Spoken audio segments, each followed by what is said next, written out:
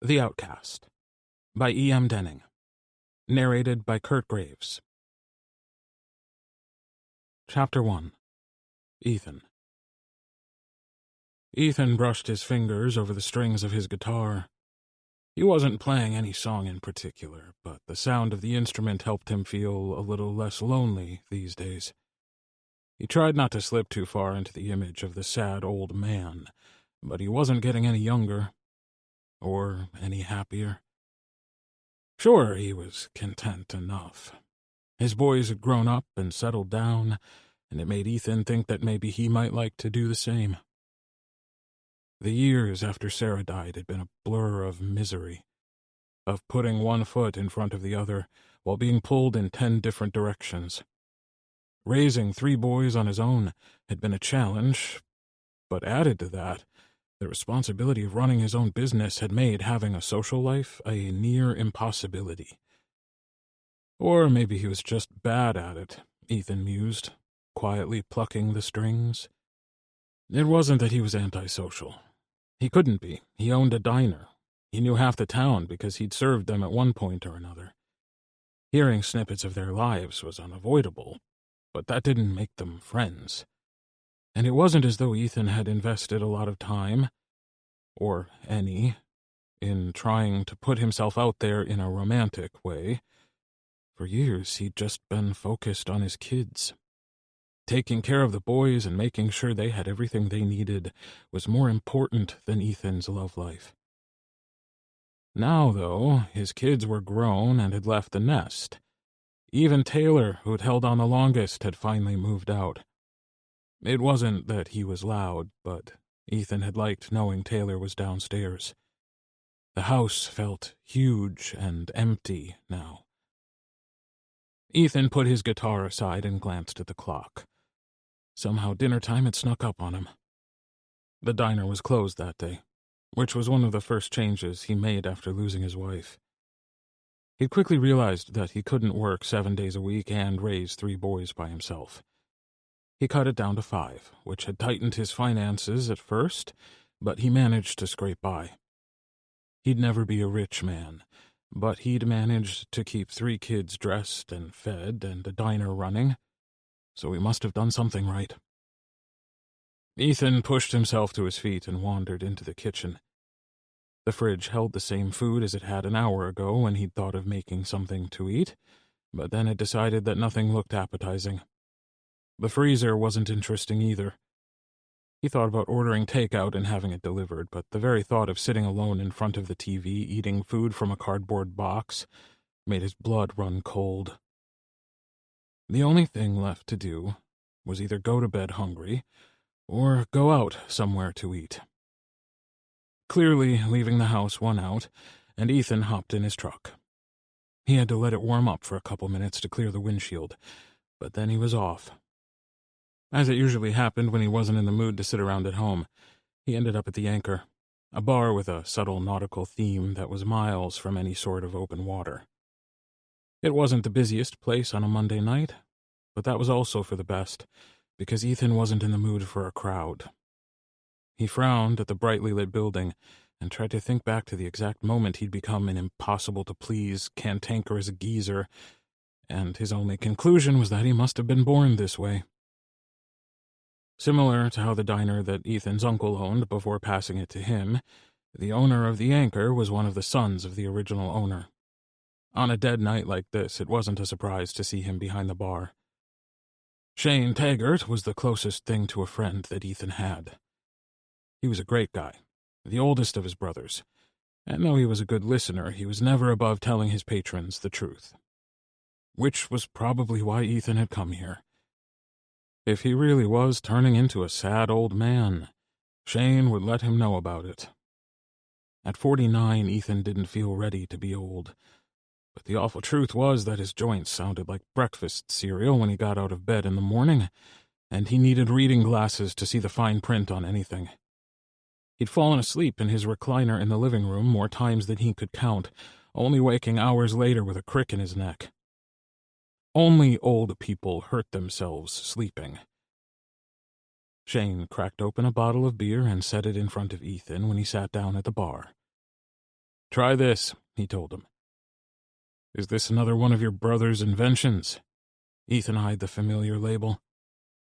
Shane's brother had gone into craft brewing a few years back, and it turned out that he had a natural talent for it. Should I be worried? Not everything Shane's brother concocted turned out good, which was where Ethan and other brave patrons came in. Shane would give them a free sample in exchange for an honest opinion. He wants to create a line of seasonal holiday brews. This is his first attempt at a winter pale ale. Winter pale ale? Not Christmas. Not everyone celebrates that. Calling it a winter ale is more inclusive. Shane nudged the drink closer. Did you want something to eat? So long as you're not cooking it. Ethan grinned at him when he pulled a sour face. Don't worry, I learned my lesson. Sophie is in the kitchen tonight. Then I'll have a burger. All the fixins? God, no. Just bacon and cheese. And extra pickle. Sophie knows how I like it. Shane put his order into a fancy machine that was nothing like the old technology at the diner. Yet another reminder about his age. Because the idea of putting a new system in place in his own business gave him hives. Ethan looked at the label of the beer again. It was black, decorated with silver snowflakes, and a rare type of cursive font that was easy to read. He lifted the bottle to his lips and took a tentative sip, aware that Shane was watching his face for micro-expressions that would give away his feelings long before he offered up his opinion verbally. The beer was smooth and light, and there was some kind of wintry spice to it that made Ethan feel warm inside, like someone had plugged in his block heater. He took another, bigger sip before offering Shane a smile. Your brother is a genius, and this beer is dangerously good. I think even Damon might be convinced to like it. Jonah's best friend, now one of Taylor's boyfriends, had a long-standing hatred of beer. I'll send a bottle or two with you, if you can manage to get him to try it. I know my brother would appreciate knowing if it's good enough to convert even the most staunch non-believer. When another couple of people trickled in, Shane excused himself to go deal with them just as Sophie popped out of the kitchen with Ethan's food. She had one of those faces that might trick someone into thinking she was still 16, but the ink that covered both arms and hugged her throat proved otherwise. Her hair was cut into one of those short, chin-length styles, and she had her signature black lipstick on. She was pretty enough, but Ethan wasn't sure she was his type. He'd been out of circulation for so long he sometimes wondered if he still had a type. Well, no, that wasn't the whole truth. Ethan knew he liked brunettes, curvy ones with softness around the middle and thick thighs. He also liked men with soulful eyes, big arms, and a bit of scruff on their face. Not enough to call a beard, but definitely enough to feel. Not that he'd felt one in a while. There had been a brief moment in time before he met his late wife, and then another even more brief moment after she died when he'd been with another man. The first time had been curiosity. Awkward teenage fumbling in the dark with boys who would quickly shoot and then proclaim how horribly straight they were and promise to be violent if Ethan ever told. The second brief time was when Jonah was off in college, and Colby and Taylor were old enough to do their own thing for the most part. They were both too old and cool to hang out with their dad, so Ethan had used the opportunity to drive to the next town over and find a dark corner and an eager mouth, a set of willing hands, the body of a consenting person who didn't know shit about him and didn't want to. The orgasms had been out of this world at first. It was like when he was young and eager, but better with a bit of experience under his belt. After a while, the cold feeling it left on him had been devastating. He didn't want random hookups with strange men in shadowy corners. He wanted something that he'd already had, but lost. He used to remember what she smelled like in the morning, and what her laughter felt like against his mouth. Now he could only recall the place she'd been, like a bruise he couldn't stop pressing once he remembered it was there. It wasn't that he'd forgotten her, but life had a weird way of moving on without you. Penny for your thoughts. Shane leaned on the bar, showcasing his thick, ink-covered arms. Ethan had toyed with the idea of getting a tattoo years ago, but he never got around to it. And then he had 3 kids to raise. Don't those things hurt? Ethan motioned to the colorful artwork that disappeared under Shane's rolled-up sleeves. Is water wet? Shane laughed. They weren't too bad.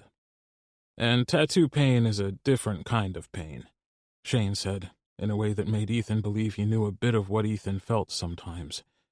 Or if he didn't know, he'd guessed. It probably wasn't hard.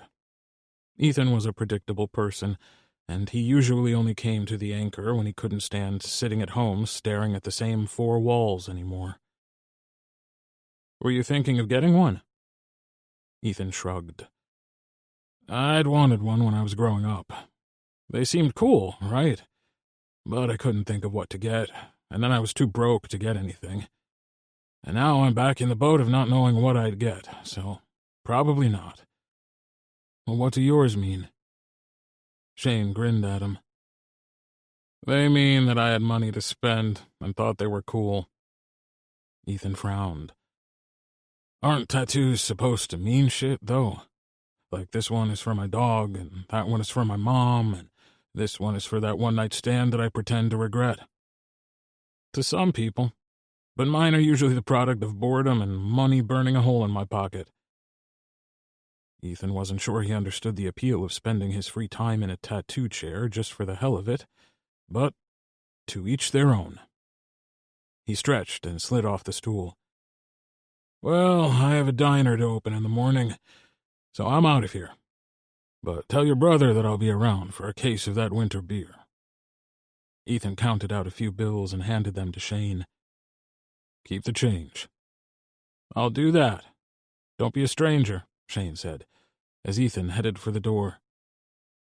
A tiny bit of guilt nibbled at Ethan's conscience.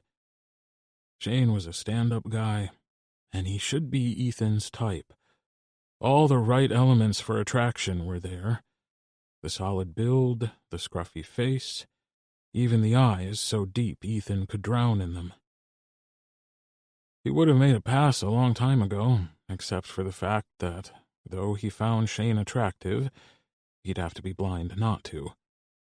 He wasn't attracted to him. There was a distinct lack of chemistry between them. There was also the small complication of never having come out to his kids. It wasn't that he was keeping it from them. They'd accept him no matter what, even if they weren't all various shades of rainbow themselves. There had just never been a reason to divulge his bisexuality, so he hadn't. And he was starting to think there would never be a need to come out at all. Chapter 2. Mickey. Once upon a time, Mickey had liked the colder weather. He remembered watching the snowfall with his nose pressed against the window. His mom would laugh and tell him that Jack Frost would freeze his nose off if he kept smashing it against the glass. He used to like how winter seemed to slow everything down, and most of all he used to love how the world was muffled whenever it snowed. Now winter could fuck right off. There was nothing magical about freezing his ass off all the time. Wet feet were not whimsical, and it felt like they were always wet now, which was probably why his ragged, raspy cough had returned. He almost felt stupid for leaving the warmth of Taylor Bennett's apartment, but kindness like that came with strings. Mickey found that out the hard way, and he wasn't about to let history repeat itself. He wasn't a complete idiot, though, and he still made the trek to the back of the diner every day after the end of Taylor's shift. He always left a meal there for Mickey, rain or shine. It was the one thing Mickey would let himself take. While it didn't keep him full from one day to the next, it kept the edge of his hunger at bay, and he was able to stop diving into trash cans looking for food. Shame swelled up in him as another coughing fit took over. It felt like hot knives were stabbing into his chest whenever he coughed, so he tried not to. But the longer he was able to keep it from happening, the worse it was when it finally did. By the time Mickey was able to stop coughing, his chest ached like fire, and he'd worked up a sweat, making him shiver even harder. He'd tried to get to the diner earlier, so maybe the food would still be warm, but he was wet and cold, and that had slowed him down. He sometimes imagined going inside like Taylor had told him he could, but he hadn't been able to make himself. Out on the streets, he was invisible, but everyone in the diner would look at him, and he was tired of people looking at him and making their minds up about him before they knew anything. He'd kill to be warm again, though. Mickey pulled his coat tighter and shuffled down the sidewalk. He'd picked up some under-the-table work here and there and had spent the money on a shitty hotel room that was probably bed-bug-infested, but Mickey had stood under a hot shower and used the tiny bar of soap to scrub every inch of his body. He'd scrubbed his clothes in the sink and used the towels to help wring the last of the water out so they'd be dry by morning. But that had been weeks ago, and it still hadn't been as warm as Taylor's place. And Taylor had made him soup, and he didn't seem to want anything. What could he? The kid had everything. A nice house, a family, 2 boyfriends. All Mickey had was a bunch of bullshit memories and the clothes he hadn't been able to make himself give back to Taylor. He'd tried. He took them off and washed and dried them and had intended to leave them on the washing machine, but then he just stuffed them in his bag and left. He didn't wear them often, but he was wearing them now. The pajama pants were hidden under his worse-for-wear jeans. They helped his pants fit better after all the weight he'd lost. He was sure that if he were desperate enough, Lance would take him back.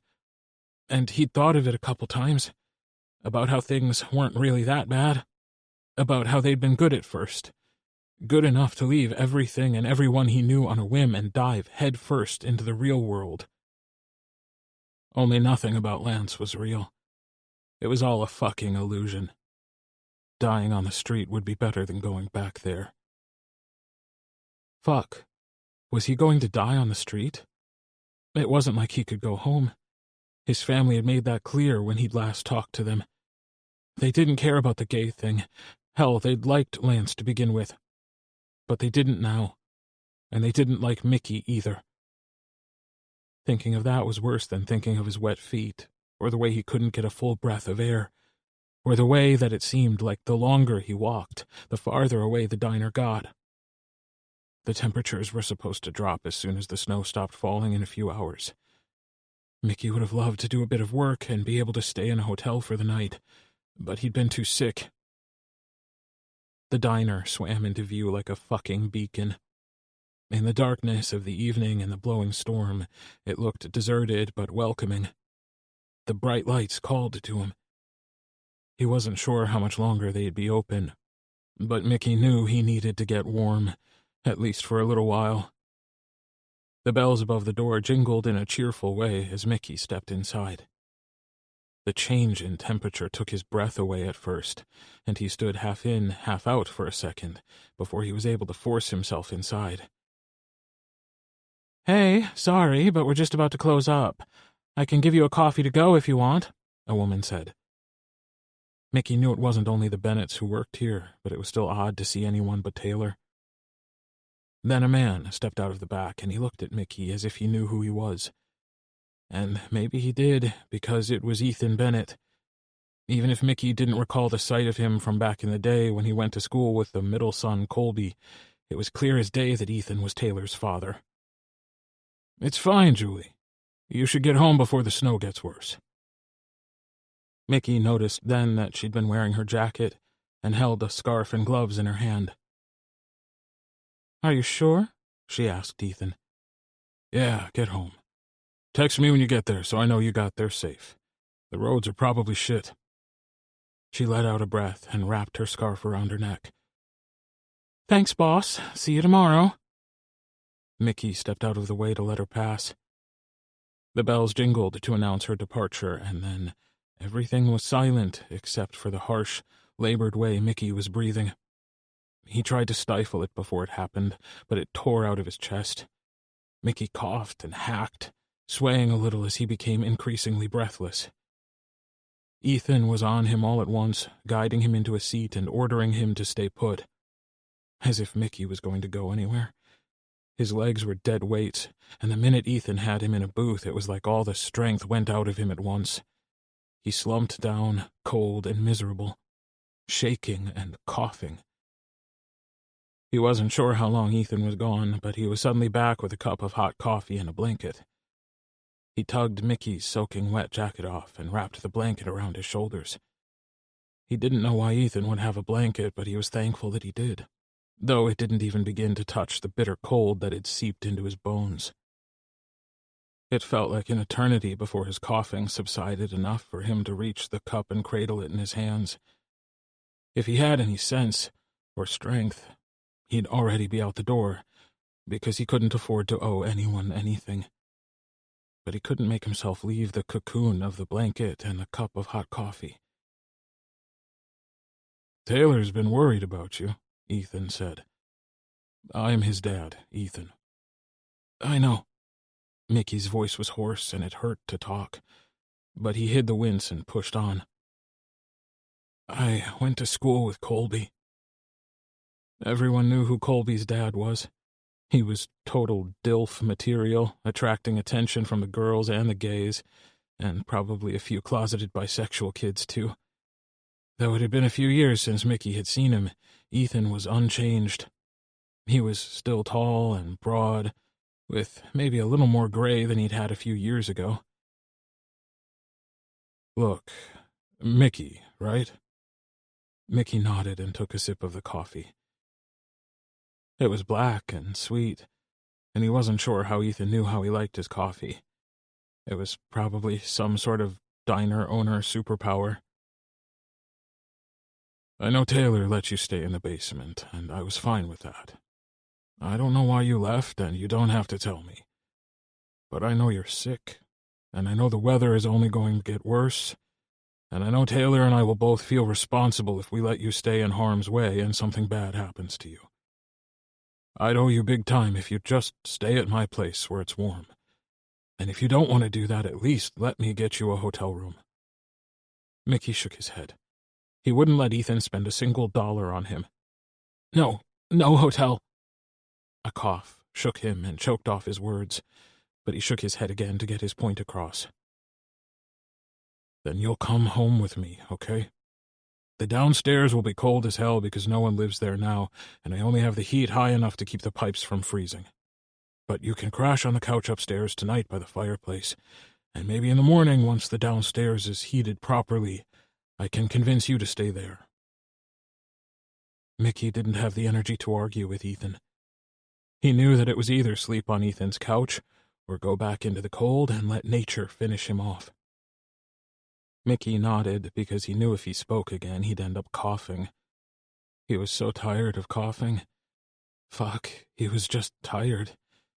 Exhaustion pulled at him constantly. Even his hair hurt, he was so sick. "Sit here and get warm. Everything is shut down, but I have chili in the crock pot at home. I'll just finish locking up and we can go." Mickey nodded again, letting Ethan know he'd been heard. He stared into the coffee that was still steaming hot and contemplated dumping it on himself. He ached from the cold, and the idea that tonight, at least, he'd sleep in front of a fire had his eyes stinging. It felt like only half a minute had passed, but it had to have been longer because when Ethan spoke to him, Mickey had to shake himself awake. Exhaustion clung to him and made everything fuzzy and strange, but he managed to understand that they were ready to go. He got to his feet and Ethan ushered him out the front door and into his truck. Stepping from the cold into the vehicle was like stepping from a snowstorm into a volcano. Mickey groaned and pressed his hands over the vents. He was too tired to worry about whether or not this was a mistake. He knew he couldn't trust anyone, but he desperately wanted to trust Ethan Bennett. If Ethan wasn't trustworthy, Mickey had little hope for any of humanity. And that thought left him colder than the storm raging outside the car. Chapter 3. Ethan. It was hard to tell how old Mickey was.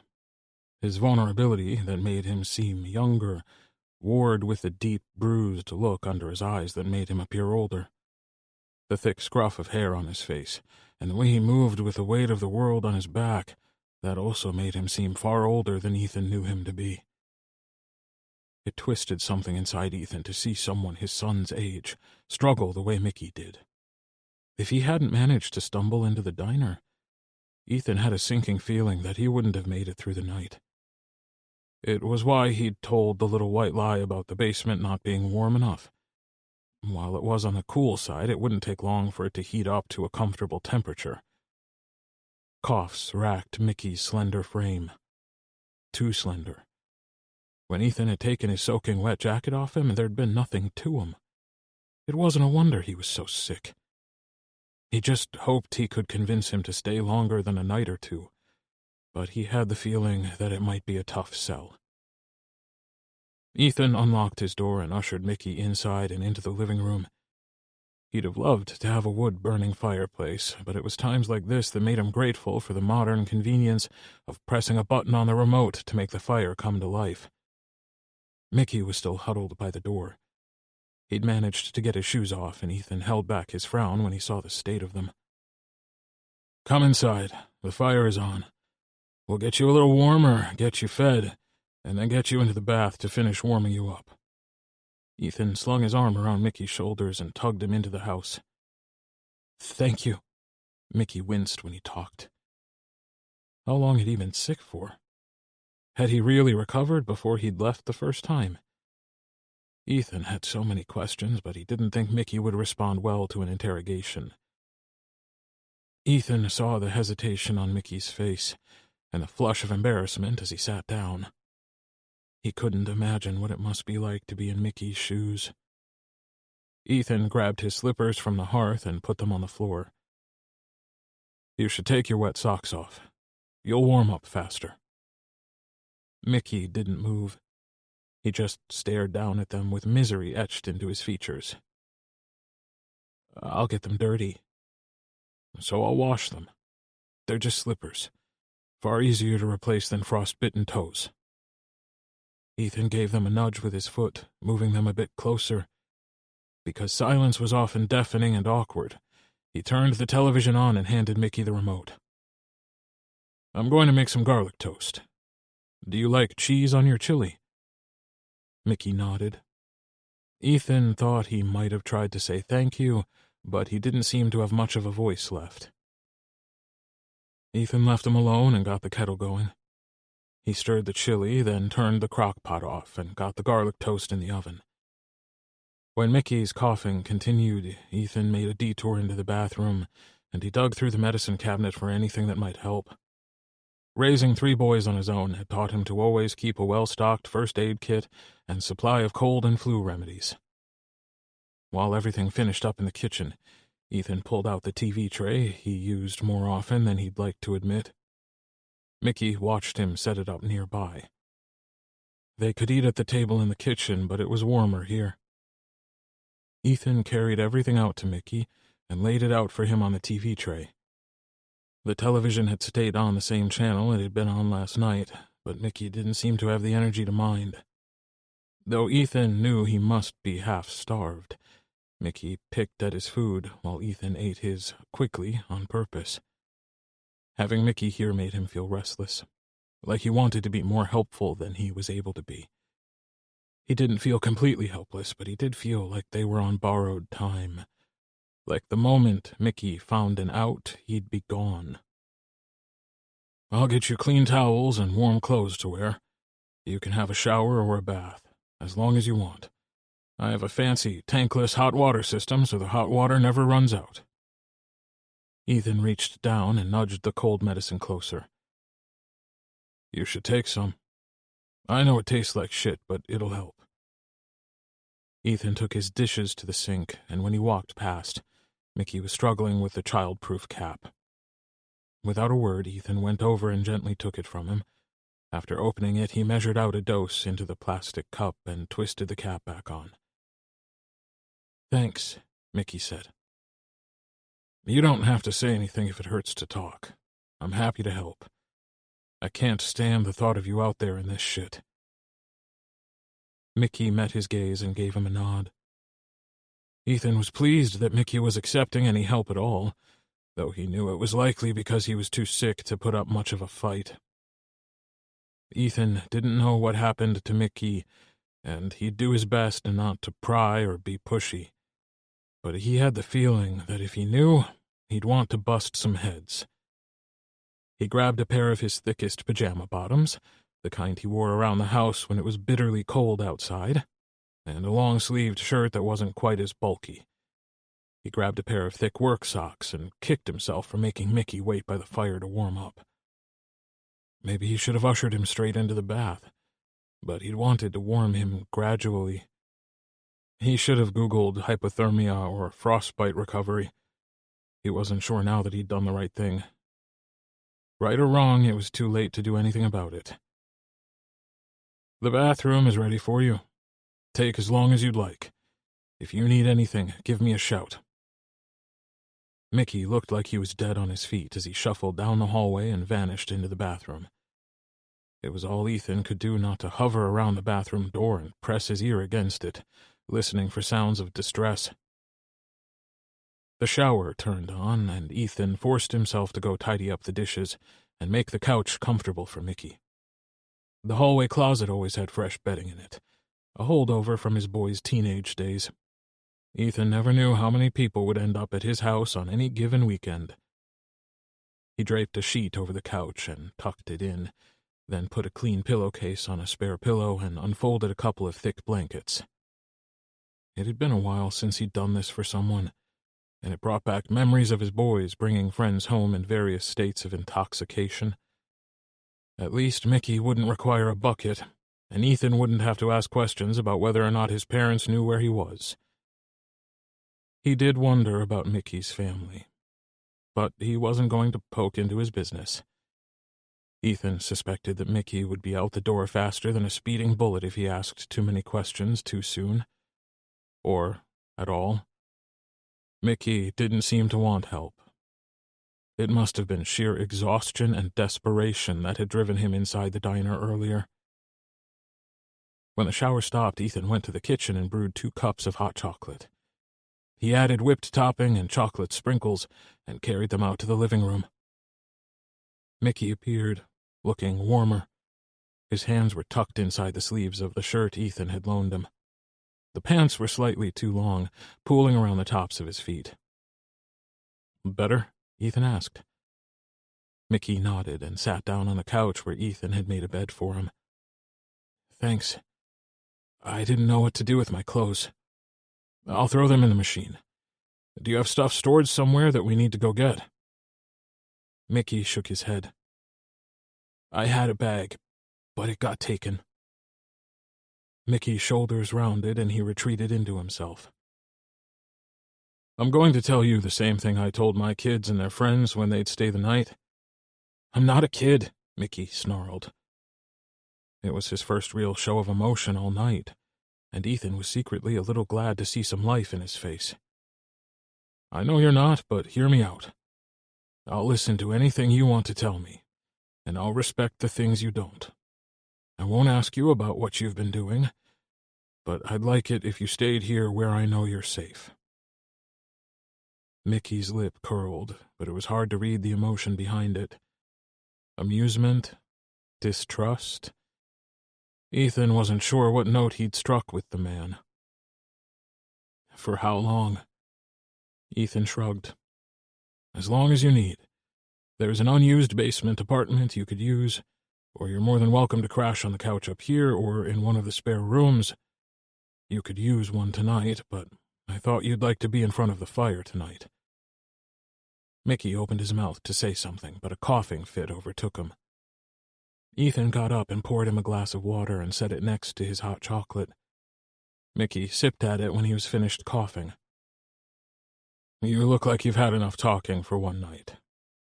Mickey nodded, looking relieved at Ethan's observation. "Just promise you're not going to slip out without me knowing, okay? I know I can't keep you here, but I'd like it if you stayed, okay?" Mickey held his gaze, and eventually he gave Ethan a stiff nod. "Good." You should get some rest." Ethan stood and turned the kitchen light out. He left the bathroom light on and the door open so Mickey could find his way there in the dark if he had to get up. By the time he came back to the living room to turn the light out, Mickey was curled up, facing the fire. The blankets were pulled up to his chin, and he was already sleeping. Going to bed this early wasn't Ethan's usual routine, but he shed his clothes and had a quick shower in his ensuite before putting clean briefs on and climbing into bed. He'd never been a sleep-in-the-nude kind of guy. Instead of sleeping, Ethan lay in bed and used his phone to see if he could find anything out about Mickey. There was a brief mention of him in the newspaper from years ago when he'd been on the school's basketball team, but nothing else. No social media accounts, nothing. Ethan sent a text to Taylor to let him know that Mickey had returned and was crashing on the couch. He told him not to come over in the morning or he'd likely scare Mickey away with his puppy-like enthusiasm. Taylor pretended to take offense, but promised to be on his best behavior. Taylor fired off no less than half a dozen questions about Mickey, all of which Ethan refused to answer. It wasn't like he had the answers anyway. He didn't know what had compelled Mickey to stumble into the diner earlier, or where he'd been hiding since he left. He had a million questions of his own and no way to get any resolution. His kids had talked about Mickey after his great disappearing act in high school, and none of them had any idea what happened to him. All anyone knew was that he didn't show up to his graduation, and no one had seen him since. The possibilities of what might have happened to Mickey kept Ethan up, and he stared at his ceiling as though the answers might float down to him. Whatever it was, Ethan hoped Mickey stuck around. Chapter 4. Mickey. There was no doubt in Mickey's mind that he wouldn't have survived the night if it hadn't been for Ethan. Maybe that was the reason Mickey had found himself seeking the shelter of the diner. 10 minutes later, and it would have been closed and dark, and Mickey would have probably frozen to death somewhere. As it was, Mickey felt like death warmed over. He'd spent the night tossing and turning, sleeping in fits and starts. Slumber interrupted not by the need to watch his back, but by the coughing fits that would shake him awake. He worried about waking Ethan, but it couldn't be helped. Light streamed in the windows when he finally woke for real. Exhaustion still permeated his body, but it was the sort he was used to. The fatigue from never having enough food or sleep, from not having safety or warmth. Though last night those things had been taken care of. Mickey pushed the covers off himself and sat up. Dizziness made his head swim, but he managed to swing his legs off the couch and set his feet on the floor. A note sat on the coffee table, bearing his name spelled in neat block letters. Mickey, help yourself to anything you want to eat. There's some cold and flu medicine on the counter for your cough. I'll be around to check on you around lunchtime. Please don't go anywhere. Ethan. Mickey would have left, but he could barely walk without using the walls as support to keep himself upright. And even the short trek down the hall to the bathroom left him weak and winded. Mickey sat down to take a piss, not trusting his body to hold him vertical for the duration. He'd never been so tired before, or weak. He was used to a certain level of exhaustion, but this went deeper than that. Spending what felt like an eternity in the bathroom, Mickey used the new toothbrush Ethan had set out for him. Years of regret pricked at his eyes. A new toothbrush shouldn't be a novelty, or such a kindness that it threatened to undo Mickey completely, but it was given with no expectation except for one. All Ethan wanted was for Mickey to stay where he was safe. There were no strings, no threats, no guilt or manipulation. Maybe Mickey would have been suspicious about Ethan if he hadn't met Taylor first. Taylor, who was a lot like his dad and had given to Mickey without strings. There were no conditions behind the kindness, and that simple thing had Mickey feeling raw and cheated. Lance had pretended to love him just so he could use him. How many other people had Mickey let use him without realizing it? He didn't want to start thinking about that. But then there were the Bennetts, giving him food and shelter, clothing, warmth, privacy, all without asking a single thing of him, except that he stay safe. And he'd left, like an idiot. He hadn't trusted Taylor or his kindness. It had seemed too easy. There couldn't be people in the world who were nice without expectation. Except there were. Mickey stumbled out to the kitchen in the pants that were a little too long and the socks that were thick and cozy. He took another dose of that cough medicine and a drink of water to wash the taste down after. He should eat, he knew it, but he couldn't work up much of an appetite. His chest ached from the short walk to the bathroom and back, and all he wanted was to curl up on the couch and go back to sleep. So that's what he did. It might have been hours later, or maybe minutes, but Ethan's face swam into view. Mickey blinked at him and winced. Everything hurt. His skin, his joints, his eyelids even hurt. Mickey let out a pathetic sound and he tried to sit up, but Ethan gently held him back down. "You've got one hell of a fever. I've gone to the pharmacy and grabbed a few things Damon said would help. Taylor is going to swing by with the soup of the day from the diner." Ethan went about his business as Mickey's personal nurse. He stuffed another pillow in behind him to prop his top half up a little more.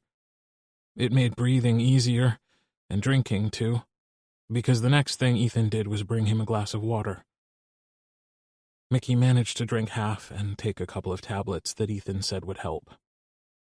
His body ached, and he trembled, which only made his sore joints scream at him to stop, but he couldn't.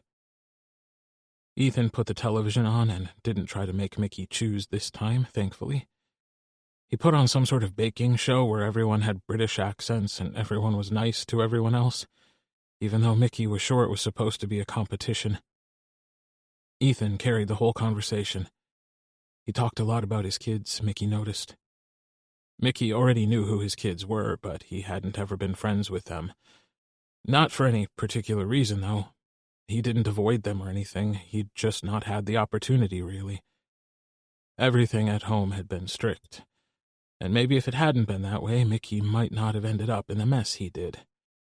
If he'd had someone like Ethan on his side willing to listen and understand, or at least empathize. Mickey's parents hadn't been so understanding. They were fine when he came out to them, and it had given him a sort of false hope that things would be okay. But nothing else changed.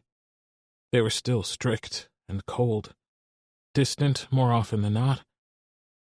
It wasn't a surprise, looking back, that Mickey had left for the first person who showed him warmth, even if it had been a trap. The front door opened and closed, and a familiar voice entered the room. "Hey, Dad." "Hey, Mickey, long time no see. When Dad told me last night that you'd turned up, I made more chicken soup for you." Mickey watched Taylor zip through the house, carrying a pot by the handles. He kept chattering as he went into the kitchen and put it on the stove. "I'd ask how you're feeling, but you look like you feel like shit." "Thanks for the soup, Taylor," Ethan said. It almost sounded like a dismissal, but if it was, Taylor ignored it. He leaned against the wall and sent Mickey a little scowl. "You could have stayed downstairs, you know. I don't even live there now. I have my own little shoebox studio apartment. But what's done is done. I'm glad you're okay." Taylor frowned when Mickey started to cough, and he shared a look of concern with his dad. "I'm glad you're okay adjacent." "How busy are we?" Ethan asked Taylor. "Nothing we can't handle. If we get swarmed, I'll call you. You're 2 minutes away. We can make do." Taylor shot Mickey a smile. "I'm glad you came back."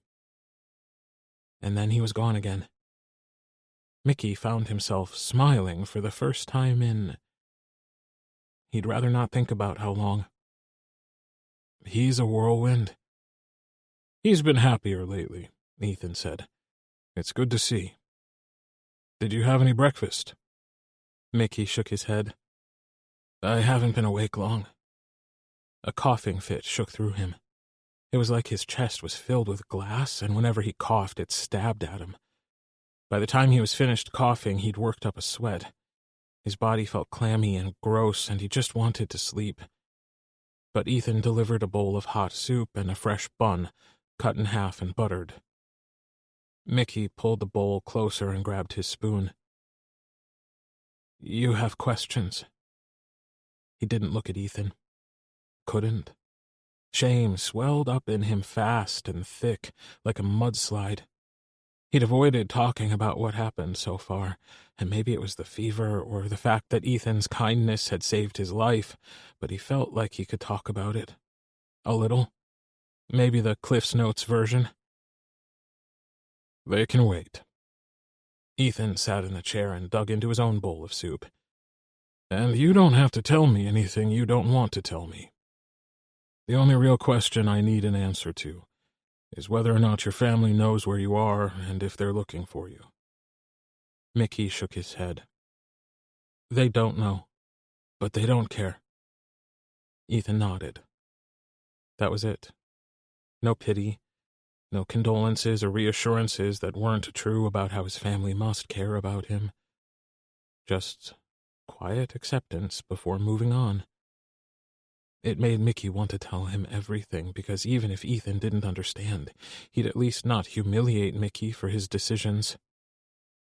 Not today. Mickey was too tired today. He managed most of his soup and half of his bun before he had to stop. He felt another coughing fit coming, and this time it didn't let go until he was shaking and breathless. Weak as a kitten, he let Ethan give him more medicine that tasted like garbage. Ethan helped him lie down and he tucked him in.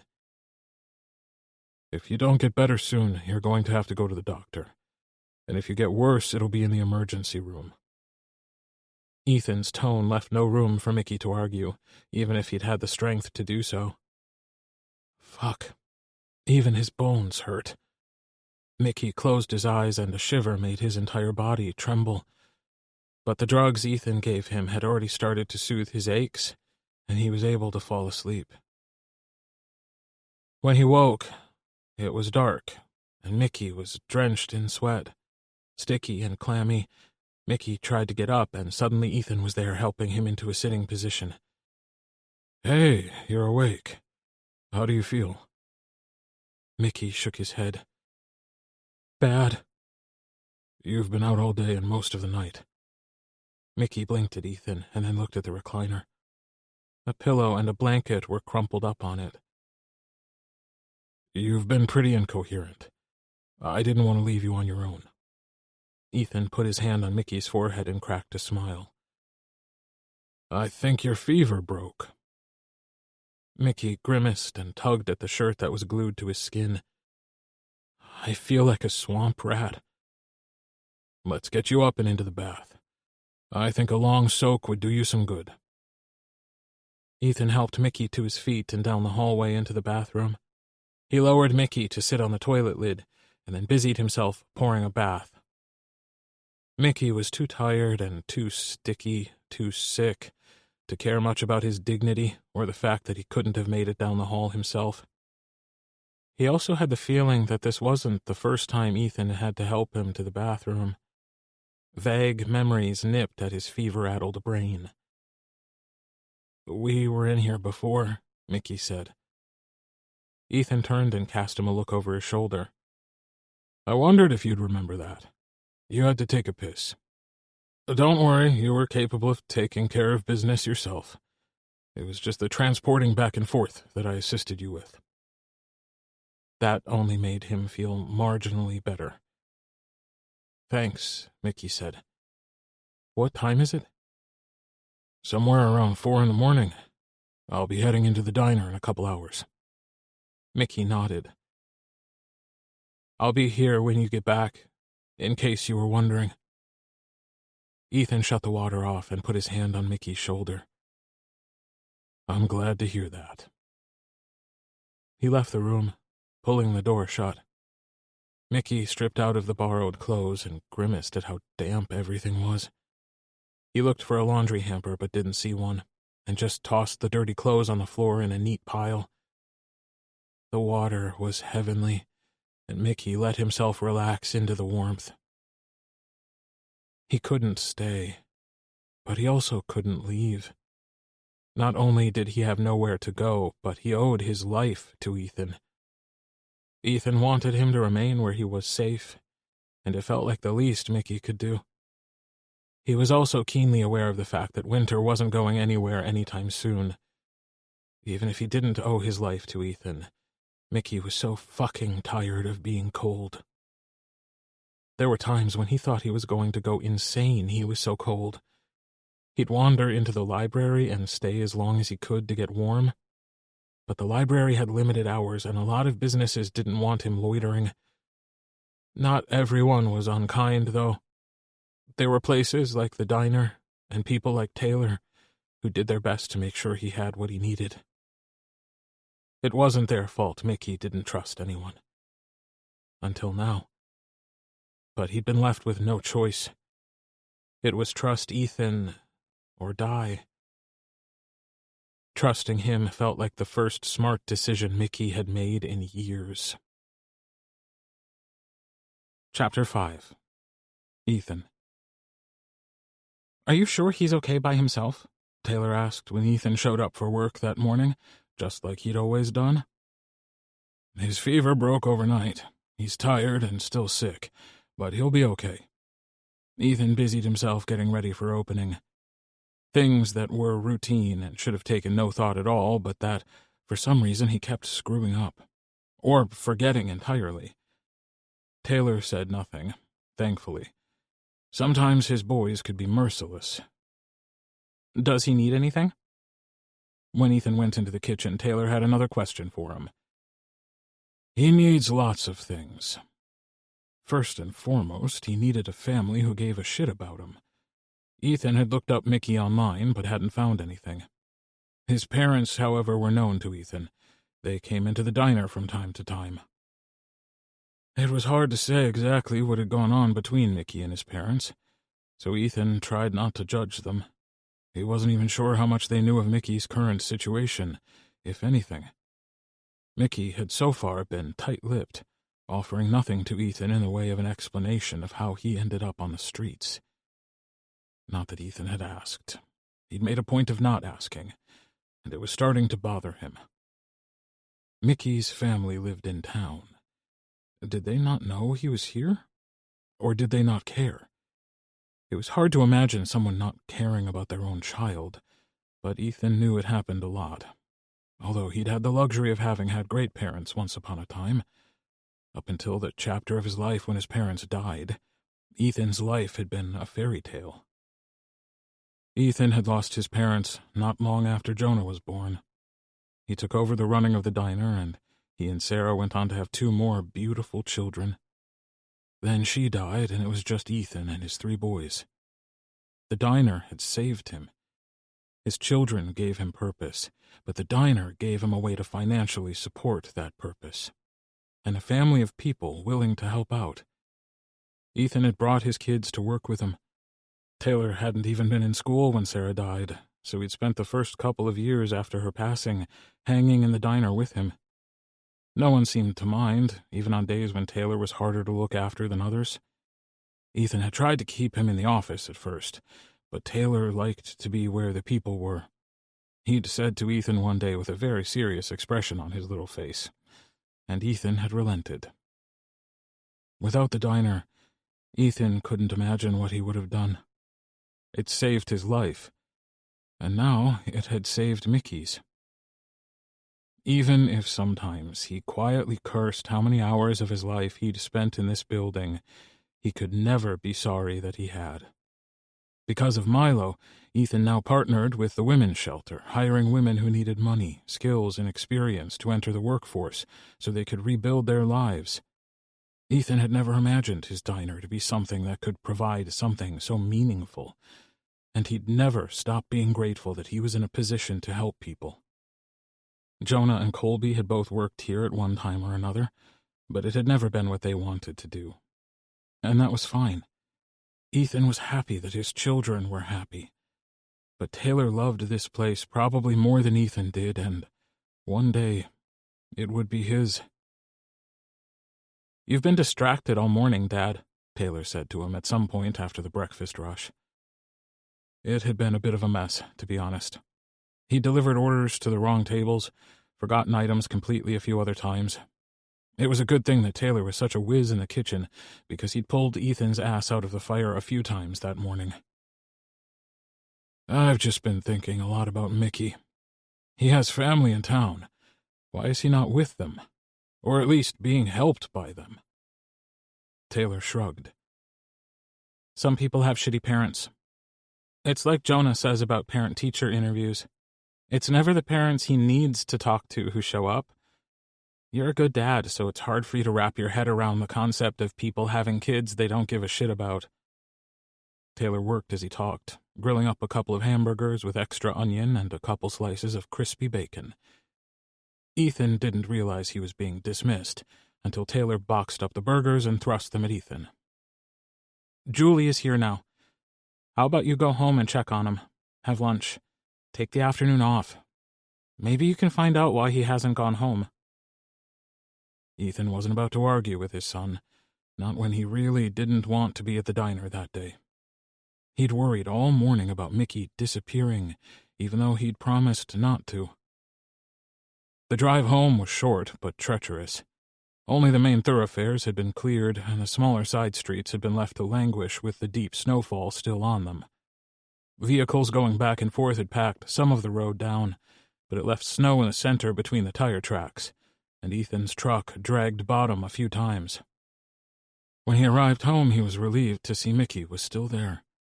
He'd wrapped himself up in a blanket and was sitting on the couch watching television. "Did you get more sleep?" Ethan stepped out of his boots and kicked them onto the boot tray so he didn't get water all over the floor. Mickey nodded. "Taylor sent lunch for us." Ethan took the containers to the coffee table and set one down in front of Mickey. "Bacon double cheeseburger." Mickey still didn't talk much, and Ethan wasn't sure if it was because he was still sick and it still hurt, or if not talking was a way of protecting himself. But from what? Mickey unwrapped himself from the blanket so he could eat, and Ethan saw that he'd changed clothes. He was in the pants that he'd arrived in. Well, the softer set of flannel bottoms that he'd been wearing under his worn-out jeans. The shirt looked familiar, though. A band shirt from a couple of decades ago that had been Ethan's favorite. Colby had borrowed it, and he'd never seen it again. "I like your shirt," Ethan told Mickey. Mickey looked down at his shirt like he couldn't remember what it looked like, and needed to refresh his memory. "Taylor loaned it to me, but I sort of kept it." "He won't mind," Ethan said. "How are you feeling?" "A lot better." Mickey went silent again, and it made it hard for Ethan to stick to his agreement not to ask questions.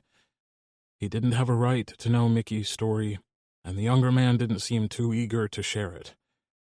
But there were some things Ethan had to know. "Are you in danger, Mickey? Is there someone you're running from?" Mickey nearly choked on his burger. "No, nothing like that." Ethan's chest loosened, but he wasn't completely relieved. "Do your parents know you've been on the streets?" They lived in a small town, so maybe they did know, but then again Mickey had been good at hiding in plain sight. They probably knew Mickey was here, but they might not be aware of how dire his situation was. Mickey shrugged. "Don't know." "Did you want to call them?" "I'm 25. I haven't lived at home since graduation. I went for a visit once and they told me not to come back, so I didn't." Mickey's expression was dark. His lips were pressed into a thin line, and it was clear that Mickey had been hurt by them. "I made a lot of stupid mistakes, okay? My parents washed their hands of me." Ethan wasn't stupid enough to believe the best in everyone. "I'm sorry they treated you that way." Mickey shrugged. "It wasn't anything I didn't have coming. I find that hard to believe. All my kids have done some stupid shit in their life, and they're always welcome in my home. They didn't do what I did. Looking miserable, Mickey picked at his food. Jonah almost set the diner on fire one night. Colby changed the alarm codes as an April Fool's joke. I could go on all day about the shit my kids have done. Did you try to kill your parents? Mickey's head snapped up and he gaped at Ethan. What? No. What kind of question is that? I feel like, even if my kids tried to kill me, that I'd still love them. So if you didn't try to kill your parents, there's probably hope. But you don't have to reach out to them. I don't want you to think that I'm trying to get rid of you or push you into a toxic environment. I'm just at a loss about why they wouldn't want you around. They have their reasons, Mickey mumbled. I'd like you to stick around, Mickey. If you don't want to stay upstairs, I'll give you the keys to the basement and you can stay down there. No charge. It'll give you a permanent address, so finding work will be easier, and you won't die in a snowbank somewhere. I don't want to be pushy, but you can't go back out on the streets, Mickey. You're still sick and you'll only get worse. One condition. Ethan nodded. You'll keep a total of how much I owe you. I don't want to owe anyone anything. It's important to me. I can live with that, but on the condition that I don't have to start keeping track until you're healthy and employed. You need to rest and recover. Mickey was quiet for a long time as Ethan watched him pick at his burger. He took the pickle out and set it aside. I don't know how to do anything, and I don't have anything to wear. I'll hit up Jonah's closet. He's a teacher now, and he has more button-downs than he can reasonably wear. I'll get you some new things, but I won't go crazy, I promise. As for work, I don't have any open positions at the diner, but I know about half the town, and I'll keep my ears open for something, okay? Ethan already had an idea of who he could talk to about a job for Mickey when he was better. Do we have a deal?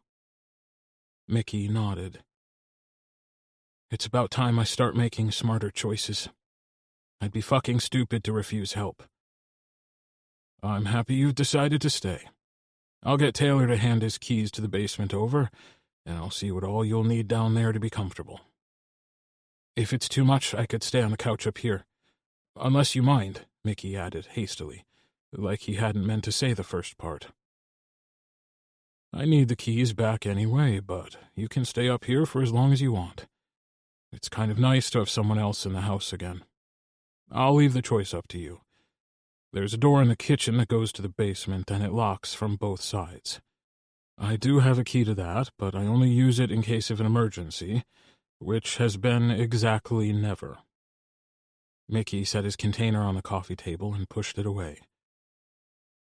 I don't think I thanked you for all you've done for me. You saved my life. I'm just happy I was in the right place at the right time. Ethan might not have gotten any answers out of Mickey, but he'd at least secured his continued safety, and that felt like the biggest win of the season. Whatever had happened to Mickey had left him scarred and skeptical. He clearly didn't trust anyone, but it felt monumental that he'd trusted Ethan enough to agree to stick around. Chapter 6. Mickey. There were only so many hours in a day that Mickey could devote to sleeping and recovering, and a few days after his fever broke, he found himself wandering through Ethan's house. He still hadn't moved from sleeping on the couch. The warmth of the fire was still a novelty that Mickey couldn't get over. He'd had a fireplace growing up, a real one with crackling logs and everything, but his parents would never have dreamed of letting him sleep in front of it. It wasn't that Mickey wanted to blame them for everything, but if they'd been a little warmer, a little more willing to listen, maybe he wouldn't have run off with Lance. And when things started going bad between them, maybe he'd have been able to come home. But they'd told him not to. The shame of why sat in his stomach like a sack of rocks. The worst of it wasn't having finally left Lance and ending up on the streets. The worst of it, his lowest point, had been when he'd thought of going back to him. He'd even gone so far as to use the computer at the library to look his ex up on social media, only to find that he'd already been replaced by a newer model. Looking at a younger, shinier, brighter-eyed version of himself made him feel like he was a counterfeit, like he was a dollar store knockoff of himself, which was ridiculous. Mickey had immediately regretted even entertaining the idea of going back. Then he got sick, and he'd half wished that he could just curl up somewhere and not wake up. It was a startling realization to think how close he'd been not only to death, but to welcoming it with open arms. And then the diner had come into view. The light beckoned to him, and it promised him warmth and safety, and, almost without his consent, his feet carried him inside. Now that he'd started to recover, he realized just how sick he'd been, how close to it all ending he'd come. There was no way he'd have survived the night out there. Even if he'd found some sort of shelter, he didn't think he would have made it.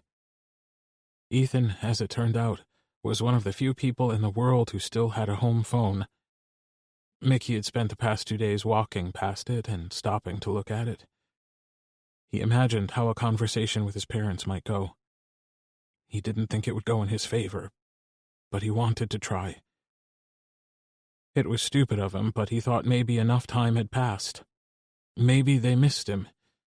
Maybe they could rebuild their relationship. He'd like to stop blaming them for the dumb decisions he'd made, and he'd like them to stop hating him for things that were done to him. More than anything, he just wanted his family back, even if it wasn't perfect. Mickey picked up the phone and dialed the familiar number. He didn't know if anyone would answer or not, and when he got their voicemail, he wasn't sure whether to be sad or relieved. Both emotions were thick in his throat, and he hung up at the end of the recording after his mom's voice told him to leave a message. He didn't. Couldn't. He set the phone down like it was on fire and walked away from it. He was glad they hadn't answered, now that he thought of it. What could he possibly have to say to them? Would they even care that he'd been going through hell? Probably not. The walls of Ethan's home were starting to close in on him. It had been months since Mickey had spent such a long stretch of time inside, and he found himself getting antsy, feeling like his skin was too tight, like there wasn't enough air in the room. After checking the temperature, Mickey stuffed his feet in the boots Ethan had given him and bundled himself up in a jacket and a borrowed scarf. Being inside for so long, the air felt colder to him, and the wind far more harsh than he'd remembered it. Then again, the last time he was outside, he'd been numb right through. He stuffed his hands in his pockets and made sure he had his keys. Then he set out toward the diner. It was the only way to go, really. The other direction would take him out of town, and there was no reason for Mickey to go that way. He went the long way around the diner and stopped at the library. He was greeted with a warm smile by Jay, who didn't fit into the stereotypical librarian image. He had short, spiky hair, pierced eyebrows, tattoos on the backs of his hands, and more often than not he looked like he was on his way to a concert than to a library. He was wearing his signature ripped jeans, but today he had a sweater on, sleeves pushed up to his elbows. Jay waved Mickey over. "Where have you been? I was so worried about you with the weather so shitty." "I'm staying with a friend for a bit," Mickey admitted. "Is there a free computer today?" Jay slid the sign-up sheet across the counter to him. "It's really slow today. Take all the time you need." "I won't be long." Mickey scrawled his name on the sheet. They mostly just used it to keep track of how much use their computers were getting and who was using them. "I'm glad you're okay. Next time, let a guy know, okay?" Mickey shot him a weary smile. Walking as far as he'd gone had taken it out of him, and he sort of regretted it now because he'd have to walk back. But he needed to start getting his shit together. Ethan had offered him a chance to really turn things around, and he wasn't going to waste it. Mickey updated his resume and started applying for jobs. Even a small town like this one had a ton of options online, and Mickey would take anything at this point. Dog walker, burger flipper, it was all the same to him. He tried not to think of what having his own job, his own money, would be like. It was too overwhelming if he let himself linger on it. His ex, Lance, had controlled everything. Looking back, Mickey recognized how young and naive he'd been, how easily he'd been manipulated. And by the time he realized it had been too late. He'd been in too deep and there was no one to turn to for help. And now Lance had moved on to someone else. Someone young and probably vulnerable. Mickey wondered if Lance's new boyfriend knew what he was getting into. His fingers hovered over the keys for a split second before he tracked the new boyfriend down on social media. It wouldn't be long before Lance worked his magic and convinced him that he didn't need these solo accounts. Lance had systematically cut Mickey off from everyone. It was easy to see looking back. Lance was good at what he did. He'd perfected the art of being an abusive piece of shit without so much as laying a finger the wrong way. After he left, Mickey sometimes wished Lance would have hit him, so at least he might have fled sooner. Other times he found himself wondering if Lance was really all that bad, because he hadn't hit Mickey. But then he'd remember all the other things he'd done, and the stones in Mickey's stomach would grow heavier. Mickey sent a message to Lance's new boyfriend. As expected, he'd been left on read, but he had to try. Mickey begged him not to say anything about the message, because Lance was smart, and he'd find a way to twist everything around so it was all Mickey's fault. But Mickey hadn't asked for any of it. He'd been young and dumb and vulnerable, and convinced that he was in love, and Lance had fed on that like a shark sensing blood in the water. By the time Mickey left the library, he was exhausted. Not only his body from walking there, but his whole soul was tired. He'd spent the afternoon eyeball deep in his emotions and bad memories, and he wanted nothing more than to curl up in front of the fire and go to sleep. Guilt swamped him because he could have been helping Ethan out at home, but so far all Mickey had managed to do was sleep and eat. At least Ethan seemed to enjoy his company. He'd come home after work, and they'd eat in the living room together, and they'd chat and watch TV, and it was nice. Ethan didn't expect anything of him, just for him to rest and feel better. It was strange to be around someone who genuinely wanted Mickey to do well. First there had been Taylor, and Mickey could hardly believe that he'd been so generous, so trusting. He'd left Mickey alone in his apartment while he'd gone off with his boyfriends. It wasn't like he had anything for Mickey to take besides plants, but Taylor had trusted him, and had continued to look out for him, even when Mickey didn't want him to. Mickey sometimes wished he could make himself like guys like Taylor. Young and sweet was a world away from who he'd dated before. But he couldn't. There was something about a guy whose eyes crinkled when he smiled, a guy who had rough hands from working all day, but came home and did gentle things with them, like get Mickey an extra blanket because he was cold, or play the guitar by the fire. By the time Mickey got to the street Ethan lived on, his feet were soaked through, and his legs were like 10-ton weights. It struck him how sick he'd been, to be this worn out by doing nothing but walking. It wasn't even that far. Mickey was used to walking longer distances, but it had taken everything out of him. All he wanted was a hot drink and maybe a shower and a nap in front of the fire. Mickey stumbled past Ethan's vehicle and another unfamiliar one and into the house. He bent down to pull his wet shoes and wet socks off, and when he stood, Ethan was there. His expression was pinched, and he looked at Mickey with concern. "Are you okay? You were gone a long time." "I'm fine. Sorry, I should have left a note." Mickey coughed, another thing that he was tired of doing. His body ached from it. "I didn't think I'd be gone as long as I was." "You have a visitor." Mickey went still, and dread pooled in his stomach. It couldn't be Lance. There was no fucking way in hell that was possible. He hadn't seen or talked to him since he left.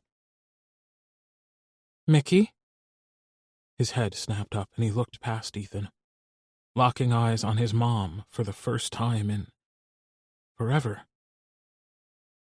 "We had a call from a strange number, so I called back and Ethan answered. And, well, he guessed who I was."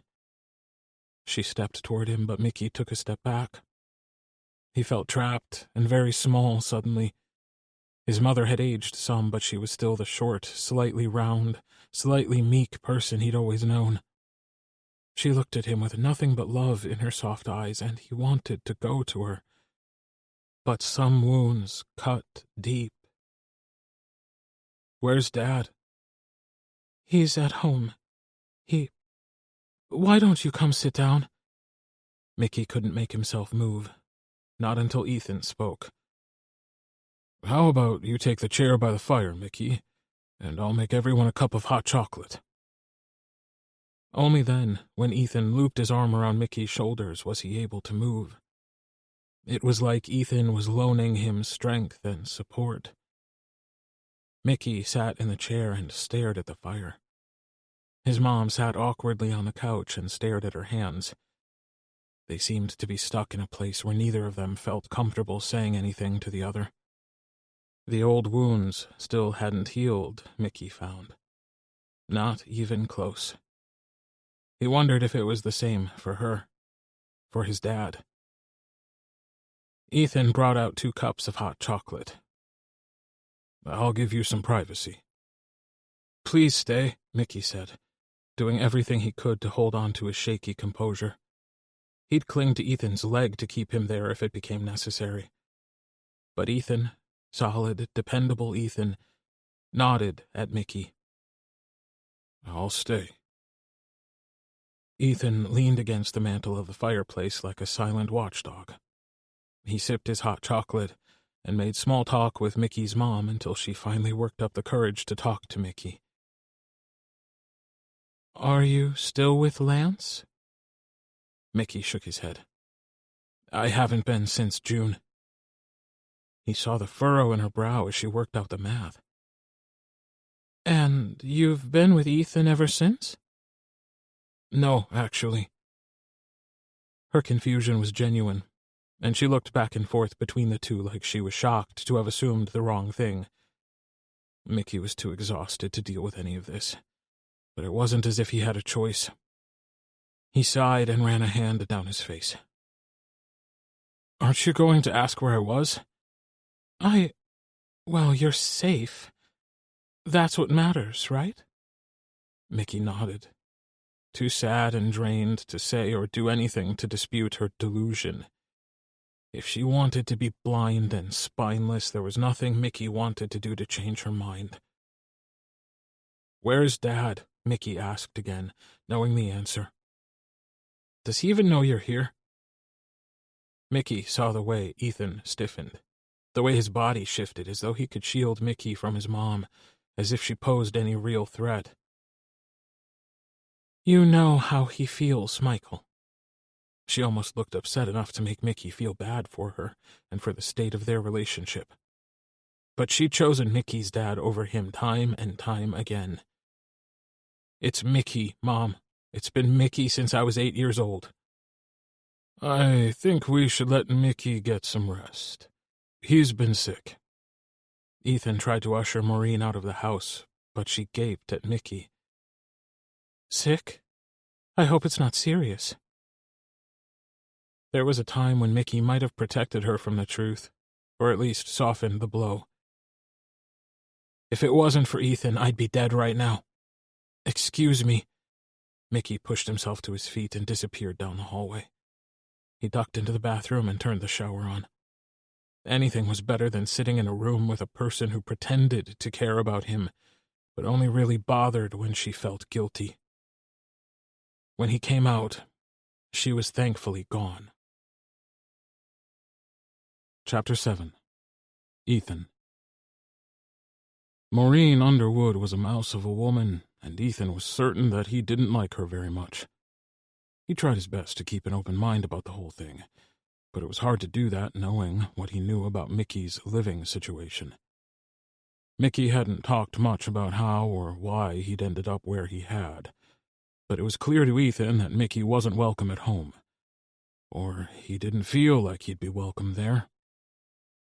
They watched Mickey disappear down the hallway and into the bathroom, and once the shower cut on, Ethan turned to Maureen.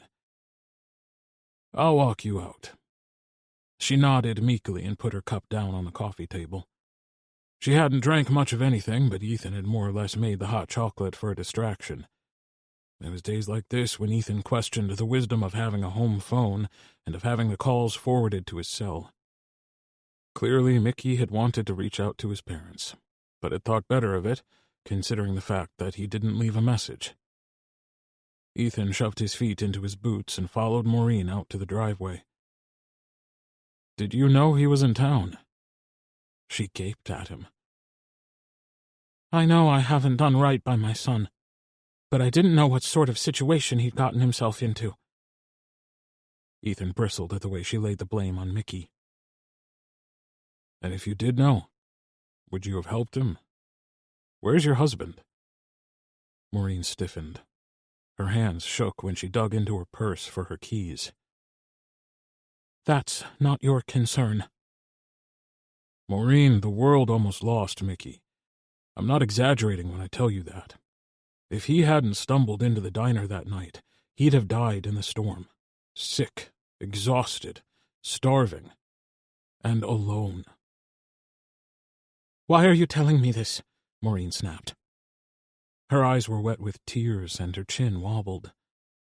She pressed a gloved hand over her mouth. It made Ethan feel like a monster. He doubted Maureen had the best marriage. "I used to be married, Maureen. The mother of my boys died when Taylor was small. He probably doesn't even remember her. There's not a day that goes by that I don't miss her. But I can tell you one thing for certain. If she hadn't died, if she was still here, and she tried to make me choose between her and my boys, I'd choose them every single time." Ethan turned and walked away, leaving Maureen to climb into her vehicle. He stayed on the step until she backed out of his driveway and slowly drove away. Mickey was still in the shower when Ethan went inside. His mind raced as he gathered up the cups and dumped them down the drain. They were stacked neatly into the dishwasher, and any trace of Mickey's mom having been there was erased. When Mickey came out a little later, he looked around warily. "She left." Mickey nodded.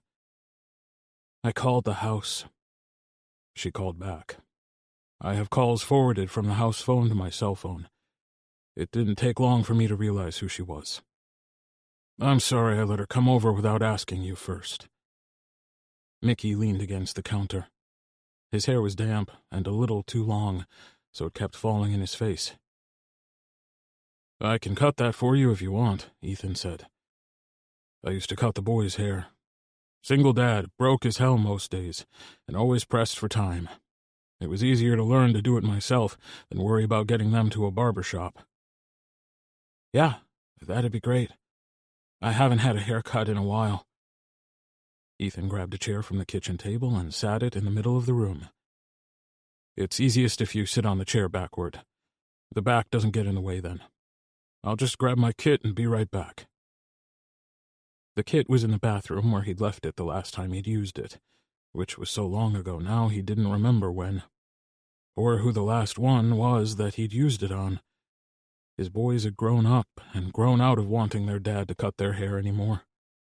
Which was fine. Kids were supposed to grow up and grow out of things. He brushed his nostalgia aside and grabbed a towel from the linen closet. Mickey was sitting backward in the chair just as Ethan had suggested. His arms were folded over the back of the chair, and he looked at Ethan through a veil of hair that had once again fallen over his forehead. "I was at the library today. I uploaded my resume and applied for some work. I put your home phone number down." Mickey seemed almost apologetic about that, but Ethan paid it no mind. "That's fine. I'll make sure I stop forwarding the calls to my cell phone." Ethan draped the towel around Mickey's shoulders. Hold that closed. It'll help keep the hair off your shirt. How do you want it cut? I'm no professional, but I can manage most of the simple things. Just don't ask me to shave a spider web into your hair or a Batman symbol or anything. I can't draw for shit. Mickey's laugh startled Ethan, and he turned away to plug the clippers in. Mickey hadn't done a lot of laughing, and it felt like a victory that Ethan was able to make him laugh now, especially after that horrible meeting with his mom. Just something simple. Whatever's easiest. Ethan swallowed down a dozen comments and set the clippers on the counter. He grabbed a comb and carefully tugged it through the knots in Mickey's hair until the comb ran smoothly. What if I left the top a little longer than the sides? I can trim the sides nice and tight with the clippers and just take some of the top length off. Mickey nodded and Ethan got to work. It was strange to be so close to him. Mickey smelled like Ethan's body wash, but it was different on him. Sweeter. He'd have to be blind to not see how attractive Mickey was, even if he was far too young for Ethan. But Ethan wasn't dead, and there was no harm in noticing someone. Where did you learn to cut hair? Mickey asked once Ethan set the clippers down and started to work on the top with the scissors. Necessity, mostly. A neighbor used to watch out for the boys when they were younger, and I was stuck at the diner a lot. He taught me. He was old and didn't get around too well a lot of the time, so the boys were good company for him. He'd been a barber before he retired. They were quiet after that, but the silence wasn't strained like past silences between them had been. They weren't thinking they needed to say things to fill the gaps. Mickey was comfortable around him, Ethan realized. And though he hadn't been aware of it before, maybe Ethan hadn't been fully comfortable around Mickey either. Until now. Ethan felt his lips curve into a gentle smile as he finished cutting Mickey's hair. Don't move. Let me get the hair off your neck first. Ethan's kit had a small brush just for this purpose, and he used it to dust off the nape of Mickey's neck. If you get itchy, you can hop in the shower again. Ethan tugged at the towel and Mickey released it. Carefully, he took it off Mickey and bundled it up for the laundry. Go have a look and tell me what you think. Already he missed touching Mickey. It had been calming to run his fingers through Mickey's hair, and it gave him an opportunity to be closer to him. Ethan had tried fighting the force that wanted him in Mickey's orbit, but there was something freeing about giving in to it. Mickey padded down the hallway, and Ethan put the chair back, then swept the hair off the kitchen floor. There was a lot more than Ethan thought there would have been, but Mickey's hair was thicker than Ethan had first guessed. Mickey returned and hung at the edge of the room while Ethan finished sweeping up the hair. What do you think? It's okay if you hate it. Ethan put the broom away and turned to see Mickey run his fingers through his hair.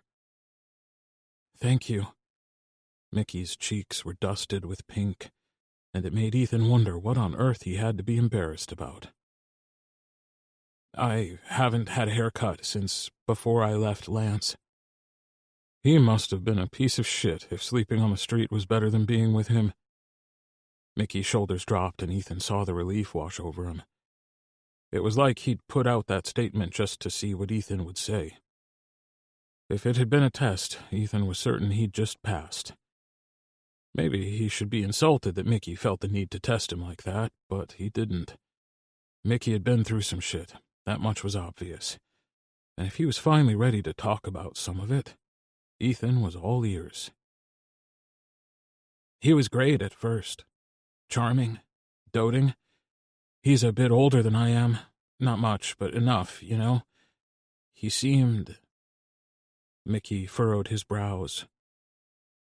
He was everything I thought I wanted. And I know now that was calculated of him. I moved in with him as soon as the ink was dry on my final exams. Mickey scoffed. What a stupid move that turned out to be. He doesn't live here, so I left everyone and everything I knew. And at first it was amazing. Ethan pulled out a chair and motioned for Mickey to sit. Mickey dropped down into the chair and exhaled a deep breath. "I was an idiot," Mickey said. Ethan wanted to soothe the sadness from Mickey's face. He cut his gaze away before it got too intense. "You were young and taken advantage of. Abusers are always nice at first. It's how they trap you. They lure you in with big promises and sweet words, and then, one by one, all that changes. When you're young, it can be harder to spot. You find this person, and they seem to really like you. They tell you all the flattering things you want to hear, things about how great you are, how special. And it continues on until one day, they tell you that you're shit, that you've changed and you're not the same, and it makes you try harder because now you think you're doing something wrong and you want to get back to that place you were before." Mickey looked at Ethan with wet eyes. How do you know?" "My dad wasn't around, and my mom dated some good guys and then some not-so-good guys. You learn the pattern after a while." "I'm sorry. It's not easy to watch your mom be with someone who isn't good enough for her. My dad he's okay with the gay thing, as he put it. Even though he grew up pretty religious, he didn't care that I was gay, so I always felt lucky about that. I don't know how much of his attitude was acceptance and how much was tolerance, but that doesn't matter. The last time I saw him, he told me not to come back. And Mom, well, you've met her." "I know I already said it, but I really am sorry for letting her come over without talking to you about it first." Mickey shook his head. "No, don't. I'm glad I saw her. At least it answers some questions for me about whether or not I made the right choice in not going back there. As hard as things have been, I don't think they'd be any easier at my parents' house." "I'm sorry," Ethan said. "Because what the hell did you say to someone who didn't feel like they could go home?" He folded his hands together to prevent him from reaching for Mickey. "It's fine." It wasn't, but there was nothing either one of them could do about it. "The weather is supposed to be warmer tomorrow night.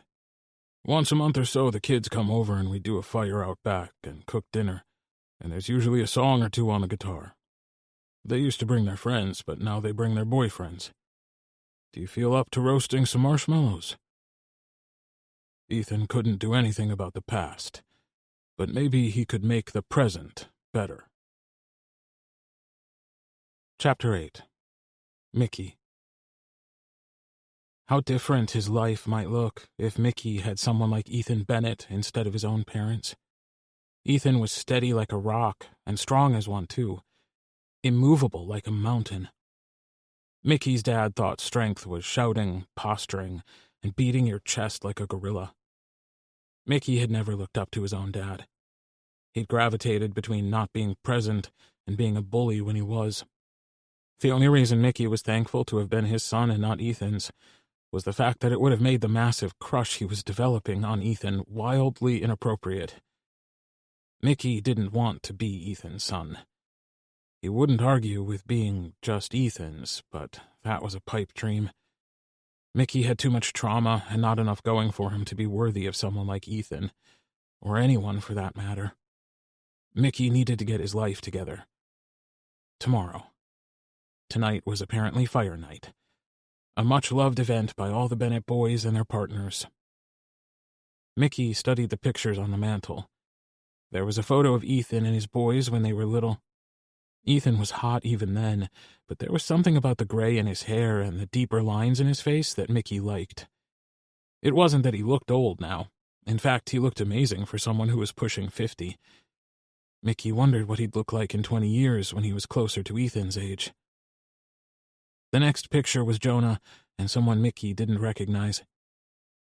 "That's Spencer, Jonah's boyfriend." Mickey jumped at the sound of Ethan's voice. "Sorry, I didn't mean to scare you." Ethan held out a thick jacket. "The boys will be here in about 20 minutes. I have the fire going out back if you want to join me." Ethan held the coat while Mickey slid his arms into it. Will you be warm enough? I'll be fine. Mickey purposely didn't remind Ethan about his former sleeping arrangements, but the man scowled anyway. I know you'll be fine, but will you be warm enough? Mickey nodded. I'll tell you if I'm not. Mickey pointed at the next picture. I recognize Colby. That's his boyfriend Milo. Ethan's voice was always warmer when he talked about his kids. Not to be outdone by his brothers ever, Colby recently had his own bisexual awakening. Milo is the best thing that's ever happened to him. It didn't escape Mickey's attention that all the pictures were taken in a very familiar backyard, around the same fire pit that was currently waiting for them. And that's Taylor, Nash, and Damon, his boyfriends. A fierce longing pierced Mickey's heart. He was an interloper here, an outsider. He had a place by the fire, but not on the mantle. Through the goodness in Ethan's heart, he was given shelter and support, and it made Mickey feel wonderful and terrible all at once. Wonderful because who didn't want to know that there was at least one person on the planet who wanted to see you safe, and maybe even happy. Terrible because Mickey was greedy. In spite of all the things Ethan had done for him, or maybe because of them, Mickey wanted more. He knew his crush was a hopeless yearning. Mickey was good at wanting things he could never have, but the knowledge didn't dissuade his heart. Mickey could no sooner stop his feelings for Ethan snowballing than he could stop himself from breathing. He could hold off for a short time, but then he'd end up gasping and desperate. It was best to just go back to existing and not thinking about it. Mickey took a deep breath. Okay, I'm ready. Mickey had never seen the backyard like this before, and it took him by surprise when he stepped out onto the deck. The snow had been cleared from the deck and from a large ring around the fire pit. The fire was already roaring, and Mickey gravitated to it. Ethan followed him and, like magic, produced a chair. He unfolded it and set it down next to Mickey. Sit. Mickey did as he was told and looked up at Ethan. You're bossy. Did anyone ever tell you that? My kids, all the time. Ethan looked like he might want to say something else, but voices carried over the snow and reached their ears. Ethan paused and looked at the house. Mickey saw the moment he spotted his kids, because his expression changed. There was such a fondness there that it was like a gut punch to Mickey, who'd only ever wanted a fraction of that from his own dad. Mickey didn't know if he could do this. Could he really sit around the fire with the Bennetts and watch them be a happy family? He was ready to stand and bolt into the house when a familiar form practically shoved Ethan aside and appeared next to him. You're here! Taylor looked at Mickey with a joyous expression. I'm sorry I haven't been by sooner, but Dad has practically forbidden us. He said you needed to rest and recover and didn't need people here bothering you and being a nuisance. Someone approached to stand at Taylor's side. Either Nash or Damon, judging from the way they slid their arm around Taylor and kissed his cheek. That's because you're like a puppy on speed. Cute but busy. You'd wear him out in 10 minutes flat. Taylor melted into his boyfriend's embrace, but he kept his eyes on Mickey like he thought he was going to escape if he looked away for even a second. Truthfully, Mickey didn't blame him. Chairs were produced, and Taylor parked his next to Mickey. Has Dad warned you about tonight? Mickey furrowed his brow. No. Should I be worried about something? He just means that the Bennetts can be a lot to take in all at once. A hand extended toward Mickey. I'm Nash. Mickey shook his hand. Mickey. Nash is a famous author. Taylor went on about Nash's books, some sort of detective series. Taylor wasn't bragging about having a famous boyfriend, Mickey realized. He was just really proud of him. Mickey saw the wonder in Taylor's expression when he talked about all the things Nash had written and how much people loved them. Is it going to be awkward if I admit that I've never heard of you? Mickey felt his cheeks heat, and Taylor's other boyfriend let out an uproarious laugh. Gotta keep his ego in check. My ego is fine, thank you. Nash gave Damon a playful shove. I meant Taylor's. Hey! Mickey watched the three of them joke and tease each other, and another group of people came spilling out the back door. Mickey's head swam with introductions as they descended on the fire, setting up chairs around the pit, leaving no space for Ethan to conveniently set up next to Mickey. Instead, he ended up on the other side of the fire. It was almost better that way, because then Mickey could steal glances without anyone noticing. At least he hoped he wasn't being obvious. But Ethan was beautiful in the glow of the fire. Surrounded by all the people in the world he loved best, his laugh rang brighter. His smile was wider. It was like he came alive. Everyone talked to Mickey. They pulled him into conversation after conversation with questions and anecdotes, and at first Mickey had given them one-word answers, but slowly he'd warmed up to them. They weren't asking to be nosy or to get information to use against him. They were just curious about him, and they seemed genuinely concerned about his well-being. By the time dinner was over, which had been bowls of chili covered in cheese eaten around the fire, Mickey was exhausted and ready for bed. But then Colby disappeared inside and returned with a guitar. He handed it to Ethan, who took it and cradled it in his lap. If he was ever asked, Mickey would flatly deny being jealous of a guitar. The instrument was magic, because the first notes from it made everyone go silent, and Mickey was glad Ethan had been forced to sit across the fire from him. He was even more glad that everyone seemed to be staring at him, so he didn't look so out of place, so obvious. The song wasn't familiar to Mickey, but everyone else around the fire seemed to know the words. Mickey didn't try to follow along. He sat and stared at the way Ethan's fingers moved on the fretboard. He memorized the way his mouth moved when he sang. Mostly, though, he tried to breathe through the intense longing that clenched his heart in its fist and squeezed. Mickey was an outsider here, and even if he belonged, he'd be one of the boys, one of Ethan's kids. And that's the last thing he wanted to be. There was no doubt about it. Mickey had to get out of here. And soon. Not yet. Not tonight. Tonight he'd let himself sit and watch Ethan and dream about a different life. One where he wasn't across a fire that might as well be a canyon or a universe. One where he'd be next to him. Maybe leaning on his shoulder or cradled in his lap, not unlike the guitar. Mickey's dick, of course, chose that moment to wake up. He hadn't had a hard-on in months. Not since leaving Lance, and even then, an erection had felt like an achievement. But now Mickey was so hard he could barely think. He took a deep breath and thanked Ethan for the thick jacket that hid the evidence of his arousal. He wished it had happened when he'd been alone so he could enjoy it, or at least not worry about it so much. But it felt like everyone would see. Everyone would know. It wasn't logical, but Mickey had often thought there wasn't a logical bone in his body. If there had been, maybe he wouldn't have ended up with Lance. Or at least he'd have seen the signs and bailed sooner, before he lost everything. Mickey knew the next song Ethan played. Lance had been a big Oasis fan, and the nonsensical lyrics to Champagne Supernova were impossible to forget.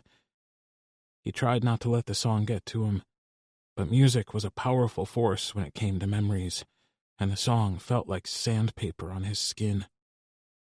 Mickey tried to sit still, but the familiar anxiety of Lance's glaring disapproval bore down on him, crushing him, compressing him into a speck of insignificant dirt, something easily discarded, forgotten, unimportant. The song cut out abruptly and another one started to play instead. No one commented on the sudden change, but a foot bumped Mickey's, and he looked over at Taylor, who mouthed the question, asking if he was okay. Mickey nodded. He wasn't, but he would be. Taylor's chair shuffled closer, and he put his arm over Mickey's shoulders. Mickey found himself swaying back and forth with Taylor, who sang along with whatever song it was. Ethan played a few more songs before stopping and pulling his gloves back on. It was like the music ending broke the spell, Everyone started shuffling around, and Mickey realized they were all leaving. The chairs disappeared, and everyone gathered around, talking and making plans for when they were going to see each other again. For Mickey, it was like being in an alternate universe. Family that actually cared about each other, that liked each other, that got along and wanted to be around each other. It was a foreign concept to someone like Mickey, who'd been tolerated at best and disdained at worst. "Come by the diner," Taylor told him, wrapping him in a tight embrace. He pulled away and looked Mickey in the eyes. "Come inside this time. Dad can show you where our table is." Mickey nodded, not trusting himself to speak. First, Mickey needed a job. Money. A place to live that was his own. Then maybe he could stand walking into the diner and sitting down for a meal, when he was on his own feet and not existing off someone else's kindness. That was a problem for another day, though. The immediate problem was that everyone was gone, and Mickey had to go inside and be alone with Ethan and all the tangled-up feelings he had for him. Chapter 9. Ethan. Ethan put his guitar down on its stand in the corner of the living room. It wasn't anything fancy. An old yellow Yamaha acoustic he'd picked up for peanuts what felt like 1,000,000,000 years ago. It had been battered and battle-scarred when he bought it, but it sounded good even all these years later. He'd been a teenager, and had bought it with money he earned bussing tables at the diner. When Colby had burst out the back door with it earlier, Ethan had been reminded of him doing that same thing when he was just a kid. His sons had all tried in various stages of their lives to learn to play, but none of them stuck with it. They all claimed it sounded better when he played. "I'm sorry about my song choice earlier." Ethan watched Mickey from the corner of his eye. He'd been watching him all night. When he'd started to play Champagne Supernova, he'd noticed the change in Mickey's demeanor. He was still silent, but his body had gone rigid, and his knuckles twisted into white knots on his lap. "You didn't know," Mickey said simply as he plopped himself down in front of the fireplace. He held his hands out toward the glass and warmed them. "Lance liked Oasis. Never mind." Mickey snapped his mouth shut. "If you need someone to talk to about that, or anything, I'm here to listen." Mickey lifted a shoulder and dropped it in a half-hearted shrug. "You're not my therapist. It hardly seems fair to unload all my crap on you." Ethan grabbed his guitar and took a seat. He strummed a slowed-down version of House of the Rising Sun. "I'm not a therapist, but I'm your friend, aren't I? I'd like to think we are, anyway." Ethan cut his gaze over to Mickey and found the man looking at him with a wide-eyed sort of desperate hope.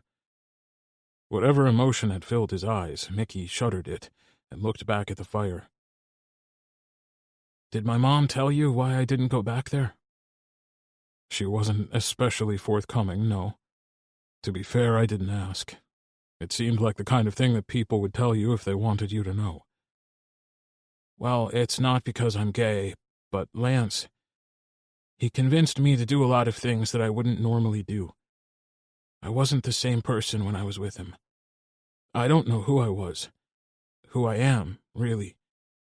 But Lance, he had this way of leading you where he wanted you to be, and by the time you thought better of things, it was too late." Ethan kept strumming, changing songs after a while to another one he could play upside down and backwards. He knew it so well. He stayed clear of Oasis, though. "I'd planned to come home for a visit because I hadn't been back since I left, and I think Lance knew that if I got away from him, I wouldn't come back. We'd been making adult content together." Mickey glanced at Ethan, embarrassment darkening his cheeks, and Ethan nodded, indicating that he could draw some pretty accurate conclusions about what those words meant. He wasn't that old. "Dad found out. Lance made sure of it. I don't even want to know how he did it, to be honest, and he never admitted it, but I know he was behind it." Anyway, I was preparing to go home and shit, and the phone rings, and it's Dad. Mickey stared into the fire. He found out what I'd been doing with Lance, and he let me have it. There wasn't a name left that he hadn't called me by the time I hung up. He told me not to bother coming home. I thought Mom might talk him around, so I waited a couple of weeks. I'm guessing that didn't happen. Ethan put his hand over the strings to silence them. You've met her, was all Mickey said. To make a long story short, eventually I left Lance, but he'd pretty much isolated me from everyone, so I had nowhere to go. All our friends were his friends. All our money was his money. Mickey leaned back, bracing himself on his arms. I don't think Dad would have welcomed me home even without the whole "you're a dirty sinner" shtick. I think that was just an excuse. Parents aren't always who we want them to be. Mickey made a sound in the back of his throat. Ain't that the fucking truth? He turned his head and looked at Ethan. You ever teach anyone how to play that thing? My boys all attempted to learn. None of them really fell in love with it, though. Did you want to learn? Is it hard? Mickey furrowed his brow and looked at the instrument. It's not the easiest thing. The worst part is how much it hurts your fingers until you build up good calluses. Ethan handed his guitar over to Mickey, who rearranged himself into a crisscross position on the floor. It would be hard to teach him while towering over him, so Ethan slid to the floor too. You'll want to position your fingers close to the frets. It's easiest to get the right sound that way. And you have to press firm. Ethan took hold of Mickey's fingers and placed them. This is a C chord. It's one of the most common ones. Mickey strummed the strings with his thumb, wincing at the weird twang the guitar made. He tried to hand it back to Ethan, but he pressed it into Mickey's lap. You won't always strum all the strings. The C chord doesn't use that top one. Ethan helped Mickey position his fingers again. He slid his fingers into the pocket of his jeans and pulled out a guitar pick. Here, use this. Mickey took the pick and softly strummed the guitar. The chord was still a bit rough around the edges, but Ethan grinned at him like he'd just played the best song he'd ever heard. That's it. You're getting it. Now I just have to learn about 15,000 more of those and I'll be set. Mickey pulled his hand off the strings and shook it in the air. That hurts. The more you do it, the less it'll hurt. How do you remember all these chords? Mickey put his fingers back on the fretboard, and Ethan helped him make a few small adjustments. Lots of practice. Mostly it's muscle memory, but you'll be happy to know there's not nearly 15,000 chords. There's only about 400. Mickey rolled his eyes. Gee, that makes me feel so much better. Mickey tried again, and this time the chord sang out, not quite crisp, but it lacked the harsh twang of the previous attempts. Mickey lifted his gaze from the fretboard and looked at Ethan. Ethan had to struggle to act natural because Mickey looked at him with a smile that could light up the darkest nights. He fucking shone with joy. And it was because of Ethan. Because of this simple thing he shared with Mickey. There hadn't been nearly enough happiness in Mickey's life. Everywhere Ethan looked, there were people who'd let Mickey down. Show me another one? Mickey shook his hand and blew on his fingertips, but didn't complain about the sting. Ethan sat there and showed him the other 3 most common chords. Mickey was a dedicated student, asking questions about everything. He didn't let himself get discouraged at how his first attempts sounded. He even managed to laugh at himself a few times when his attempt at playing came out so wrong it made him physically cringe. His transitions were painfully slow, but he seemed to have no problem remembering where his fingers were supposed to go. It wasn't long, though, before Mickey passed the guitar over to Ethan. I can feel my heartbeat in my fingertips. It gets easier with practice. You'll build up calluses, and then you won't feel anything. A funny look crossed Mickey's face, and he turned his attention to the fire. I'd like to do that to my heart. Ethan could have gotten up and put the guitar away and made his excuses to go off to bed. Instead, he put the guitar in his lap and started playing. Not Oasis, though. He'd learned his lesson out by the fire. He didn't sing this time. It would have felt too intimate, like he was serenading Mickey or something. His kids loved the repertoire of songs that were enmeshed in memories from their childhood. Ethan stared into the fire and changed songs. It was probably a strange choice, but Ethan had always liked the way it sounded on a guitar. "What is that?" Mickey asked, so captivated by the sound he couldn't take his eyes off the guitar. Ethan smiled in spite of his attempt not to. "It's the love theme from The Godfather." "I've never watched those movies." "They're practically ancient history now." "They're not that old." Mickey made a point to look at Ethan when he said that, as if he was also trying to tell Ethan that the sentiment applied to him, too. "I also have never watched them. I was a baby when they were coming out. We should watch them." Mickey seemed pleased by this, and he offered Ethan a shy smile. Mickey had a way of smiling most of the time that was like he was waiting to be scolded for doing it wrong. And now Ethan knew why. Mickey had clearly fallen in with a guy who was no good for him. Someone who'd stripped all the joy out of Mickey's life and the man himself. But slowly, Mickey seemed to be finding bits and pieces of himself again. He still looked lost a lot of the time, but the moments when he didn't were starting to come more frequently. Moments like now when he seemed content. Happy, even. "You mentioned knowing people who might hire me?" "I'll talk to Shane. He owns the Anchor." Mickey looked at him with a perplexed expression. "It used to be a shithole named Booze Hounds, but when he took over ownership, he changed the name. And the decor. And the staff. Pretty much everything." "I think I know the place you're talking about. I haven't been inside, though." "Well, before you'd have been underage, and Shane's only owned it for a couple of years, and you haven't been here. You weren't missing much before. Watered-down drinks and sticky floors. Shane's turned the place around completely." "You think Shane needs someone who has no skills?" "I think Shane believes in giving second chances. And in your case, a first one. No one's given you a fair shake, Mickey." "I'm the one who—" Ethan lifted his hand and cut Mickey off. "With all due respect, Mickey, you were a kid when you left home. I don't know what your home life was like, but I can guess. Where you started has a lot to do with where you ended up." Mickey scowled at him. "I'm responsible for my own choices." Ethan nodded. "I know you are. I'm just pointing out that it seems you didn't have people around you invested in making sure you knew how to make good ones." Mickey opened his mouth, probably to protest, but he quickly snapped it shut again. He went back to frowning at the fire. "I'll talk to Shane tomorrow. He'll be eyeballs deep in customers right about now." Mickey's shoulders dropped a bit, but Ethan could still see how tense he was, how rigid he held himself all the time. It was no wonder why he looked perpetually exhausted.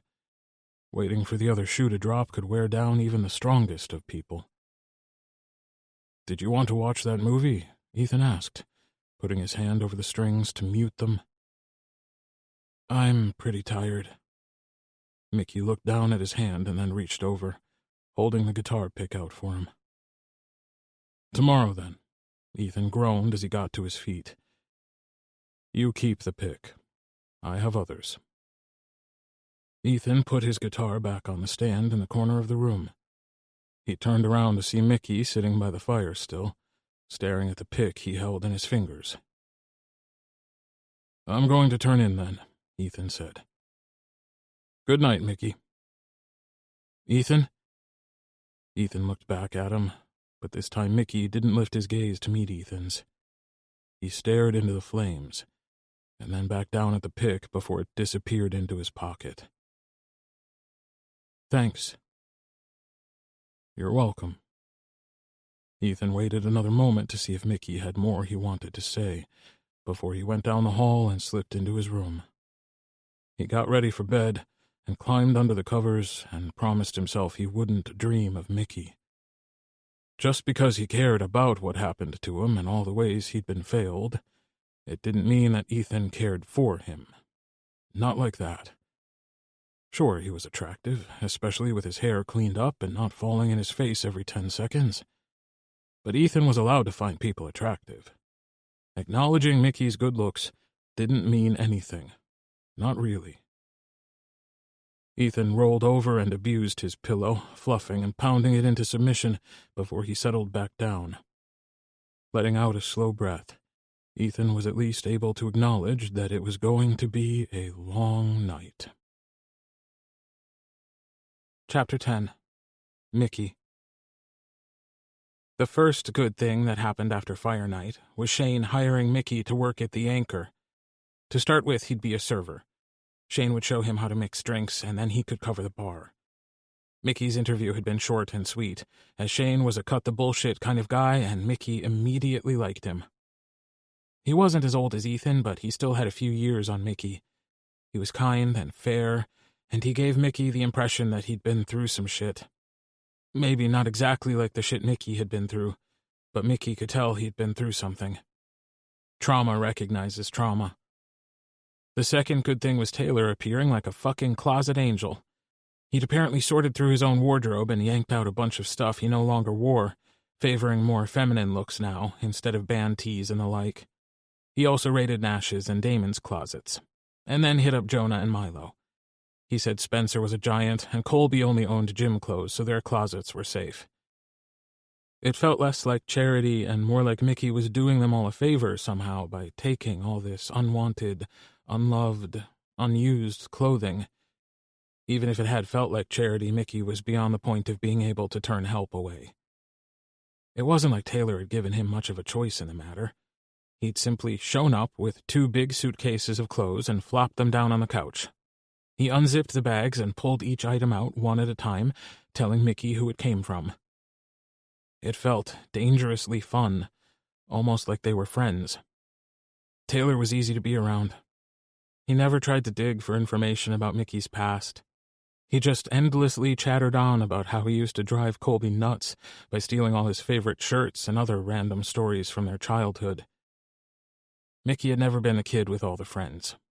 Because his dad could be temperamental, he didn't like to bring people around the house, and then when he left, his friends were just people Lance knew who were friends with Mickey by proxy.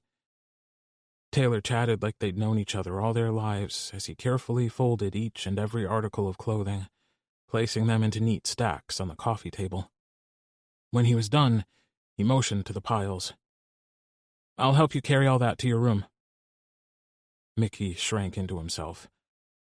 "I haven't exactly... he offered, but..." Taylor took it in stride. "The couch is super comfortable, and I'm sure you'd be fine there. But we'll plop all this stuff in the guest room anyway. It used to be Jonah's room. Colby and I had to share the room across the hall. Then Jonah moved out and it was my room for a while before I started renting the basement." Taylor grabbed a stack of shirts and waited for Mickey. He swore Taylor's tongue was hinged in the middle because he kept talking. I use the term renting extremely loosely. I know he only charged me a fraction of what he could rent it to someone else for, but... Taylor shrugged and pushed the guest room door open. Mickey hadn't been in the guest room at all. He'd been too tired and cold that first night, and then after that he'd convinced himself that he wouldn't be staying long. The living room was plenty comfortable, but Mickey had started to feel like he was imposing. He was sure Ethan would want his privacy back now, but so far he hadn't hinted at Mickey needing to leave. Taylor had kept talking the whole time. Either he was oblivious to Mickey's internal struggle and chattered on unaware, or he guessed that Mickey was working through something and wanted to serve as a white noise machine, filling the silence with something so it wouldn't seem so loud. "When do you start at the Anchor?" Taylor's question broke through Mickey's brain fog. "Day after tomorrow." He didn't want to start me on the busiest nights of the week. Taylor nodded. You'd think people would want the extra hands when it's busiest, but if they're new, it's like twice the amount of work for the person training them. Shane is a good guy, though. I think you'll do well there. Sorry we didn't have any spaces open at the diner. It's fine. Mickey preferred it this way regardless. Not that he'd tell Taylor that. Mickey had been relieved to not have to rely solely on Ethan for everything. It didn't feel safe.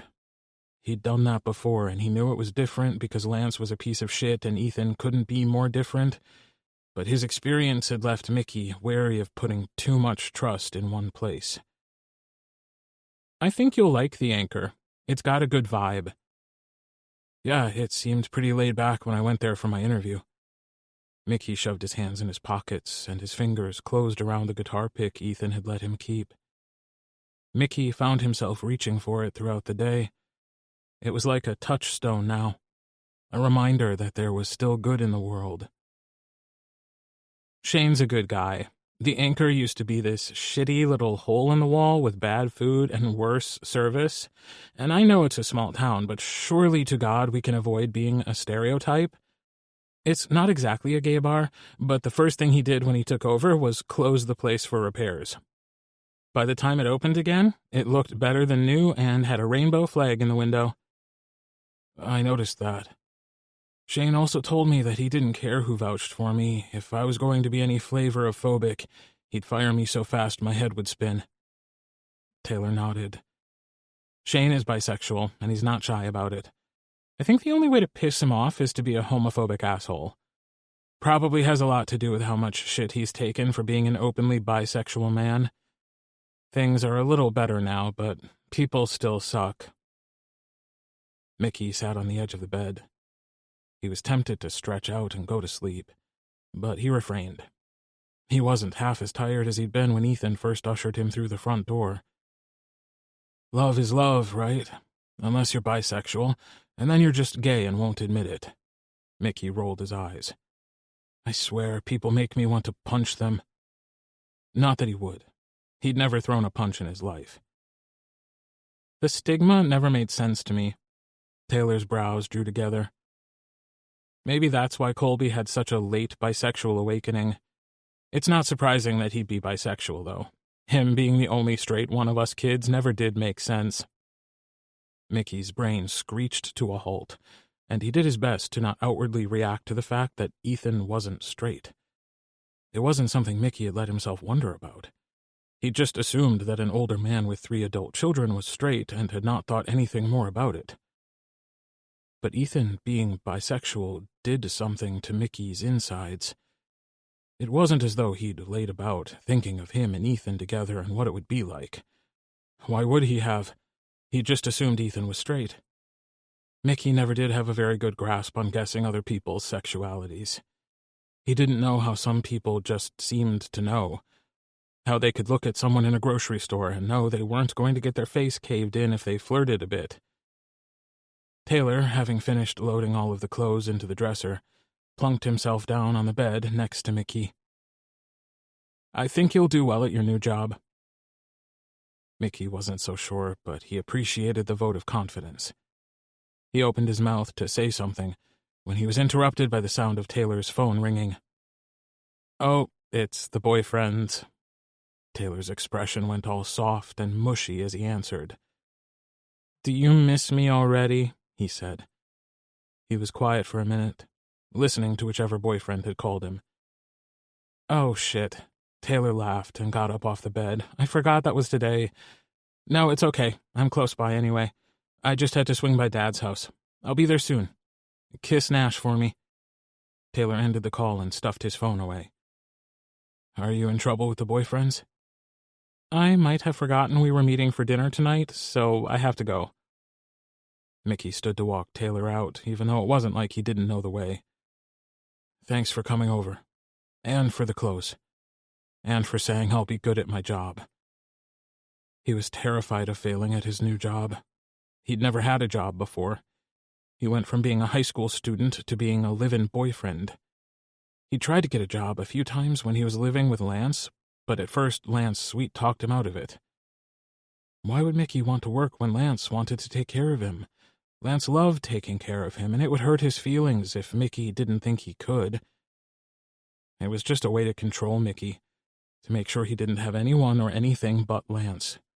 Lance controlled the content, the accounts, the money, and eventually he controlled Mickey, too. Leaving Lance had meant leaving with nothing. Never again. Mickey had made promises to himself when he finally broke free of Lance that he'd never go back. He'd never depend on anyone again. And though recent events had brought him into Ethan's home and Mickey was grateful, he was even more glad to have found a job somewhere else. Mickey had already priced out hotel rooms. There were a few places in town that would rent by the month. It wasn't ideal or cost-effective, but once he got money coming in, it would be doable. With just the fee for the room and one meal a shift provided to him from the anchor, Mickey could make do with convenience food on his days off. He'd been through worse.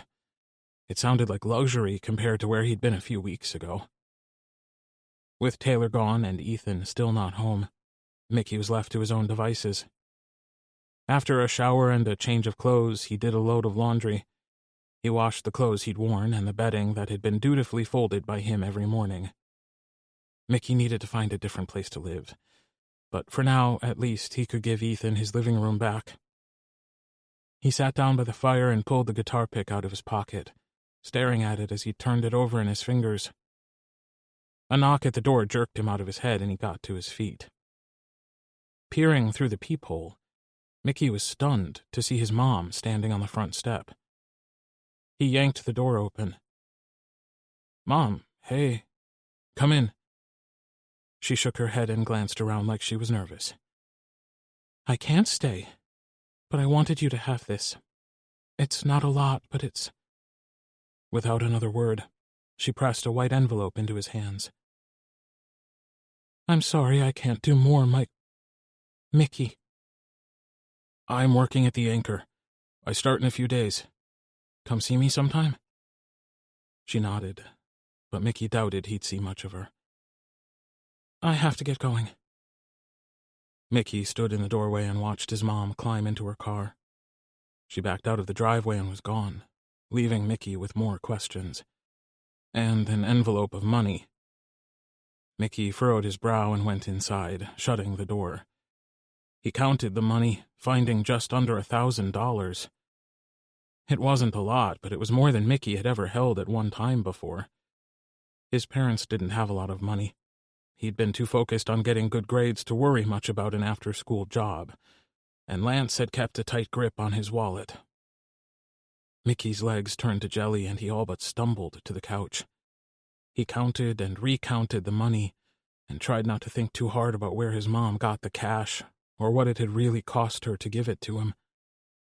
Maybe when he was younger he might not have thought much about it, but now that he'd been through the things he had, it made him wonder what life was like for his mom. Once his legs were working again, Mickey got up and stuffed the envelope of cash into the top drawer, placing it on all the carefully folded shirts Taylor had given him. If Mickey thought he'd take it, he'd give it to Ethan to pay him back for all the meals he'd been given from the diner, for the time he'd spent in his house. But then Mickey would be back at square one. Ethan wouldn't take it anyway. Mickey could feel it in his bones. No, he was better off using it to get out of here. He could rent a room for the month, and by the time he needed to pay for another, he'd have a couple of paychecks under his belt. It was a good plan. A great plan, even.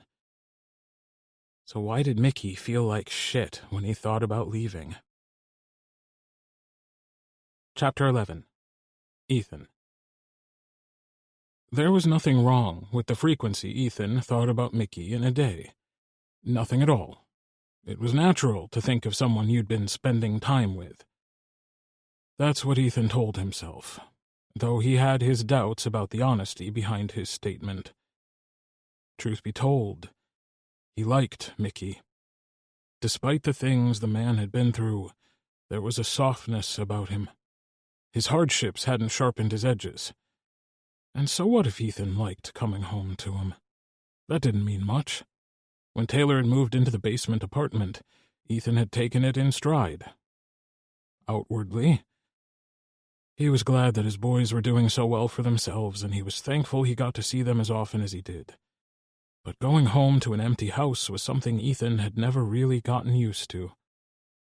Mickey being there when he got home every day had put a spotlight on just how fucking lonely Ethan was. Somewhere along the way, while raising kids and running a business, Ethan had forgotten that he was allowed to have a life. And now that he'd been reminded of that, he wasn't sure how to go about making a change. Ethan left the diner in the capable hands of the afternoon shift and went home. Ever since Mickey had come to stay with him, Ethan looked forward to going home and no longer found a million excuses to linger at the diner. He could tell himself it was because he wanted to check in on Mickey, but that would only be half the truth. Whenever Ethan closed his eyes, he saw Mickey sitting in front of the fire with Ethan's beat-up guitar on his lap. The look of concentration on Mickey's face had been almost magical when it transformed into happiness the first time he played a chord right. Any idiot could see that Mickey was attractive. Though he was still a bit on the thin side, his time at Ethan's had already started to change that. Now that he was feeling better and rested, the bags under his eyes had disappeared. Mickey had eyes like warm caramel, and most of the time they were haunted, but every so often it was like Ethan made him forget, and that haunted look would go away. Ethan shouldn't think about his attraction to Mickey. He knew better. Mickey was vulnerable, and he'd been hurt by people before. Ethan wanted to protect him from that. He didn't want to be the cause of more hurt. Ethan might not hurt Mickey, and his kids wouldn't mean to. They were great people. But the simple truth remained that Ethan had never come out to his kids. He'd loved their mother. She'd been the light of his life, his sun, his guiding star. And then she was taken from them, and Ethan had 3 kids to raise on his own, a diner to run, a house to keep up. There wasn't time for dating even if Ethan had wanted to. He didn't. Not at first, and not for a long time. Even when years had gone by and taken some of the sting out of her loss, Ethan hadn't been interested in dating. Jonah was probably in college the first time Ethan realized he might like to date someone. He'd had a long-standing flirt going with the woman who worked at the grocery store Ethan frequented. She was a bit younger than him, but not scandalously so. In the end, Ethan had waited too long to ask her out, and she'd coupled up. But it had opened his eyes to the fact that he was ready to move on.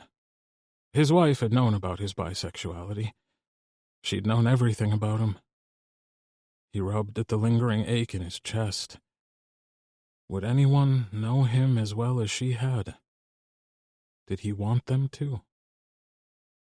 His thoughts went back to Mickey. Mickey with the haunted eyes and the closet full of skeletons. The skeletons weren't all Mickey's, though. That was the thing about being abused the way Mickey had been. That baggage belonged to his ex, and Mickey had been convinced it was his. That he had to keep people from knowing all about the things that were done to him, as though Mickey were the one who would be ashamed when the shame belonged to his ex. Ethan was aware that his every thought circled back to Mickey, and the only reason he didn't stop himself was because it wouldn't go anywhere. Mickey was still fragile, still healing, and although Ethan had kids Mickey's age, Mickey deserved someone who knew what they were doing. Ethan's experience with men could best be described as lacking. After the woman at the grocery store, Ethan had driven out of town and went to a bar elsewhere. And if the bar was a gay bar, well, that was okay, because Ethan was bisexual. He just hadn't had a lot of opportunity to explore sex with someone of the same gender. But there, in that bar, under the strobe lights with music pulsing too loud in his ears and too heavy in his chest, Ethan had felt at home. Not with the music or the sickening lights, but with the hand that had slipped into his, and the strong body that pinned him against the wall. The tongue that slipped into Ethan's willing mouth, and the smell of musk and aftershave that left Ethan feeling lightheaded. Ever since that night, Ethan had known in his bones that his next partner would be a man. He'd loved a woman and he knew that loving another one wouldn't diminish that. But there was something intoxicating about being with a man. There was something about it that had lit Ethan up like never before. It wasn't that he was suddenly not attracted to women, but it was men who caught his eye more often than not now. And it was a specific man whom Ethan had become all but obsessed with recently. "Mickey, I'm home." Ethan pushed the front door closed with his foot and set his bags of groceries down so he could pull his boots off before gathering them back up, and went to the kitchen to put things away. Down the hall the toilet flushed, and Ethan heard the taps run. A moment later, Mickey entered the kitchen, his hands stuffed in his pockets. Taylor had chatted earlier about stopping by the house with clothes for Mickey, and it was good to see that Mickey had been willing to take the things that were offered to him. Not everyone was receptive to help, for a lot of reasons, but Ethan was thankful that Mickey let them help him. At least a little. Ethan would do a lot more for him if he thought he could get away with it. "Do you need help?" Mickey asked. "I'm fine. How was your day? Are you excited for your first shift?" Ethan was glad Shane had given Mickey a chance and hired him to work at the Anchor. "It was fine. Taylor was here." Mickey looked like there was more he wanted to say, but whatever it was, it disappeared back into him like it was swallowed up by all the other things that haunted him. "Did you practice your chords?" Ethan asked playfully, hoping to lighten the mood. It worked, because the corner of Mickey's mouth upturned and he smirked at Ethan. "Some. My fingers hurt like a bitch." "It goes away after a while. Just keep at it." "I bought us dessert." Ethan pulled an apple pie out of the grocery bag. "Apple pie and ice cream." "I haven't had that in years." Mickey looked at the pie and his eyes softened, and Ethan could see the yearning swelling up in them. He took the pie out of the box and popped it into the oven. "We'll have pie and ice cream first tonight." Mickey looked at him, stunned. Then a smile broke, and Mickey's face lit up. Any trace of sadness vanished from his expression. His eyes glimmered, and his smile sent a beam of want straight to Ethan's stupid dick. Holy shit. He tried to deny what he felt, because if he didn't acknowledge it, he didn't feel it. It wasn't true. But it was. Ethan was attracted to Mickey. But it was more than that. It went deeper than just the physical. He liked Mickey. Mickey, despite the shit he'd been through, was pleasant and sweet, easy to talk to.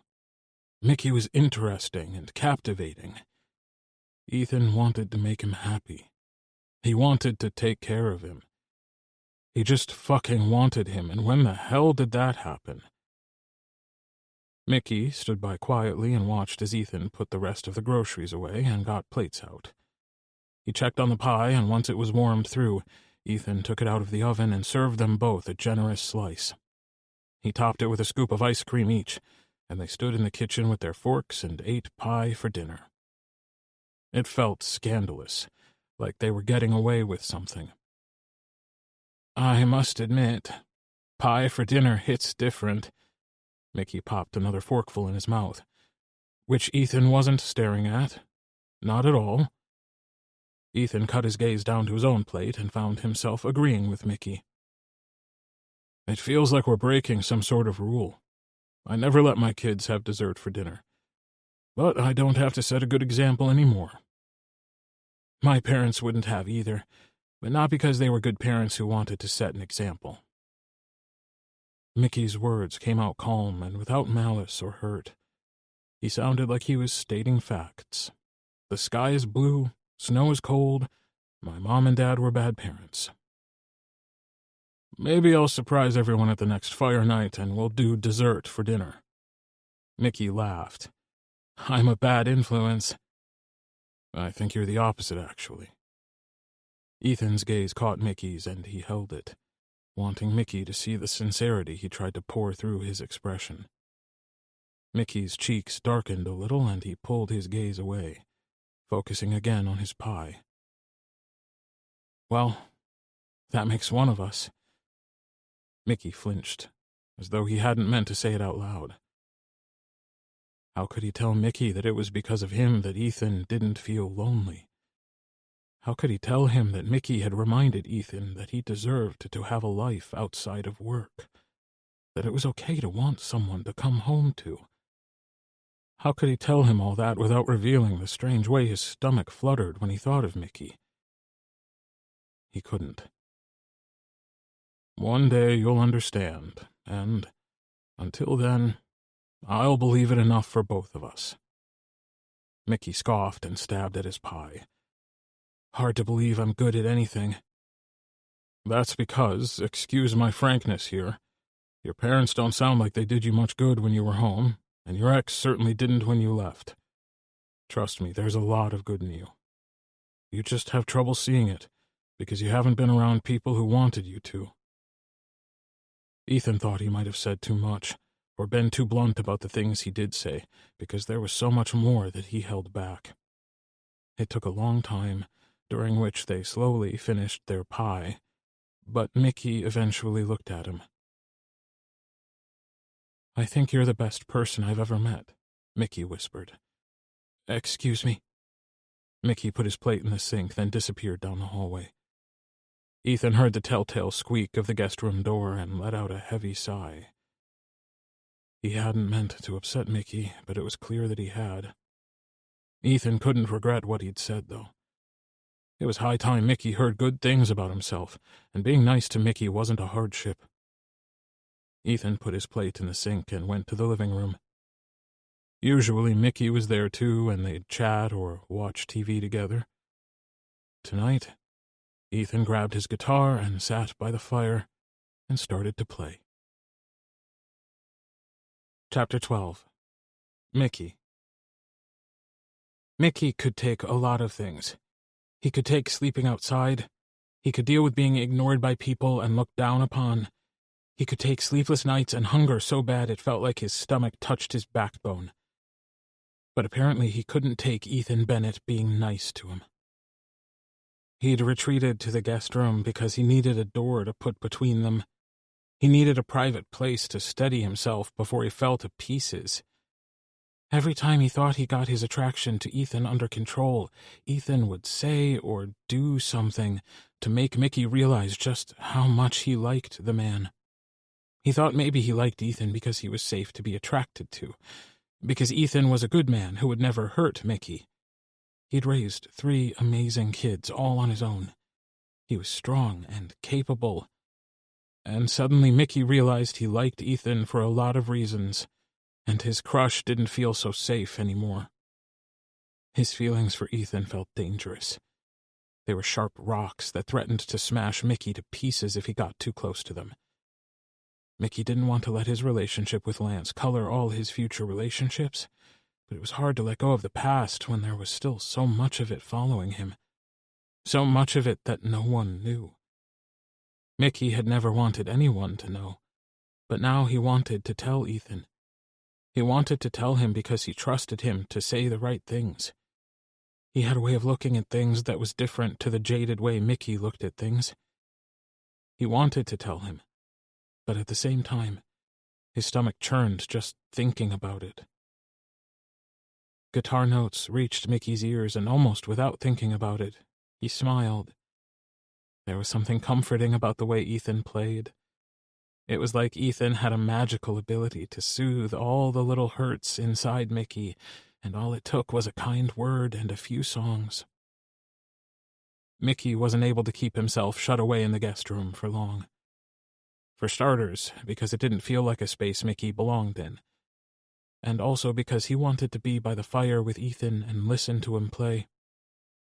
Before long, Mickey would be moving into his own space, whether it be an apartment or a hotel, and he wouldn't have this anymore. Mickey sat down by the fire and Ethan kept playing. He acknowledged Mickey's presence with a soft smile and a tight nod, all without missing a single beat. Mickey watched the way Ethan's fingers moved on the fretboard, how seamless his chord changes were. Everything Ethan did seemed to be smooth, whereas Mickey had never stopped feeling awkward and wrong in his skin. Until he sat in front of this fire with Ethan and played guitar. There were likely other times that had come before where he hadn't felt awkward and wrong, like everything he did wasn't right, wasn't him, but he couldn't remember any single one that stood out before meeting Ethan. The first time he recorded us having sex, he said it was because it was something he'd always wanted to do, but had never been comfortable enough with anyone to do it. Ethan stopped playing, but Mickey shook his head.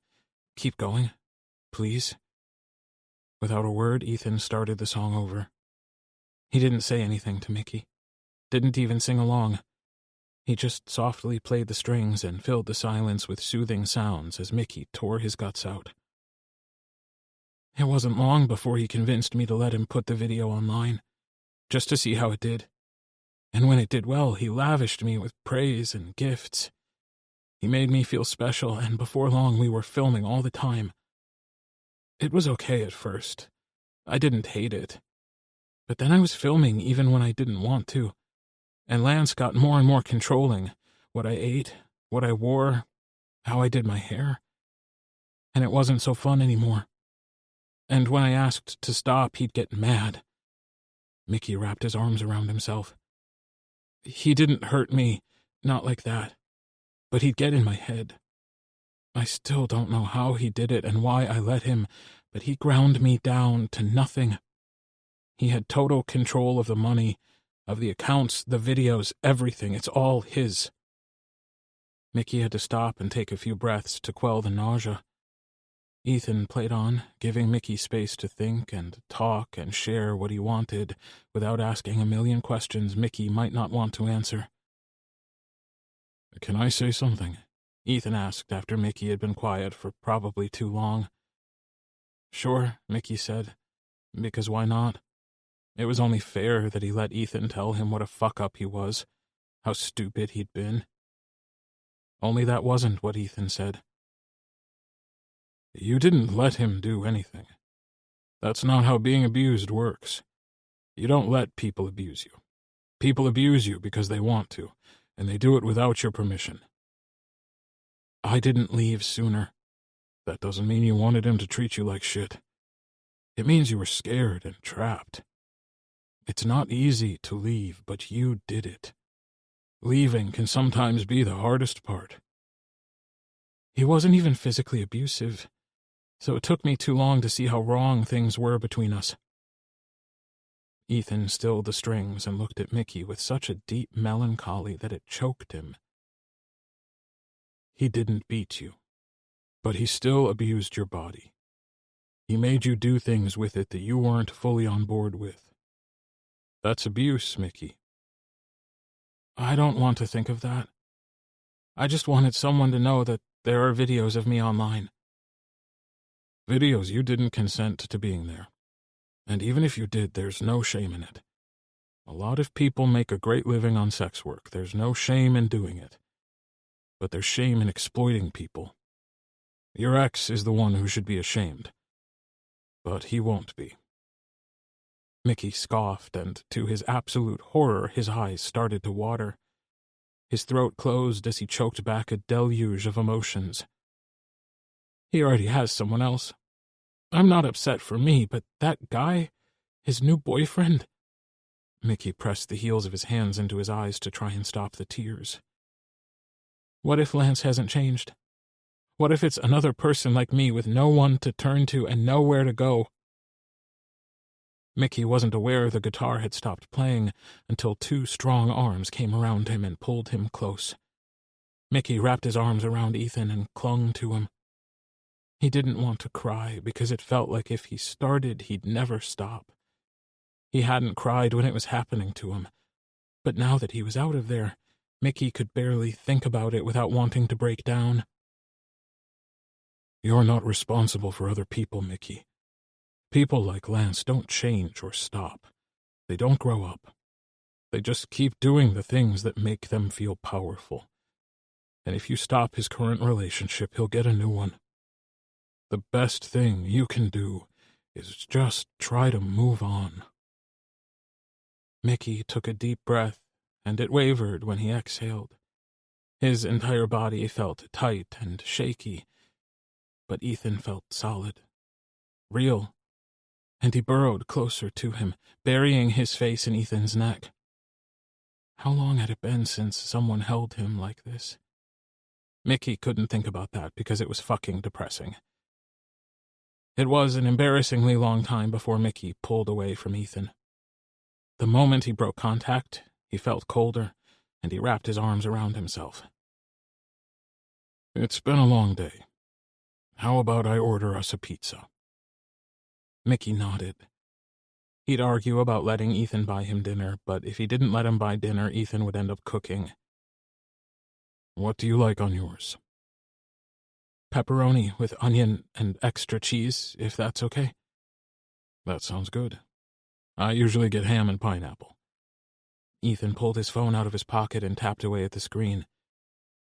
As horrible as it sounds, it's one of the best things I like about the 21st century is how little we have to talk to people. I don't have to call in my pizza order anymore. Just a few taps on my screen and voila, pizza will be here in 40 minutes or less. Don't tell me you're a ham and pineapple hater. I used to love it. I'd eat it every chance I got and loved the way it made my mouth tingle. But it turns out that's not normal, and I am, in fact, allergic to pineapple. Ethan's eyes went round. You're kidding. Nope. I wish I was. It won't kill me or anything, but I don't want to risk it. Now that I know it's an allergy, I'm worried that my reaction would be worse than usual. I guess now would be a good time to ask about any other food allergies. Brussels sprouts. Really? Not really. I just hate them. Intensely. Mickey liked the way Ethan's eyes crinkled when he smiled. There were a lot of things about Ethan that Mickey liked. It would be faster to list the things he didn't like, because there wasn't anything on that list. Maybe there would be if they spent more time together, but Mickey would be moving on soon. It was time he started putting his life back together. The job was the first step. The place of his own would be the next. The thought of living by himself used to terrify him. Lance had convinced him that he'd never make it on his own, and he hadn't. Not yet. But it was something Mickey so desperately wanted to prove Lance wrong about. Do you want a drink? Ethan asked. If it's spiked, Mickey cracked a smile. Ethan's eyes crinkled again, and he pushed himself to his feet. I have just the thing. Wait here. Ethan went to the kitchen, and Mickey reached for the guitar. Pulling it into his lap, he gently ran his fingers over the steel strings. He played a few wonky chords before he got his finger positioning right. By the time Ethan returned with a steaming mug in each hand, Mickey's fingers were already sore, and putting the guitar aside was no hardship. Mickey hadn't expected a hot drink, and he gave Ethan a quizzical look as he took the mug from him, careful not to spill any of the contents. It's a hot buttered rum. I've never heard of it. It smells good, though. What's in it? Mickey took the glass and brought it close so he could give it a sniff. It smelled kind of spicy with a hint of sweetness. My parents liked them. It's a brown sugar and butter batter. You add boiling water and stir until dissolved, then add a splash of dark rum. You can make your own mix, but I'm too lazy for that, and I bought mine. Ethan clinked their mugs together. Cheers. Mickey's first sip was surprising. Spicy and sweet with a hint of the booze, but it didn't overpower the drink. Mickey took a second sip, then shot Ethan a grin. This is amazing. My parents would let me have one even when I was still just a teenager. I sometimes wonder if they put too much rum in mine, but it was still nice. Ethan flinched. Sorry. About what? That you had parents that didn't suck? Don't be sorry. You having parents that were good doesn't change the fact that mine aren't. The vision of his mom on the doorstep, shoving an envelope into his hand, returned. He wondered what it cost her to give him that money. For some reason, Mickey didn't want to tell Ethan about the money. He wasn't afraid that Ethan would make him leave that night, or any night for that matter. He wasn't sure what he was afraid of. I start work tomorrow, Mickey said, changing the subject. It won't be long before I find somewhere to stay. Somewhere permanent. Somewhere that's mine. But I hope—" Mickey wrapped his other hand around the mug and cradled it in both hands. "I hope you'll come see me at work and stuff." Mickey felt small and pathetic, and a lot like he was begging the cool kid to be his friend. But Ethan just smiled at him like Mickey had said the best thing he'd heard all day. "Of course I will." Ethan held his gaze, and Mickey, for once, didn't make himself look away. He wanted to drink his fill of Ethan before he left. Ethan looked away when the doorbell rang and he got to his feet. "That's the pizza. I'll be right back." Mickey took another sip of his drink. Closing his eyes, he let himself feel the warmth of the drink spread through his body. He hated the idea of leaving Ethan's house. It was warm and welcoming, and it was the first time Mickey had felt safe in years. But he had things to prove to himself, and if he stayed much longer, Mickey feared that his attraction wouldn't remain a secret. Chapter 13. Ethan. It was strange to go home to an empty house. Having Mickey around hadn't been a hardship, not even close. Ethan had relished going home at the end of the day and spending time with Mickey. But tonight was his first shift at the Anchor. Ethan was proud of him and happy for him. Of course he was. There was nothing he wanted more than for Mickey to cultivate the life he wanted. A life where he was safe and well looked after. Mickey deserved that just as much as everyone else. Maybe more after what he'd been through. But that was Ethan's bias talking. He ate dinner alone in front of the fire, as had become the custom since Mickey came to stay with him. After dinner, Ethan cleaned up the dishes, then stared at the empty space around him. "You're being stupid," he told himself. Ethan raked his hand through his hair and gave it a tug. "When he said he wanted you to stop in at his job sometimes, he probably didn't mean the first shift." Despite Ethan's argument with himself, he was already halfway to the shower, stripping his clothes off as he went.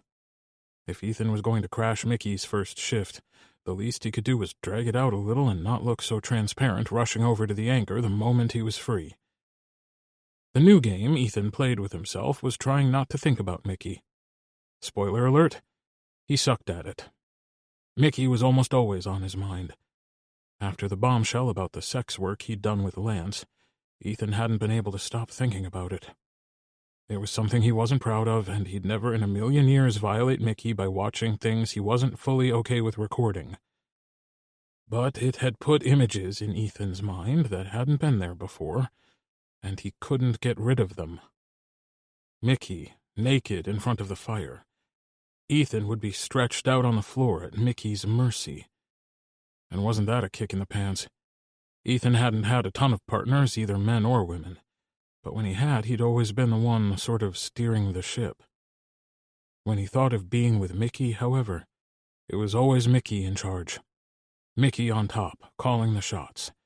And Ethan was always pliant and willing and so desperate beneath him that he trembled with it. Ethan knew from experience that Mickey didn't weigh much. He was still rail thin, though he'd improved a lot in the past few weeks. But in his thoughts, it didn't matter that Mickey was younger, smaller, slighter than Ethan. In his wildest dreams, he gave everything to Mickey. All the power, the choice, everything that Ethan usually held was given to Mickey.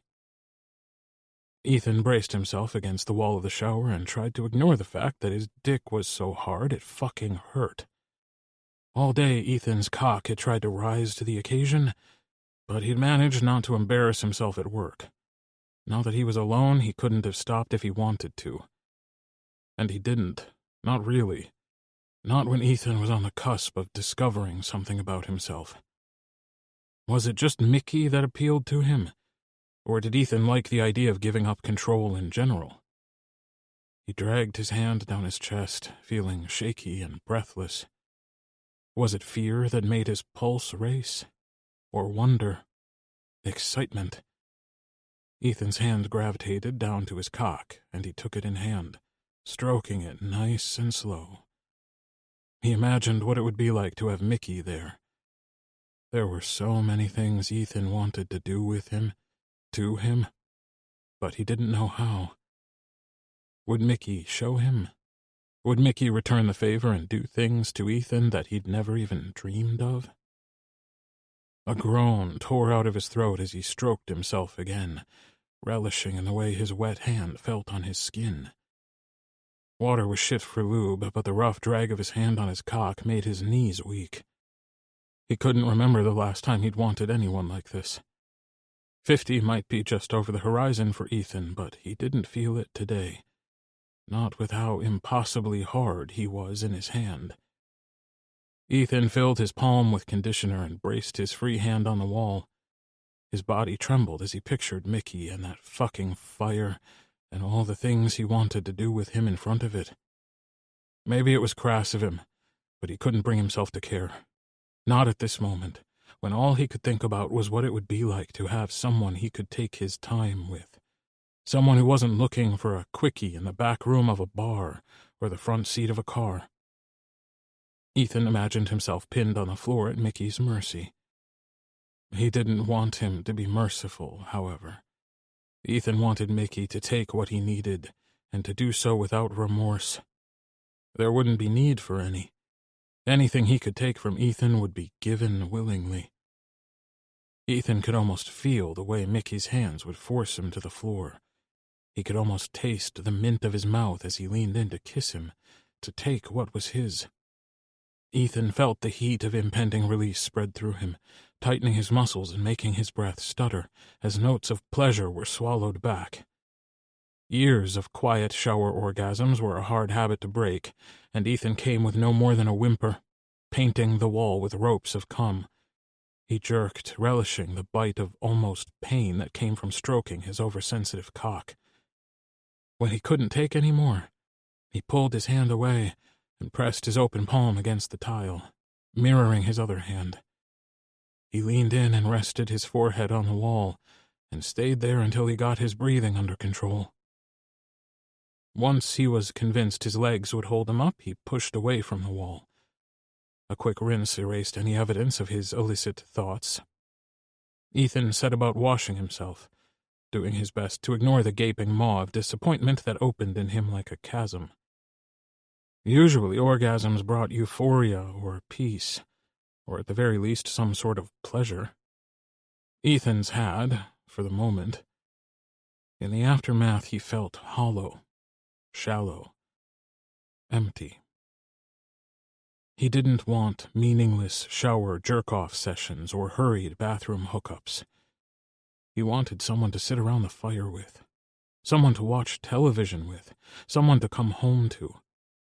And he wanted it to be Mickey, as insane as that was.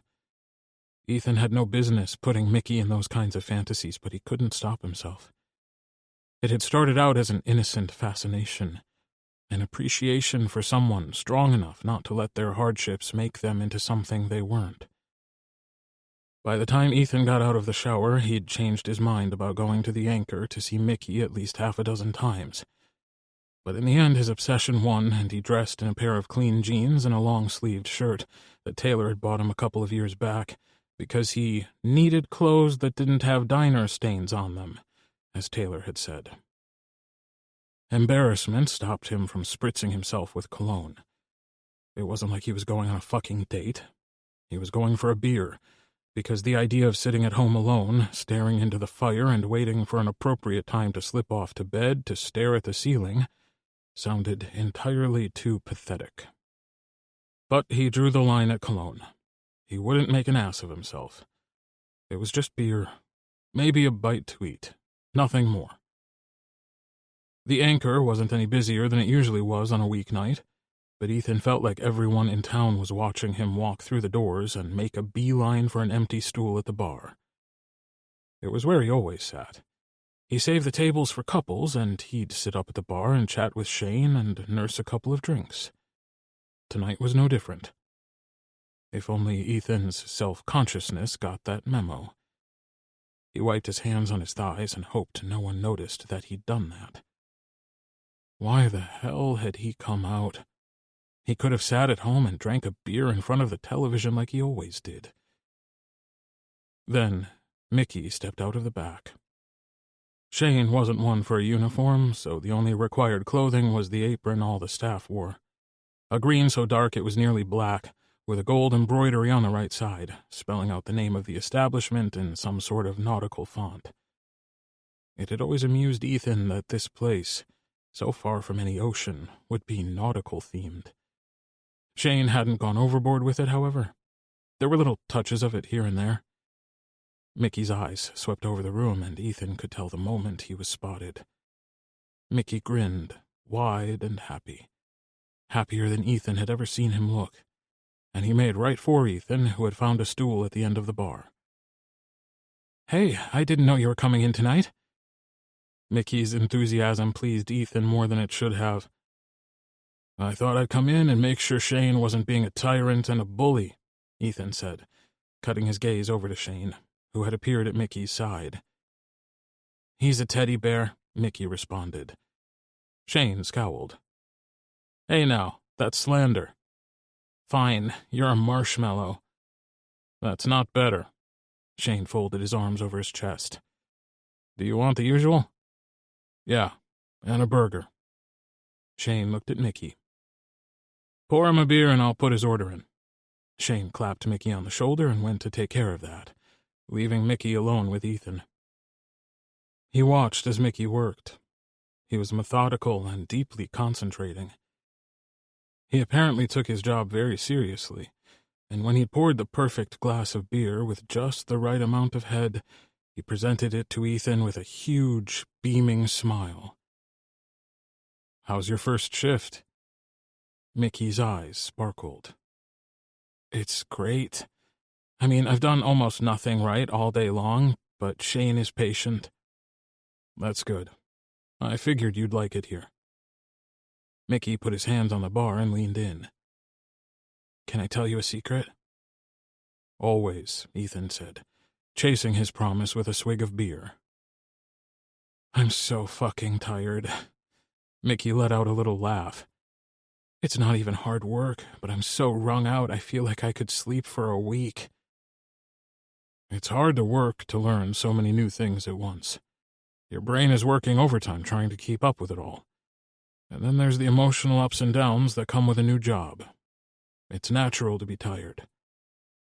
Relief colored Mickey's expression. "Oh, thank God. I thought for some reason that it was just me being dramatic or lazy or something." Ethan took another sip of his beer and tried not to stare at Mickey. The dark green apron looked good on him, and so did the happiness and pride that shone through him, bringing his shoulders back and his head up. Mickey looked like a brand new person compared to when he'd come shuffling into Ethan's diner not that long ago. Ethan thought about all the things Mickey did to survive, how strong and capable he was, how level-headed he still was, even after the things he'd been through. Never in a million years would Ethan think that Mickey was lazy or dramatic. "You're not either of those things," Ethan said. Chapter 14. Mickey. Mickey was early for his shift. He couldn't stand waiting around any longer, so he bundled up and made the walk across town to the Anchor. Even at first glance, Mickey could tell that the building had gotten a bit of a facelift. When he last saw this place, it had been a dive. The outside had been dirty and run down. It was definitely a place you didn't take a date. Now the Anchor gleamed like a crown jewel. Everything about it shone. Mickey gave himself a minute or two on the sidewalk to take it all in. This was it. His new start. If he let himself think about how he was 25 and had never had a job or a place of his own and hadn't accomplished a single thing, he'd curl up in a ball and cry for the years and opportunities lost and the hardships he'd endured. Instead, Mickey shoved all that aside and walked in the doors. He'd never been on the inside before, but he had a feeling it had also been on the receiving end of a renovation. There weren't very many people there. A few couples were scattered about eating an early dinner and chasing it with a beer. Mickey was used to clubs and strobe lights and thumping bass, music so loud you could feel it in your bones, and fuck being able to hear anyone. Clubs where Lance would dress him in tiny shirts and skin-tight shorts and parade him around. He'd felt like a prize at first, but the novelty wore off when Mickey realized Lance's affection for him was tied directly to how much money he could make him. "You must be Mickey." He snapped out of his stupor and came face to face with a wall of a man.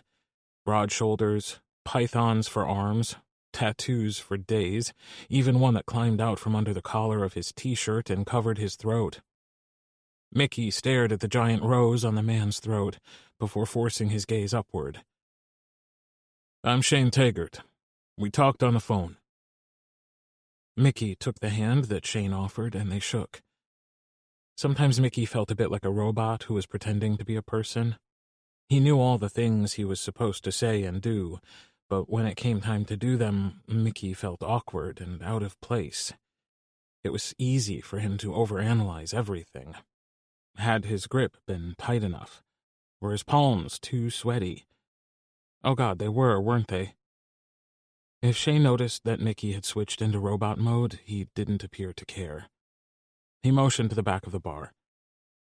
"Follow me. I'll give you the grand tour." Mickey was aware that Shane was talking, and he did his best to cling to what he was saying. Shane pointed out the staff room and the different areas of the back, including the kitchen. He introduced him to the cook, whose name Mickey promptly forgot, and then led him into his office. Shane motioned for him to have a seat. "Did you get any of that?" he asked, dropping into the chair behind the desk. "Not really, no." Shane grinned at him and pushed a stack of papers his way. "That's fine. I can give you the grand tour again after your nerves have settled a bit. All that right there is standard tax stuff. Just fill it out and I'll pass it over to my brother."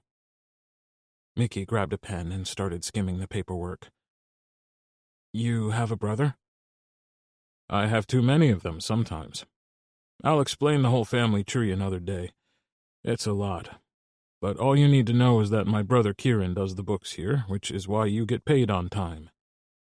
Shane stood and clapped Mickey on the shoulder on his way out. "I'm going to step out front for a few minutes and let you fill those out. I'll be back, and then we can go over the house rules and stuff." That had been hours ago, and Mickey was now out on the floor, pouring drinks and doing not much else just yet. Shane said he liked to break new staff in gently, but Mickey had a feeling Shane was taking pity on him and how overwhelmed he'd been all evening. Shane kept Mickey with him behind the bar, and Mickey got to handle pouring beer and fetching bottled drinks from the cooler. Things that required no talent or thought. Two things that were in short supply when it came to Mickey. "I'm sorry I'm not more useful yet," Mickey said, earning him his first genuine scowl from Shane. Promptly, Shane clapped a hand on Mickey's shoulder and steered them away from where the customers were sitting. "Mickey, you've been on this job for all of 2 hours. I didn't hire you expecting someone who knew everything.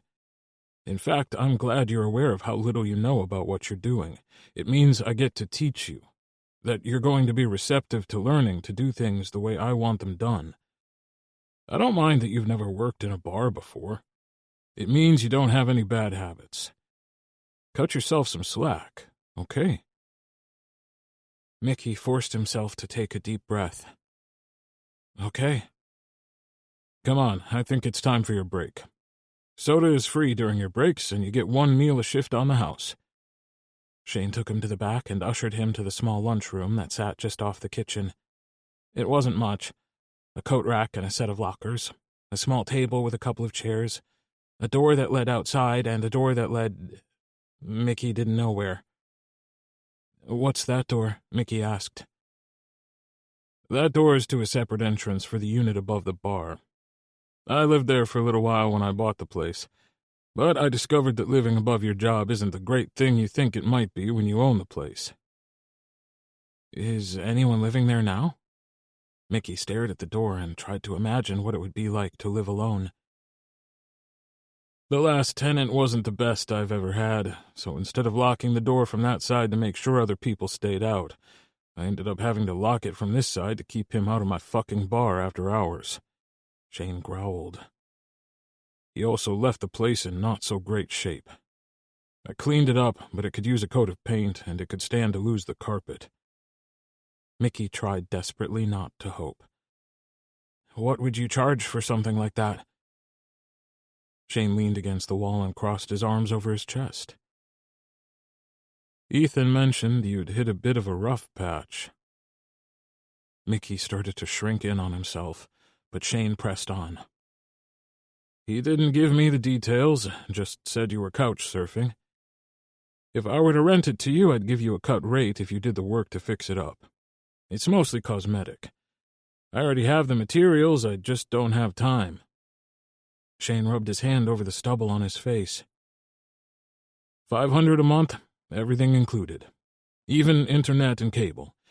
You can use the bar's Wi-Fi, and I had a cable installed up there at the same time we upgraded everything in the bar.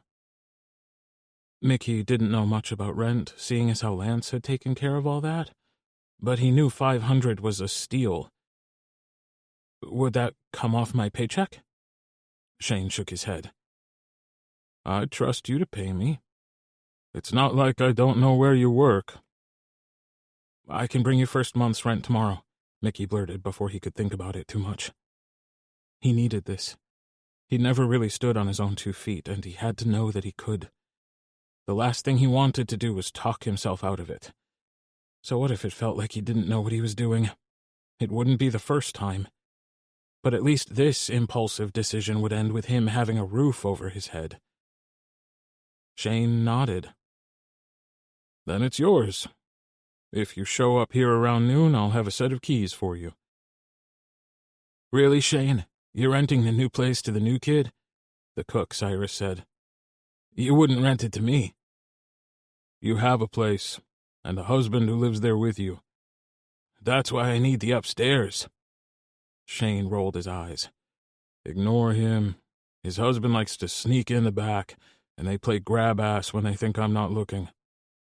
You're such a cockblock, Shane. Get back to work or I'll fire you. Cyrus grinned at Mickey. He threatens to fire me at least 3 times a week.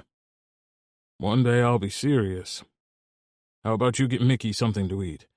If his stomach growls any louder, we'll get a noise violation.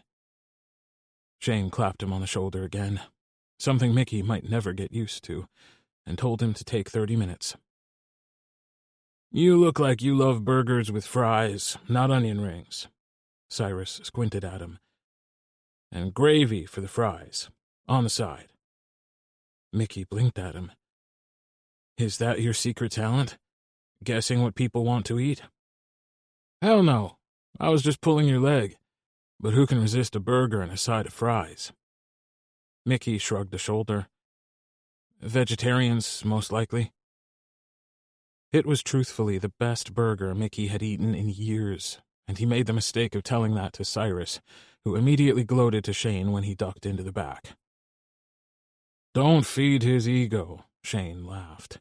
If it gets any bigger, his head won't fit through the door. Mickey took a piss and washed his hands before returning to work. He hadn't expected to see Ethan there, but he shouldn't have been surprised. He poured Ethan a beer, and the first thing he did after that was put his foot in his mouth. Ethan got a look on his face whenever Mickey said something about himself that he didn't like. It was sort of the face Mickey imagined he'd make if he ate something sour.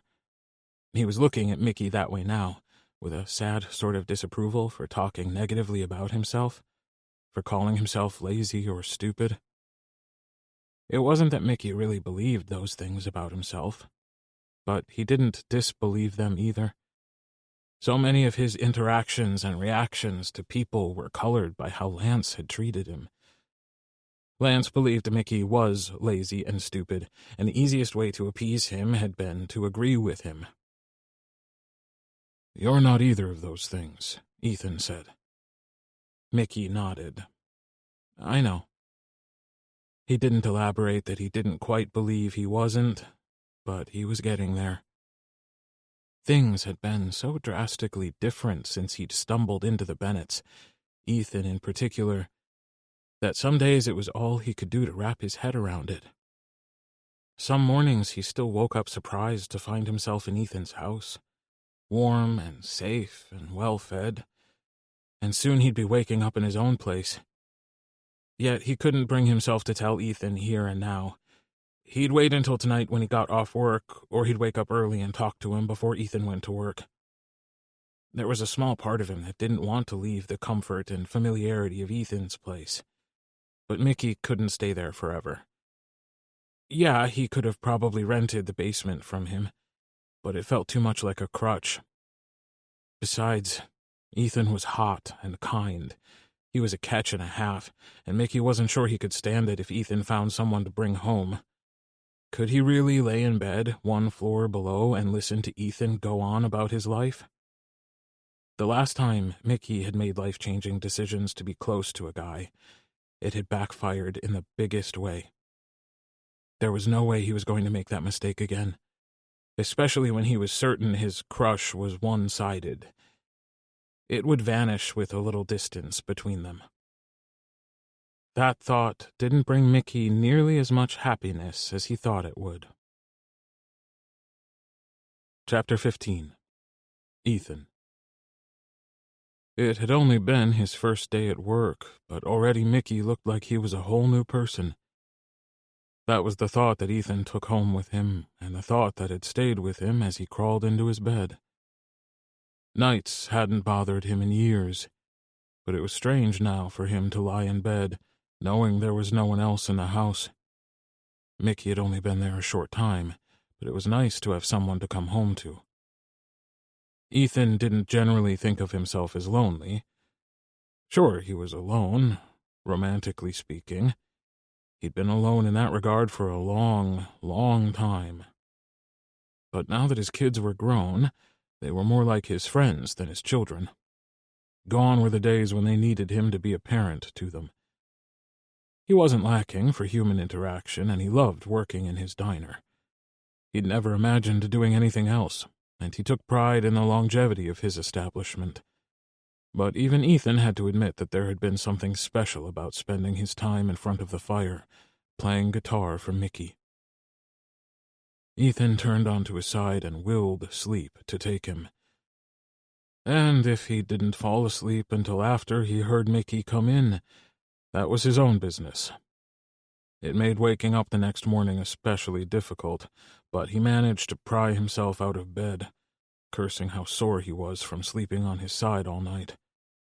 He rubbed at his hip, and not for the first time, frowned at the fact he was officially old enough to injure himself sleeping. He dressed in jeans and a long-sleeve checkered button-up. He rolled the sleeves up and crept through the house, doing his best to sneak out without disturbing Mickey.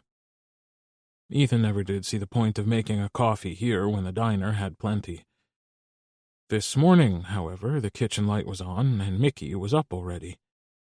With 2 cups of coffee poured and waiting, he greeted Ethan with a tentative smile. "Hey, I didn't expect to see you up." Mickey usually wasn't when Ethan left for work. "I woke up with your alarm." Mickey slid a coffee toward Ethan. "How was your first night?" "I think it went well." Mickey raked a hand through his hair. He took a deep breath and let it out, slowly. "Are you okay?"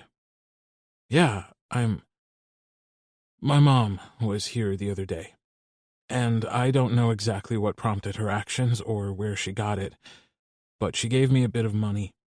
It's not a lot, but it's enough. You see, Shane had a renter who trashed the place over the bar, and if I do the fixes myself, he's got the materials, and I get a killer deal on rent." Mickey frowned and stared into his coffee instead of looking at Ethan.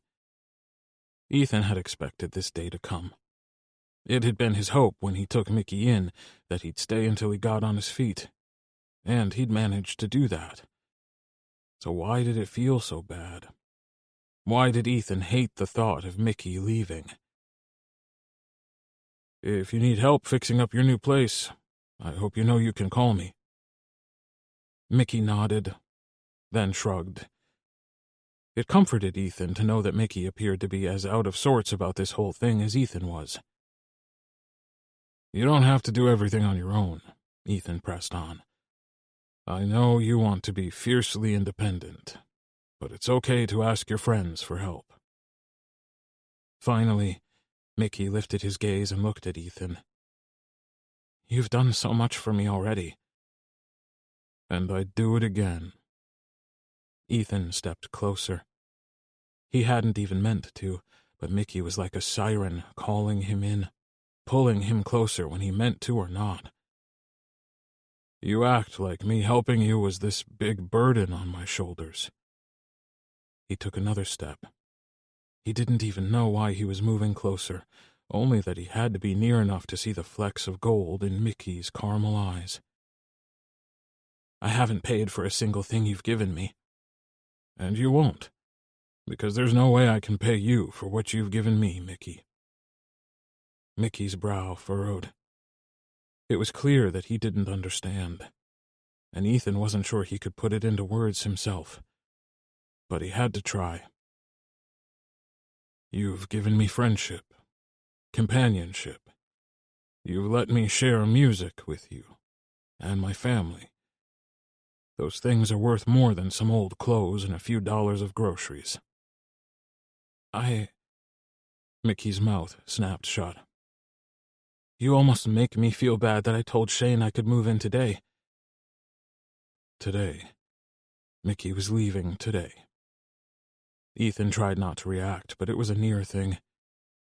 He wasn't sure why the thought of Mickey not being here felt like someone had torn a hole in his chest, only that it was there, gaping and raw. "Don't feel bad, Mickey. Just make sure you come around for fire nights, okay? You're always welcome here. And I know Shane has a hell of a cook over there, but don't forget to stop by the diner now and then." It was stupid to feel like this was goodbye. Mickey was moving across town, not across the universe. They weren't star-crossed lovers being torn apart by fate. They weren't anything. And it was that thought that twisted the knife in Ethan's guts. He was going to miss Mickey. Not because he made his house seem less empty, but because he made Ethan feel less empty. Mickey had quickly become important to him, and he wasn't sure what to do about it. For now, nothing. Mickey was just getting his life back together. He deserved time and space to see who he was and what he wanted. The last thing he needed was to be saddled with the angsty attachment of a middle-aged man who, for one reason or another, had started to have feelings for him. "Do you need help with your things? I know Taylor brought you a ton of clothes. I can swing by later and give you a lift.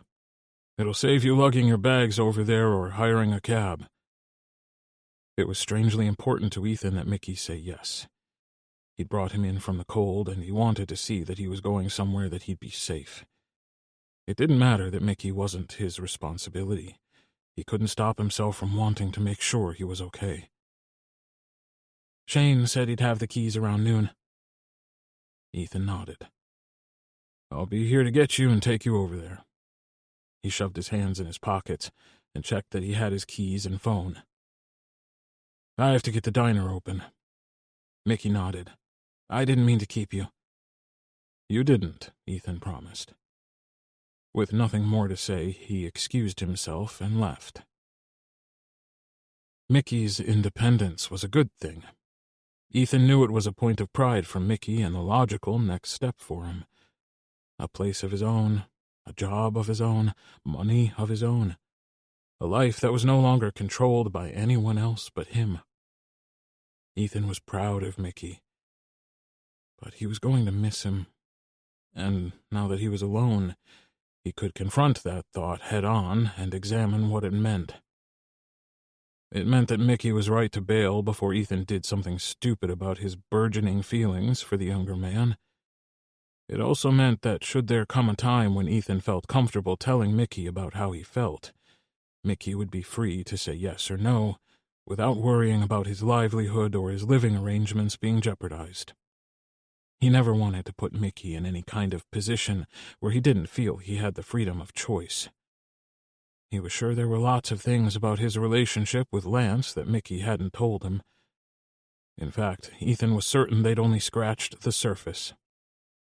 Mickey had a lot of baggage to deal with, and Ethan didn't need to add more to it. He shook his head at his own tangled thoughts.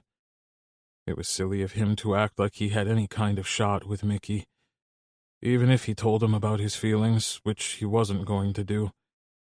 Mickey was younger, and deserved better than some boring old man whose best friends were his own kids. Work that day sucked. It was all Ethan could do to keep his mind on task. Even Taylor noticed how scattered his dad seemed to be, and though he didn't comment, Ethan sensed Taylor's watchful gaze on him a few times. When Ethan's other staff members came in, he went to the office under the guise of having paperwork to take care of. In actuality, he sat at his desktop and lost several hands of solitaire while pretending to be not thinking about Mickey and not watching the time. Midday's approach took an eternity to arrive, and still Ethan wanted more time. But it was up. He stood up and was on his way out of his office when Taylor ducked in. "Hey, I wanted to check on you," he said. "You seemed distracted today." Ethan couldn't admit to not sleeping well without Taylor asking even more questions, so he went with a version of the truth. "I'm taking Mickey to his new apartment. Right now, actually. His mom was around the other day and gave him some cash, and Shane is renting him the unit above the bar." Taylor made a face. "Better him than me. I couldn't live above a bar. Too noisy." Ethan grinned at him. "Spoken like a true morning person. I was just worried that he was rushing himself, leaving because he thinks he has to, rather than because he wants to." Taylor squeezed Ethan's shoulder. "That's because you're a good dad." None of Ethan's feelings for Mickey were at all fatherly, but he wasn't about to correct Taylor. Not about this.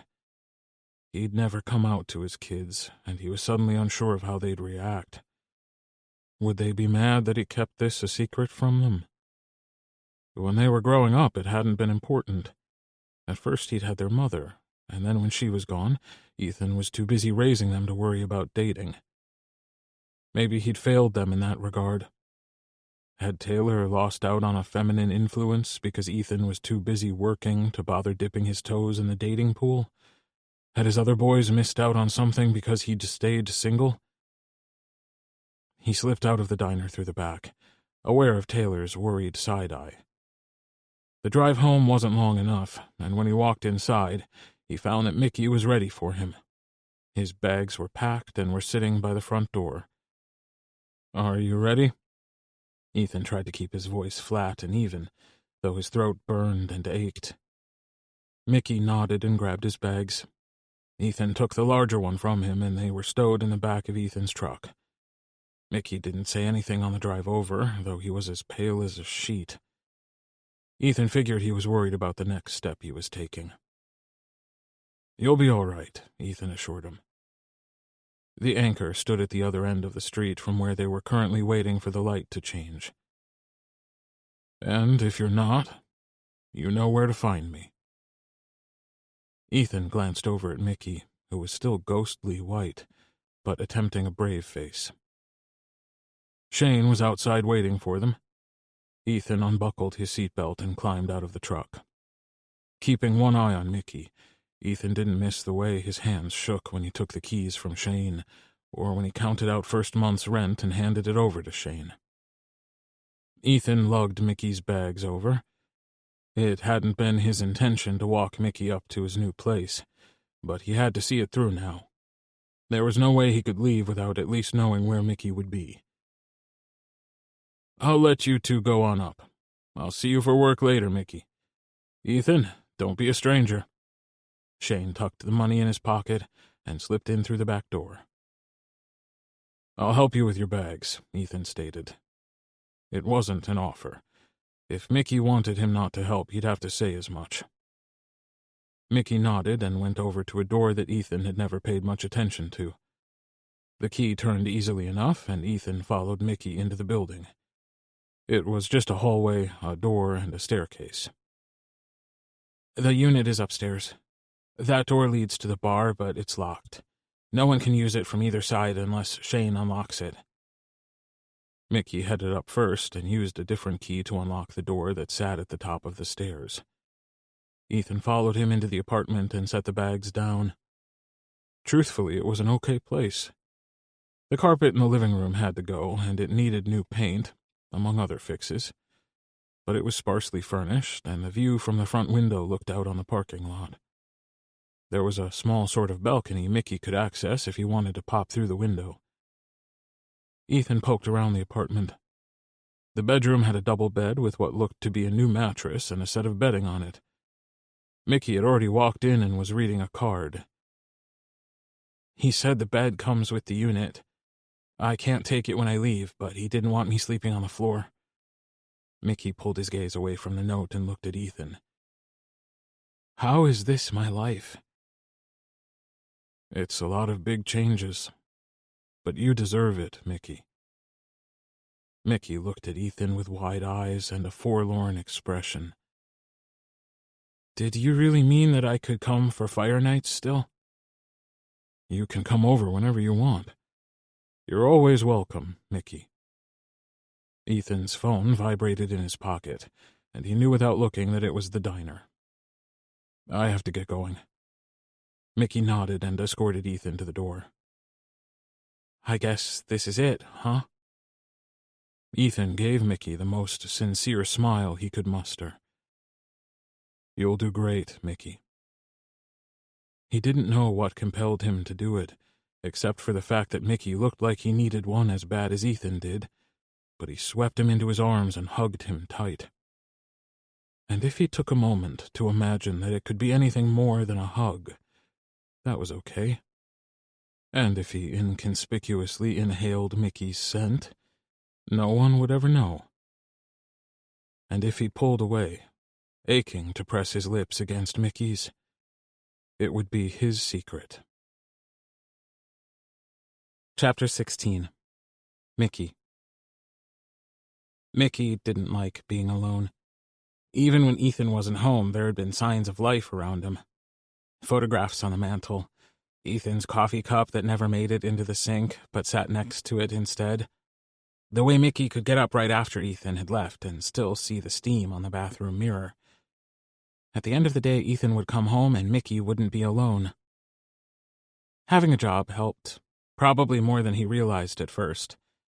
Shane was a patient teacher, and the other staff were equally helpful. But once the anchor closed for the night, everyone went home, and Mickey went upstairs alone. He still didn't have much up there, but he'd scrubbed the place from top to bottom and had applied the first coat of paint in the living room. It was how he spent his days now. After waking up and playing handyman, he'd cobble together something to eat from his meager pantry, take a shower, then go to work. Every night he watched the doors, waiting for Ethan to walk through them. But Ethan hadn't come back. Not after that hug. Mickey tried not to think too much about it because the hug made him sad and horny all at once, and he was positive both reactions weren't the ones Ethan had planned on when he'd hugged him. Mickey wrapped his blanket tighter around himself and looked out at the quiet streets. At night, after his shift, he'd often sit at his living room window and stare out into the night. It wasn't that long ago when Mickey had been sleeping on the other side of the walls. It was a miserable existence, and he'd often felt invisible. But Taylor saw him. Ethan saw him. And where other people might do nothing, Ethan went above and beyond to help Mickey. For a while, he thought his feelings for Ethan might be a little bit of hero worship, but he knew now they weren't. They were something far more dangerous, something far more real. When Mickey had fallen for Lance, he'd fallen for his pretty words. Lance always knew the right thing to say. He'd had so many compliments for Mickey, all the time, and Mickey had been drunk on them. That had to be love, right? Someone wouldn't say all those nice things to him unless they really loved him. With the ink barely dry on his diploma, Mickey went to Lance. Spider, meet fly. Mickey shivered, even though he wasn't cold, and he tugged the blanket up to his chin, cocooning himself as if it could protect him from his past. By the time he left Lance, he'd known that Lance hadn't loved him. Not at first, and maybe not at all. Whatever they had, it wasn't love. Love was more than pretty words. Mickey shifted around and brought his knees up close to his chest. Love was making room for your kids' boyfriends around the fire. Love was remembering the ways everyone liked their coffee. Everything Ethan did for his kids was out of love. Mickey had watched them all around the fire that night. Jonah and Spencer worked as a team to assemble their s'mores, while Colby had crafted the perfect one and presented it to Milo. And any idiot could see that Taylor was dead gone for his boyfriends. If he smiled any brighter around them, it could be seen from space. The Bennett brothers had been raised with love, and it showed in everything they did. And then there was that fucking hug. There had been something there, Mickey was sure of it. But he was also sure that Ethan would never make the first move. In a few weeks, he'd forget all about Mickey. He'd come into the bar sometimes, and Mickey would pour him a beer. They'd be polite and make small talk, and there would be no more curling up with him by the fire. No more guitar lessons or quiet support, as Mickey took the broken pieces of his past out and showed them off. Mickey didn't want that life, though. Ethan was too important to him, and the idea of being just some guy Ethan helped one time was a knife in the chest. He played that hug over again in his head. Ethan was average in every sense of the word, and it made him the perfect height to hug Mickey. God, he'd smelled amazing. Whatever soap or cologne he wore really did it for Mickey. He smelled rich and fresh, and a little like coffee. The life Mickey wanted probably wasn't within his grasp. Ethan was older and had already lived through so many things. He'd loved and lost and raised a family by himself. He didn't need someone like Mickey, who was half his age and still wobbling around through life like a freshly born fawn. On the one hand, he knew it wasn't fair to compare himself to other people. But on the other, people his age had gone to college, gotten degrees, met someone, got married, had kids, gotten divorced, and were working on family number 2. And Mickey was still spinning his wheels at the starting line. Though maybe that was a good thing. Kids weren't something Mickey had ever wanted. Though he wouldn't mind a pet. Something small, like a cat. At least then he'd have someone to come home to. In the days after leaving Ethan's, Mickey couldn't help but feel like maybe it had been a mistake. Ethan hadn't been in a rush to get rid of him, but Mickey had been so bent on proving himself. But prove what? That he could pay for a space to be sad and alone in? Mickey leaned his head against the wall and fell asleep. It meant he woke early and with a horrible kink in his neck. But he'd slept well enough, and he could always grab a nap before work later. It didn't take him long to make the decision. After a quick shower and a change of clothes, Mickey wrapped himself up in a warm jacket and made the walk to the diner. Having a destination made walking good again. Mickey hadn't minded walking, but it got arduous when he had nowhere to go. Like the night Mickey stumbled into the diner out of the dark and cold. The diner was a beacon, cutting through the darkness of the early morning. Mickey spotted Ethan in the window, pouring coffee for another early riser and chatting away. Mickey smiled, and his feet carried him a little faster after that. He'd never understood the saying, "a sight for sore eyes," until he laid eyes on Ethan that morning, after days of not seeing him.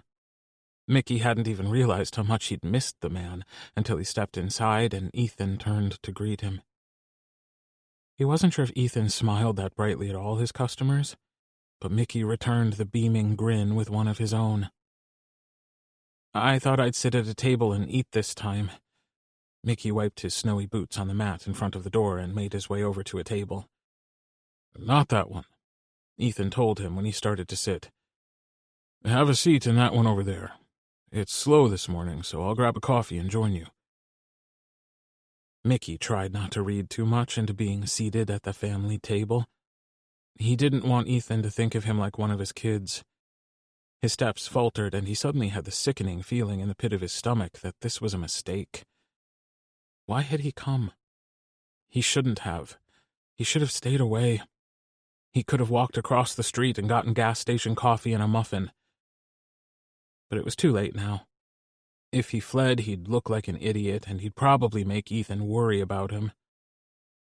He sat down but kept his coat on. The morning chill still clung to his bones. Maybe he could buy one of those plug-in fireplaces for his apartment. He missed the fireplace at Ethan's. But there were more pressing needs he had to take care of first before luxury items like fireplaces. Ethan appeared and poured 2 cups of coffee before whisking the pot back behind the counter. He was smiling when he returned. "I'm glad you came. How have you been?" "Busy, tired, but good. I'm good." "That's good," Ethan nodded. Fucking awkward. Mickey wanted to die. He should have stayed home. But it didn't feel like home, not yet at least. Maybe that would come with time. But it had taken no time at all for Mickey to feel at home at Ethan's house. Even the diner felt more like a place he wanted to be than his own apartment. "What's a guy got to do to get breakfast around here?" Mickey asked, cocking a half-smile. Anything to try and ease the weird vibe that had settled between them. Asking about food put Ethan in host mode, and he rattled off the breakfast menu. "How about you choose for me? Make it a surprise." "Let me put the order in and see if anyone is ready for a refill, and I'll be right back." "I'll be here." Mickey felt like an idiot for saying it. It was like the hug had infected his brain, and he suddenly didn't know how to act around Ethan. Where they never used to falter in conversation, Mickey felt self-conscious now, and it was making him act like a fool. Nothing had changed between them, for better or worse. Watching Ethan work wasn't a hardship. He was friendly with everyone. When new people came in, he greeted them by name and told them to sit anywhere. It took a few minutes for Ethan to come back to the table, and when he returned, he had a plate of scrambled eggs, bacon, and 2 pieces of whole wheat toast cut on the diagonal. More people came in, and Ethan apologized and went to do his job, which suited Mickey fine. Just being in Ethan's bubble was enough to make him feel less alone. He ate his breakfast while Ethan worked. The diner seemed to have a healthy breakfast crowd, and even though Ethan didn't have time to talk, being surrounded by people was a lot better than sitting at home by himself, staring out the window. Mickey finished his meal and was pulling out his wallet to pay when Ethan appeared with a coffee pot in hand. "Top up?" "Thanks, but no. I should get home. The walls don't paint themselves." Ethan spied Mickey's wallet and shook his head. "Put that away, Mickey." Mickey narrowed his gaze and took the money out anyway. He set it on the table. "Consider it a tip, then." "If you don't put that back in your wallet, I'll come to where you work and tip you twice as much." Mickey complied and tucked his money away. "You could come by my work anyway. You don't even have to tip." He couldn't tell Ethan how much he missed him, or how often his thoughts strayed to him, but he could pretend they could be friends and that it wouldn't tear him up inside. "When's your next day off?" Mickey had to stop to think about it. "Tuesday." "You should come by the house for dinner Tuesday night." Mickey's stupid heart nearly exploded, and he accepted the offer without thinking. First the hug, now an invitation to dinner. Mickey didn't know what was going on, and though he tried not to read too much into it, he couldn't help the little voice down in the bottom of his beat-up heart whispering, "What if?" Chapter 17. Ethan. Not seeing Mickey had Ethan all tangled up inside. Time and time again he had to remind himself that it was a good thing. Mickey needed to stand on his own 2 feet. The confidence boost would do him good. It wasn't like Ethan couldn't go and visit, but he hadn't. Not after that impulsive hug. He hadn't even meant to do it, but then he had an armful of Mickey, and God be damned if that moment didn't play in a loop in his head. "Penny for your thoughts, old man?" Colby came up next to Ethan and peered over his shoulder. "Smells good." "I'm just sorry the wind is so high tonight and we can't have a fire outside." This is nice too. A toasty warm house and a big pot of chili, and no one will smell like campfire later." The campfire smell never bothered Ethan much. Over the years, he'd actually grown to like it and what it stood for, what it represented. "Seriously, Dad, where are you tonight?" Ethan glanced at the time. He debated not telling Colby that he had invited Mickey and was waiting for him to show up. It was all he could think about all weekend. He hated that Mickey didn't have a phone, and Ethan couldn't call him and make sure he was still coming. "I invited Mickey for dinner." "Why didn't you say something? Someone could have picked him up." "It slipped my mind until a few minutes ago. Milo and I got here last, so we're not boxed in. I can go get him if you want." Ethan was about to tell Colby that they'd give him 5 more minutes when there was a knock on the door. He hoped the way his heart leaped didn't show on his face. That's probably him. Taylor called out that he had the door, and Ethan forced himself to stay in the kitchen. He'd never felt like he had to hide anything from his kids before, and trying to do so now had him all wrong-footed. He was sure that his every thought was clear as day. One of his kids was going to look at him and know that he had a thing for Mickey. Not a thing. Feelings. Real, whole-ass, confusing as fuck feelings. Because what business did he have crushing on someone at his age?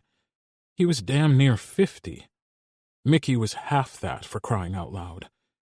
He'd be better off if Taylor decided he wanted a 3rd boyfriend. Though he seemed pretty happy with the 2 he currently had. And the idea of Taylor and Mickey together made Ethan want to fling the pot of chili into the snow outside. His hatred for that idea was visceral and irrational, as were his feelings for Mickey. "Hey." Mickey's voice was soft and unsure, and Ethan turned toward it, no longer pretending to be stirring the chili. The chatter of his kids fell away, and all Ethan could see or hear was Mickey. "Hey." Ethan's voice came out sounding a touch too bright, but he pretended that he'd meant to do that. "You came." "You invited me." Mickey didn't look all that thrilled to be there, but before Ethan could ask him what was wrong, Taylor swooped in and dropped an arm around Mickey's shoulders the way he often did with his brothers. "Hey, you. How's the new job? Tell me everything." "It's good. Everyone is really great, and Shane has the patience of a saint. But yeah, it's good." Mickey looked around at the packed living room. "No fire tonight?" "Just the fireplace in the living room. The wind is too high tonight." Ethan usually checked the weather before he set up a fire night, but good weather or not, Tuesday was Mickey's day off. "Don't worry. The inside fire nights are almost as good as the outside ones." "They're better if you ask me." Jonah came into the kitchen and grabbed a beer from the fridge. "No smoke in your eyes? No bugs crawling up your legs? No stinky clothes?" Taylor rolled his eyes. "And Nash calls me a princess." As if summoned, Nash appeared behind Taylor and wound his arms around Taylor's waist. "I don't call you a princess. You're my princess. There's a difference." It had taken a bit for Ethan to get used to the public displays of affection between his children and their respective partners, but with the arrival of Nash, Taylor loosened his hold on Mickey. Mickey gravitated toward Ethan. "Did you need help with anything?" Normally Ethan would say no, but he caught a glimpse of something in Mickey's expression that had him rethinking his automatic response. "There's garlic butter in the fridge and French bread on the counter. If you wanted to cut the loaves in half and butter it and pop it in the oven, I can grate cheese for the chili." Everyone else trickled back out to the living room, and Ethan set about grating the cheese while Mickey worked in silence next to him. He got the distinct feeling there was something wrong, but he didn't want to start prying when everyone was here. "I'm glad the job is going good." Ethan wanted to slide his face through the cheese grater a few dozen times because of how awkward he knew he sounded. It was stupid to be this fucking off-kilter over a guy, but here Ethan was, making small talk in his own kitchen, desperate for any single syllable that would come out of Mickey's mouth. "Shane's great." "And the apartment?" Mickey arranged the loaves of buttered bread on a baking sheet and slid it into the oven. "It's fine. Empty, but that's probably best considering I'm repainting it for Shane." Ethan ached to tell Mickey that he didn't have to go, that he could have stayed. But he refrained because, really, who was Ethan kidding? Stay and do what? Keep an aging bisexual happy because he didn't have to come home to an empty house and rattle around inside like some sort of pre-dead specter? No thanks. Besides, Mickey deserved better. "Hey, Mickey, get out here and settle something for us," Colby said as he stepped into the kitchen and was met with a chorus of groans. "It's a trap. Don't do it. Save yourself." Milo appeared at Colby's side, laughing and squirming as Colby clamped a hand over his mouth. Mickey looked to Ethan for... what? Permission? Help? "Don't look at me," Ethan said, giving Mickey what he hoped was a reassuring smile. "I bowed out of all their bullshit years ago." "Hey!" Taylor squawked from his perch on Damon's lap. "It's not bullshit. It's important." Damon leaned in and said something in Taylor's ear, earning him a scowl. "Et tu, Brute?" Taylor said to him. Ethan left them to battle it out among themselves the way he always did, and he pulled the garlic bread out of the oven. He arranged everything on the counter assembly line style and ushered Mickey over to get the first bowl. There was plenty for everyone, but Ethan couldn't help making sure Mickey got all that he wanted. Mickey dished himself up and gave Ethan a soft, sad kind of smile and a mumbled thank you before heading to the living room. Predictably, he sat by the fire, and it made Ethan weirdly happy that he'd known exactly where Mickey would choose to sit. Ethan watched the rowdy group blow through the kitchen in a flurry of activity. Spencer dished 2 bowls up, one for himself and one for Jonah, who had hung back to keep Mickey company in the living room. By the time everyone had food, the question they'd wanted Mickey's opinion on had been forgotten. Ethan glanced at the group of them, and he sent a quiet word up to his wife about how good they'd done. He didn't often talk to her like that, but every so often he could almost feel her presence. Today he felt her approval drape over his shoulders like a warm blanket. Pushing all those thoughts aside, Ethan dished himself up and went to join everyone. The only available seat was conveniently next to Mickey, who hadn't touched his food while Colby was getting to his feet and heading for a second bowl. "I should have asked if you wanted chili." Ethan said it like an apology. "I do," Mickey said, meeting Ethan's gaze briefly before it darted back down to his bowl. "I wanted to wait for you." Ethan didn't know what to say, so he said a quiet thank you and dug in.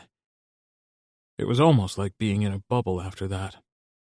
Chatter flowed past Ethan and Mickey, and every so often someone would try to lure them into the conversation, but neither of them was too keen to take the bait.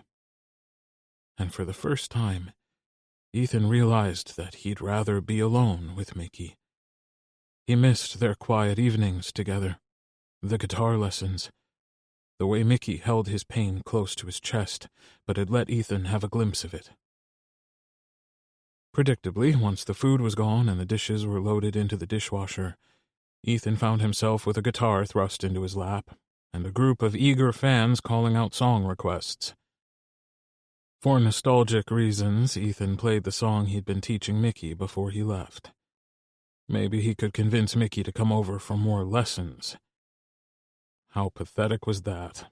He was twice Mickey's age and trying to figure out ways to spend more time with him. Maybe Ethan needed a boyfriend, a real one his own age. As quick as the thought entered his head, he dismissed it. Ethan was a one-person sort of man, and right now his foolish heart was set on Mickey. He let his brain go blank after that, and he focused on the music he played. Every song held 1,000 memories. Each one felt like an old friend. Ethan would have played all night, but Jonah and Spencer both had to leave early. They were teachers at the high school, and Jonah had a stack of grading to do. Colby and Milo left when they did, using the excuse that they were blocking Jonah's car, and if they were going to move it, they might as well move it to their own parking space. Taylor and his men made their excuses next. Taylor was by the door, sliding into his jacket and boots, when he offered Mickey a ride home. "I'll drive him.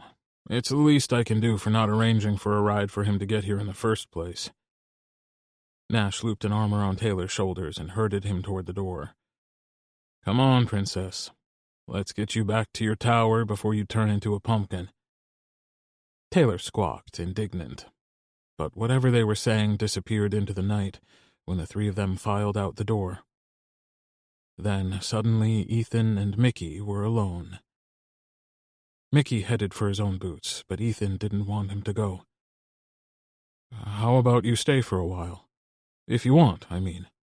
I'll make us a drink, and you can play the guitar a bit if you like." Mickey looked at Ethan with such confliction in his expression. "Mickey, what's wrong?" "It's dumb." Ethan took a step closer. "I promise it's not." It felt like forever before Mickey spoke. Can you... Mickey took a deep breath and let it out slowly. Ethan watched him stare over at the fire, and when he spoke it was so quiet Ethan almost missed it. "A hug?" Mickey said. That was it.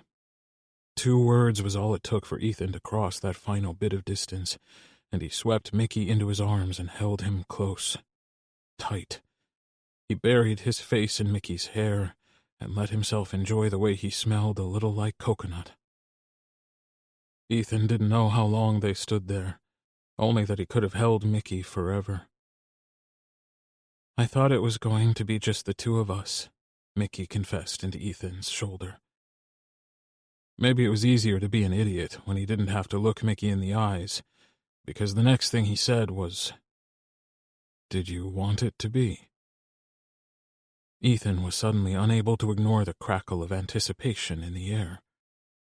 When Mickey didn't respond, Ethan said his name. "Mickey?" Mickey pulled away. Only a little. Just enough to look up at Ethan. And then suddenly Ethan was being kissed by the softest lips he'd ever had the pleasure of touching. He was too stunned to move at first, and then he was pulling Mickey closer. Winding an arm around Mickey's waist, he held him tight, trapping their bodies together. His other hand sank into Mickey's hair and he cradled the back of his head. God, it was like his whole fucking world shifted sharply to the right, and Ethan was just along for the ride now. The kiss went on forever. It was slow and sweet, and mostly tentative at first, but as it built, arousal rolled through Ethan like a slow-moving bank of fog, and when that was all he could see, taste, feel, he pulled away, just a little, so he could look Mickey in the eyes. Mickey trembled in his arms. Quaking like a leaf, he clung to Ethan. Ethan cupped Mickey's cheek and watched the way Mickey closed his eyes. Thick lashes fanned out against his cheeks as he leaned into Ethan's touch. "Say anything. Anything except you're sorry. Anything but that," Mickey pleaded. His eyes snapped open and he stared into Ethan's. "I don't want to be something you regret." "The only thing I regret about tonight was the number of people in my house when it should have just been the two of us." It was the truth, and evidently the perfect thing to say, because Mickey's face lit up, making him even more stunning and radiant than Ethan found him to begin with. Mickey wound his arms around Ethan's neck and smiled as he pulled him into another kiss. Ethan had no idea what he was doing, only that he didn't want to stop doing it. Chapter 18. Mickey. Mickey had forgotten how good kissing was until Ethan kissed him back. He'd always thought that the whole fireworks thing in movies with the orchestral soundtrack was a bit ridiculous. But that's exactly what this felt like, and Mickey wanted more of it. He was greedy, insatiable, and if they did nothing but stand in the middle of the room and make out for the rest of the night, Mickey would be satisfied. He did have other ideas, though. Better ones, because he saw the way Ethan looked at him and it made his heart crash against his ribcage. He wanted to think that Lance had once looked at him like that, but everything Lance did was out of cold calculation. Ethan was all raw affection and vulnerability. A surge of protectiveness washed over Mickey, and it caught him so off guard that he nearly stumbled. The jolt broke their kiss, but Mickey didn't stop. He kissed his way down Ethan's stubbled jawline and nuzzled the curve of his neck. God, he smelled amazing. It was a combination of all the things he'd done that day. Coffee and soap and Ethan himself, a darker, richer undertone that made him irresistible to Mickey. "Mickey," Ethan rasped, his hands sliding down Mickey's sides. Strong fingers dug into Mickey's hips. "Mickey, my head is spinning." Mickey slowed the pace of his kisses. "Should we slow down?" A strong hand splayed against Mickey's lower back, then swept upward, turning him to mush in Ethan's embrace. "I just meant that I'm a little out of practice on the whole intimacy thing, and I need to sit down. I'm out of breath, and I'm pretty sure there's no blood left in my upper body." "In that case..." Mickey steered Ethan to the couch and pressed his hand against Ethan's chest until he sat. Then Mickey climbed onto his lap. Straddling him, he wrapped his arms around Ethan's neck and brushed a kiss against the corner of his mouth. "Let me drive." Before Ethan could protest or talk himself out of it, or realize that he was miles out of Mickey's league, he kissed him again. This time he got his tongue in on the action and licked the seam of Ethan's lips. Teasing his way inside, Mickey fell into the utter bliss of just kissing someone and knowing that he didn't have to do more. Knowing that made him want to do more, but this was enough for now. A hard body underneath him, the proof of their arousal pressed together through layers of fabric, a pair of wandering hands that were caressing, not groping, caring and soft and strong in the right way. Not strong to hold him down, but to hold him together, to pick him up. Dependable and sure and capable of so much kindness that Mickey couldn't fathom it. Here was a man who'd lived more life than him. He'd raised a family on his own. He was steady and constant, and Mickey had no clue what Ethan was doing kissing him, but he didn't want to stop. Mickey toyed with the short hair at the back of Ethan's neck, sending out a mental cheer of victory when Ethan shuddered and pulled him closer.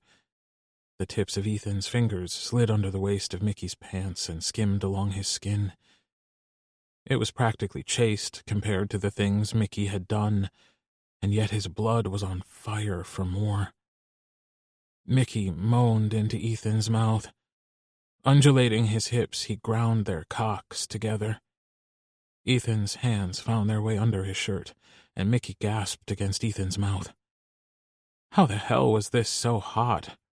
It was kissing, a bit of grinding, but Mickey could scarcely breathe, he was so turned on.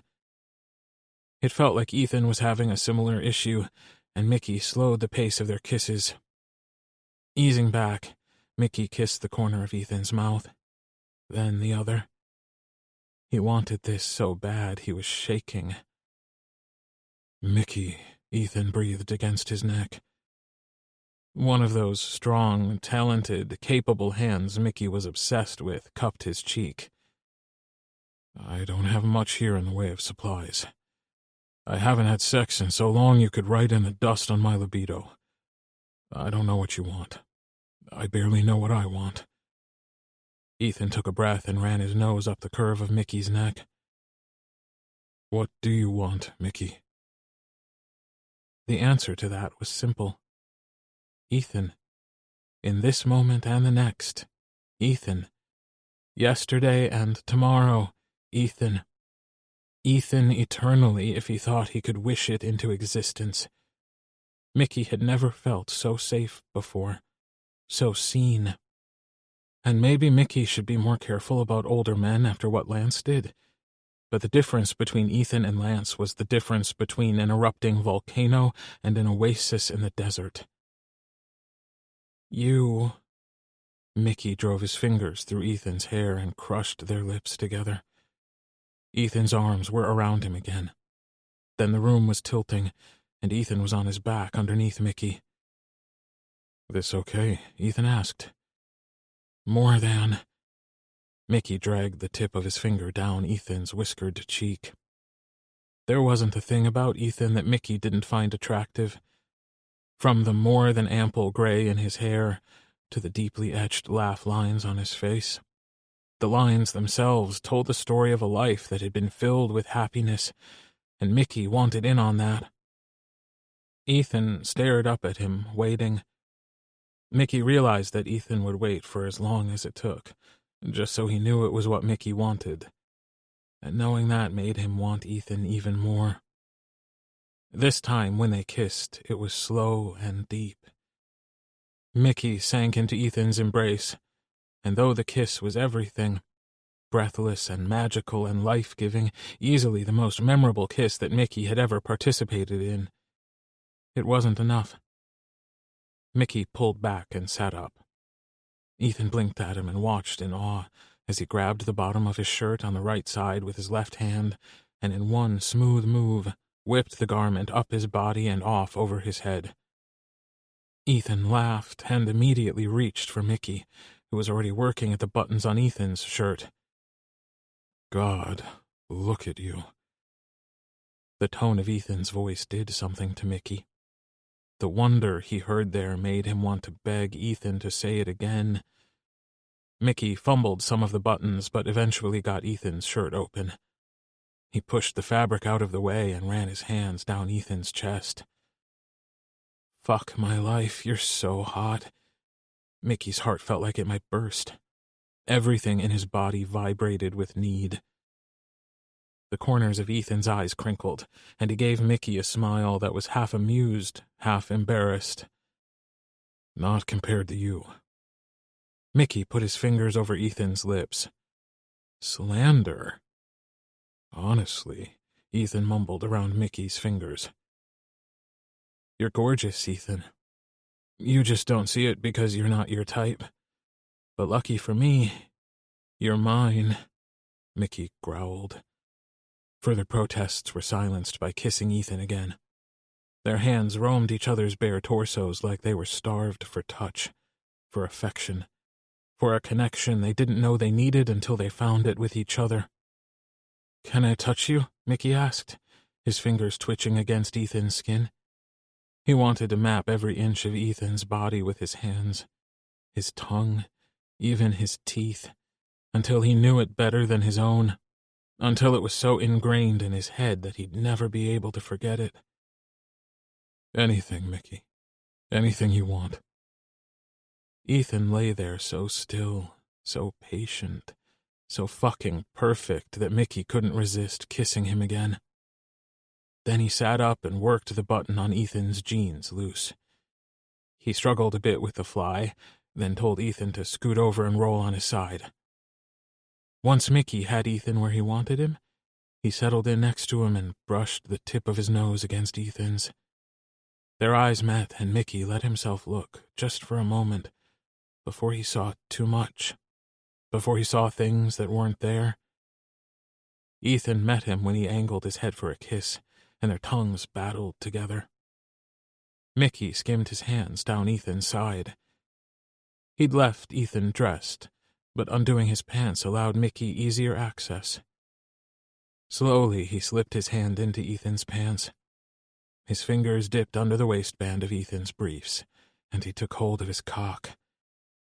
God, it was thick and long and pulsing. Ethan gasped into Mickey's mouth and let out a startled, strangled kind of noise that sounded like a mix of relief and mortification, and it was so fucking hot. Ethan came. He came and came. Cum poured out of his cock like he hadn't had an orgasm in the past decade. And maybe he hadn't. Mickey barely had time to think about how hot that was when Ethan started apologizing. "I'm sorry. Fuck, I'm so sorry." Ethan's eyes were squeezed shut, and he clung to Mickey, still twitching and coming, looking like he loved and hated it in equal measure. Ethan's gentle laughter shook his voice as he continued to apologize. "Don't be sorry." Mickey kissed Ethan, chaste and brief. "It's been a while since..."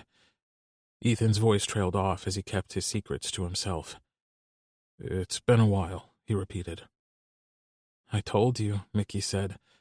"No harm done." Color flooded Ethan's cheeks. "I don't think I have another one in the tank." He looked so adorable after he came. "You don't need to come to enjoy this next part." Mickey kissed Ethan, open-mouthed, quick and dirty. He poured all his pent-up lust and want, all his secret little dreams, and all the new things that he found he wanted into the kiss. When he pulled away, Ethan took a deep breath and stared at Mickey. His eyes were a storm of emotion, and Mickey enjoyed not feeling like he had to look away. Mickey had a shit poker face, and he'd learned that whatever he was thinking could be read in his eyes. He wasn't afraid of Ethan seeing what he was feeling. Mickey wriggled around so he was on his back. Ethan slid an arm under Mickey, creating more room for him. It made maneuvering a little tricky, but Mickey managed to pop the button of his pants open with his one clean hand. He freed his dick from the confines of his pants. "Watch," Mickey told Ethan as he took himself in hand, using Ethan's cum for lube. He heard Ethan's sharp intake of breath and a desperate, needy sound that vibrated deep in Ethan's chest. Mickey couldn't see Ethan's face in their current position, so he closed his eyes and set a slow pace, dragging the palm of his hand up and over the head of his cock as he switched grips. Ethan's hand coasted across Mickey's bare chest. Calloused fingers traced Mickey's clavicle. Mickey's breath shuddered out of him when Ethan lightly brushed his fingers over Mickey's nipple. This was his first time without Lance, without someone snapping directions and disapproval. This was the first time in a long time that Mickey didn't hate what he was doing. He didn't hate Ethan watching him either. Mickey was keenly aware of the way Ethan's hand trailed lower. Before Mickey lost his patience, Ethan reached down and wrapped his hand around Mickey's. Immediately, Mickey released his cock and curled Ethan's fingers around it. Then his cum-sticky hand topped Ethan's. Ethan's touch was different, and so much better than Mickey's own. Ethan's was hot and a little rough and strong. Even when he was handling Mickey with care, he could feel the undercurrent of power in Ethan. Mickey cursed himself for wanting to go slow, for not knowing if he'd have more than this. He wouldn't blame Ethan if, once things were done, he told Mickey that they couldn't happen again. Mickey wasn't anything worth keeping. "Hey," Ethan whispered. Mickey turned his head and let out a surprised squeak when Ethan kissed him. It was the first kiss he'd initiated between them. All the others had happened after Mickey threw himself at Ethan. Ethan was an equal participant, but this was the first one he instigated, the first one freely offered. Ethan's hand was fucking divine on Mickey's cock. Mickey lamented the fact that he hadn't gotten them both naked. What he wouldn't give to be on top of Ethan, all bare in every sense of the word, grinding down against him, dirty and slick and so fucking hot. His release came almost out of nowhere. Mickey's brain short-circuited as he thrust upward, fucking the channel of Ethan's hand. His movements were anything but graceful. They were jerky and frantic and a little overwrought. Mickey panted and keened against Ethan's mouth as he spilled in his hand. They were no longer kissing, but still sharing that intimate space of mingled breath. Mickey. He felt his name whispered against his lips as he came down from his orgasm high. I swear to God, Ethan, the next words out of your mouth had better not be thank you. It makes me feel weird to be thanked for sex. Ethan laughed again, and Mickey found that he loved the sound of this laugh, the quiet one, the one that he hadn't had the privilege of hearing until now. It was intimate in a way that twisted Mickey up in knots for how badly he wanted to keep hearing it. How about I tell you how amazing you are? Mickey practically purred. I'll allow it. Ethan laughed again. That secret, post-sex, intimate laugh that made Mickey feel like he was wrapped up in sunshine. He didn't want to think of what came next. The post-sex awkward dance. The question of should he stay or should he go loomed over him, and he ignored it all in favor of letting himself be engulfed in the sunshine offered to him by Ethan. Logically, he knew he should go home. But his home was a half-painted, disorganized mess of an apartment, devoid of any life or personality. And Ethan. Call him a stage 3 clinger, but he couldn't stand the thought of leaving. He didn't have it in him to hope that Ethan would ask him to stay, though. Chapter 19. Ethan. Once the humiliation of his premature release faded, Ethan found himself free to enjoy how enthralling Mickey was. For as vulnerable as Ethan felt, how unsure of everything he did, Mickey gave Ethan a soft space to land, a space to be vulnerable, and he distracted Ethan from his intense embarrassment, leading his mind away from what definitely hadn't been one of Ethan's finer moments. Half-dressed and both covered in cum, their situation on the couch was quickly becoming less comfortable as time passed. But Ethan was afraid to move and break the spell. There had to be some sort of magic in the air. How else did he end up half-naked with someone as gorgeous and kind as Mickey? We should shower, Ethan suggested. Shower as in I'll go first, or shower as in quit hogging the water? The second one. Mickey climbed off the couch and tucked his dick back in his pants, which was kind of a shame. Ethan's own dick gave a valiant attempt at a twitch, but he knew it wouldn't be coming back to life any time soon. That didn't mean he wanted to rush Mickey out the door just yet. Or at all. Ethan got up and followed Mickey down the hall, but when Mickey started to turn to the main bath, Ethan pressed his hand against Mickey's lower back and led him into his bedroom and then through to the ensuite. The whole house was out of date, but still in good shape, so Ethan didn't mind the fixtures and finishes that were clearly from the end of the previous century. They were in style when the house had been purchased, and he didn't see the point in ripping things out and throwing them away just because the interior designers and cabinet makers of the world needed to stay in business. Once they were in the bathroom, Mickey turned to face Ethan. He held his gaze while he shoved his pants down his legs and stepped out of them, kicking them to the side. He motioned for Ethan to do the same. Your turn. bossy, Ethan said as he did as he was told. You don't hate it. It was meant to be a joke, Ethan thought. A little friendly post-orgasm banter. But he was right. Ethan didn't hate it. I don't. Having you take the lead takes a bit of the pressure off my poor old brain. It's still trying to catch up to the fact that you kissed me. Ethan leaned in and kissed Mickey, loving the way it made his eyes sparkle with joy. What happens when your brain catches up with everything we did? Mickey tried to look like the answer didn't have the potential to destroy him, but he could never keep his emotions hidden. I'll probably cream my shorts again. Ethan's joke had the desired effect, and the worry left Mickey's expression. I don't regret what happened, and I won't later either. Ethan turned away to give Mickey a chance to process the things he said without the scrutiny. He pulled the shower curtains shut so he could start the water, and heard the laugh bubble out of Mickey.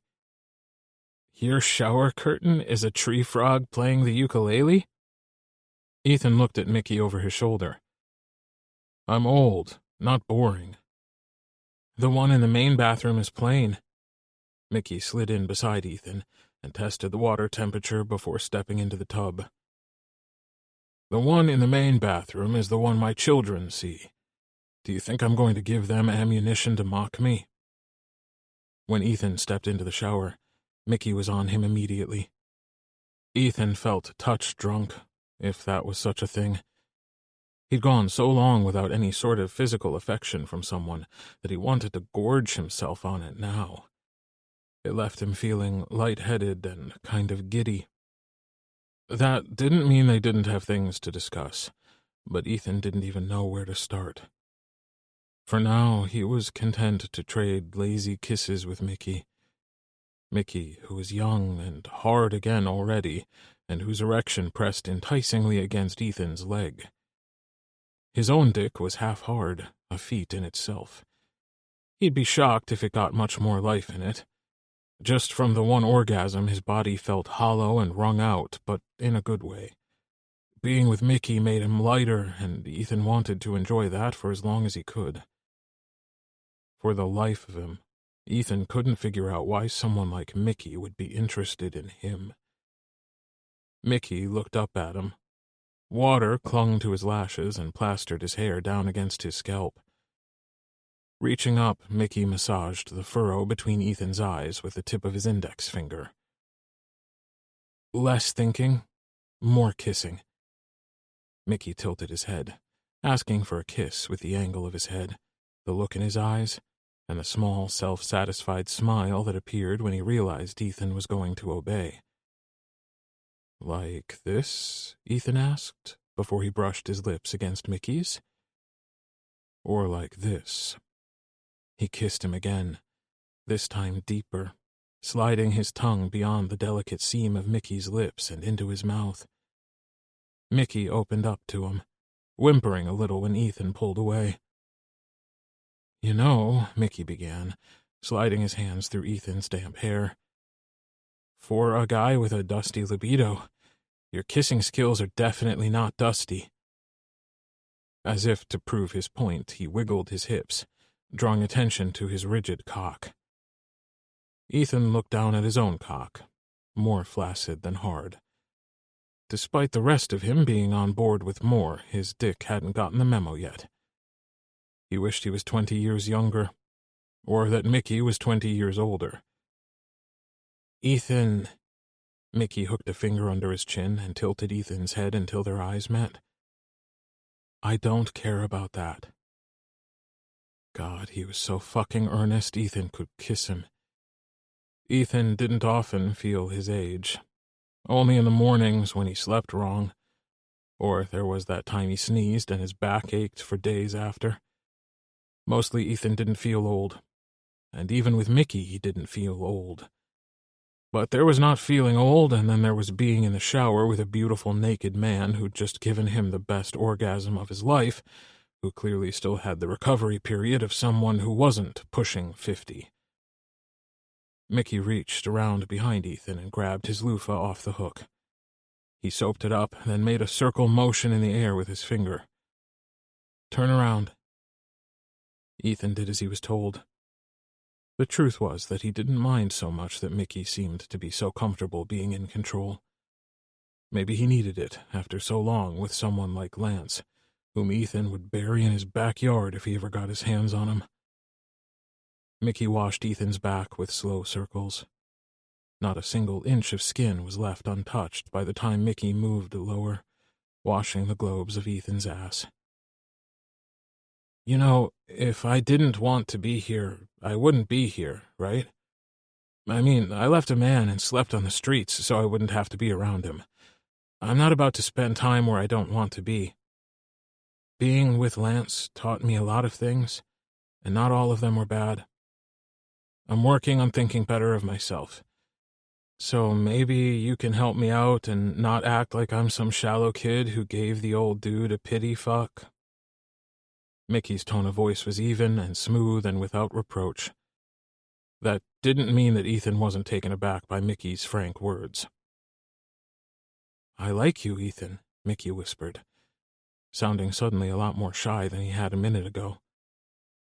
Ethan turned, and Mickey started washing Ethan's chest. "I have trouble wrapping my head around why, but for what it's worth, I like you too." Ethan couldn't help the laugh that tumbled out. "I can't remember the last time I said that to someone. For the record, I have no idea what I'm doing. I pretty much never know what I'm doing. That wasn't the case out in the living room, if I recall. I want to say that I let you take the lead for a different reason, but I actually was shit scared. I had no clue what to do. My experience with men is limited." "Can I ask why?" Mickey kept washing Ethan, and after a while it felt weird to stand there, so he plucked the loofah from Mickey and returned the favor, starting with his clavicles, which still protruded more than they should, but less than they had been. When Ethan didn't answer right away, Mickey pressed on. "I just mean, like, you're a catch, a great dad, an amazing person. You're hot and nice. You're like the whole package." "Well, at first it was because I had 3 kids to raise. And then, I guess, being single was just easier. One day I'm going to have to bite the bullet and tell them."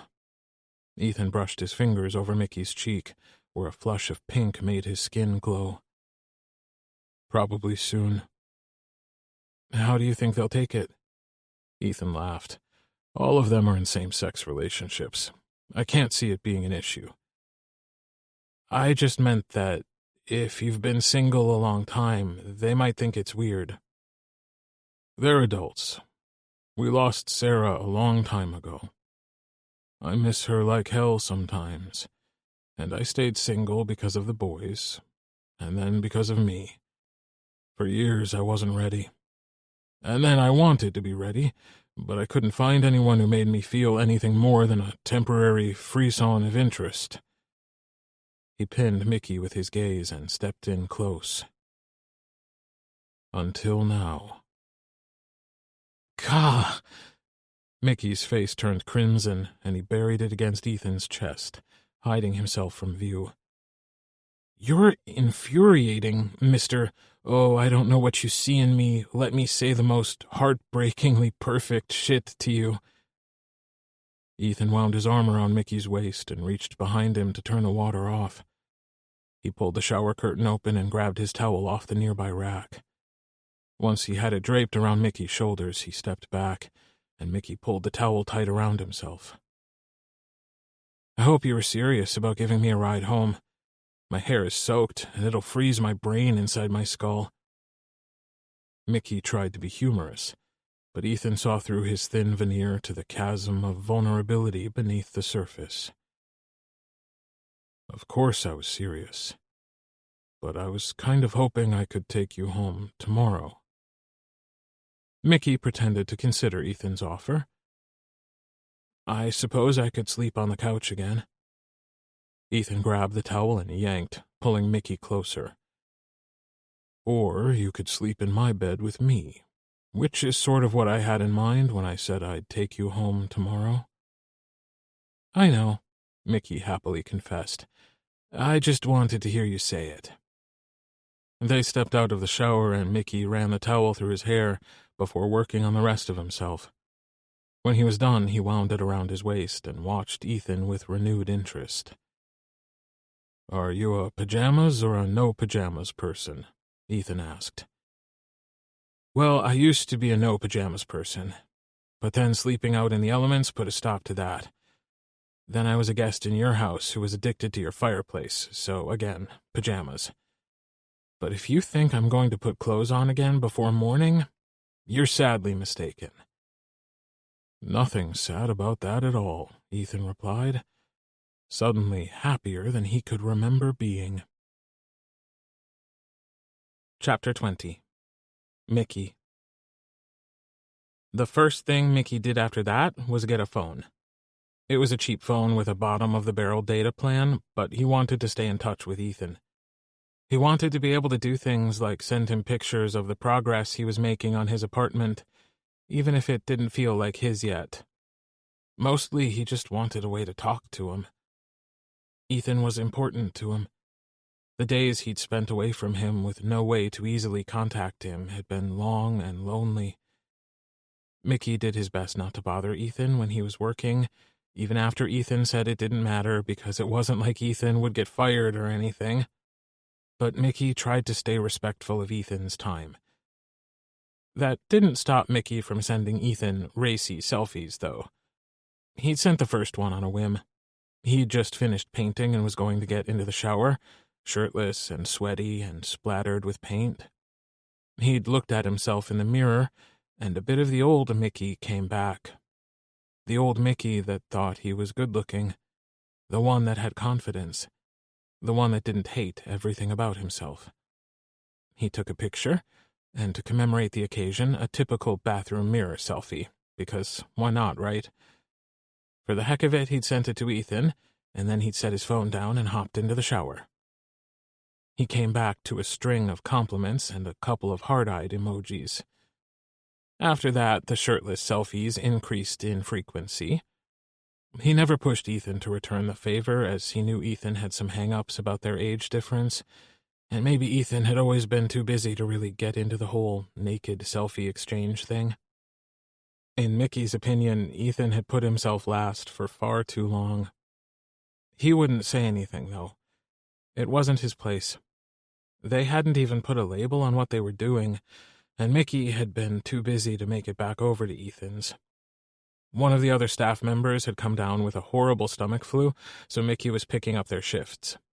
Between the extra hours and the slow progress he was making on the work he said he'd do on the apartment, there hadn't been time for much of anything besides texting. Being busy actually didn't bother him. Every new thing about his life was weighed and measured against his old life, and Mickey realized how much he'd let Lance take from him. By the time he'd left, he had no friends of his own, no job, no contact with anyone who might help him. Lance had slowly but surely stripped him of every lifeline that he might have had, leaving him feeling trapped and helpless. Even when he'd been at Ethan's those first nights, sick as hell with nowhere to go and no one to lean on besides Ethan, Mickey hadn't felt trapped. And every day that passed after that had been an awakening for him. He pulled his work shirt on over his head, tucked it into his jeans, then tied the apron around his waist. He was still pretty bad at parts of his job. He couldn't be trusted to carry more than 3 drinks just yet, but Shane was patient, and the patrons were kind to him. Most everyone who came into the Anchor was a local, and they were unreasonably nice to him, even when he mixed up their orders. Shane insisted that he improved a little each shift, and that eventually he'd get the hang of everything. Instead of arguing, Mickey chose to believe him. He scooped his phone off the counter and sent Ethan a shirted picture, just to change it up, before heading downstairs to work. Mickey didn't mind that the pass-through door remained locked. If he had it his way, Shane would brick it up.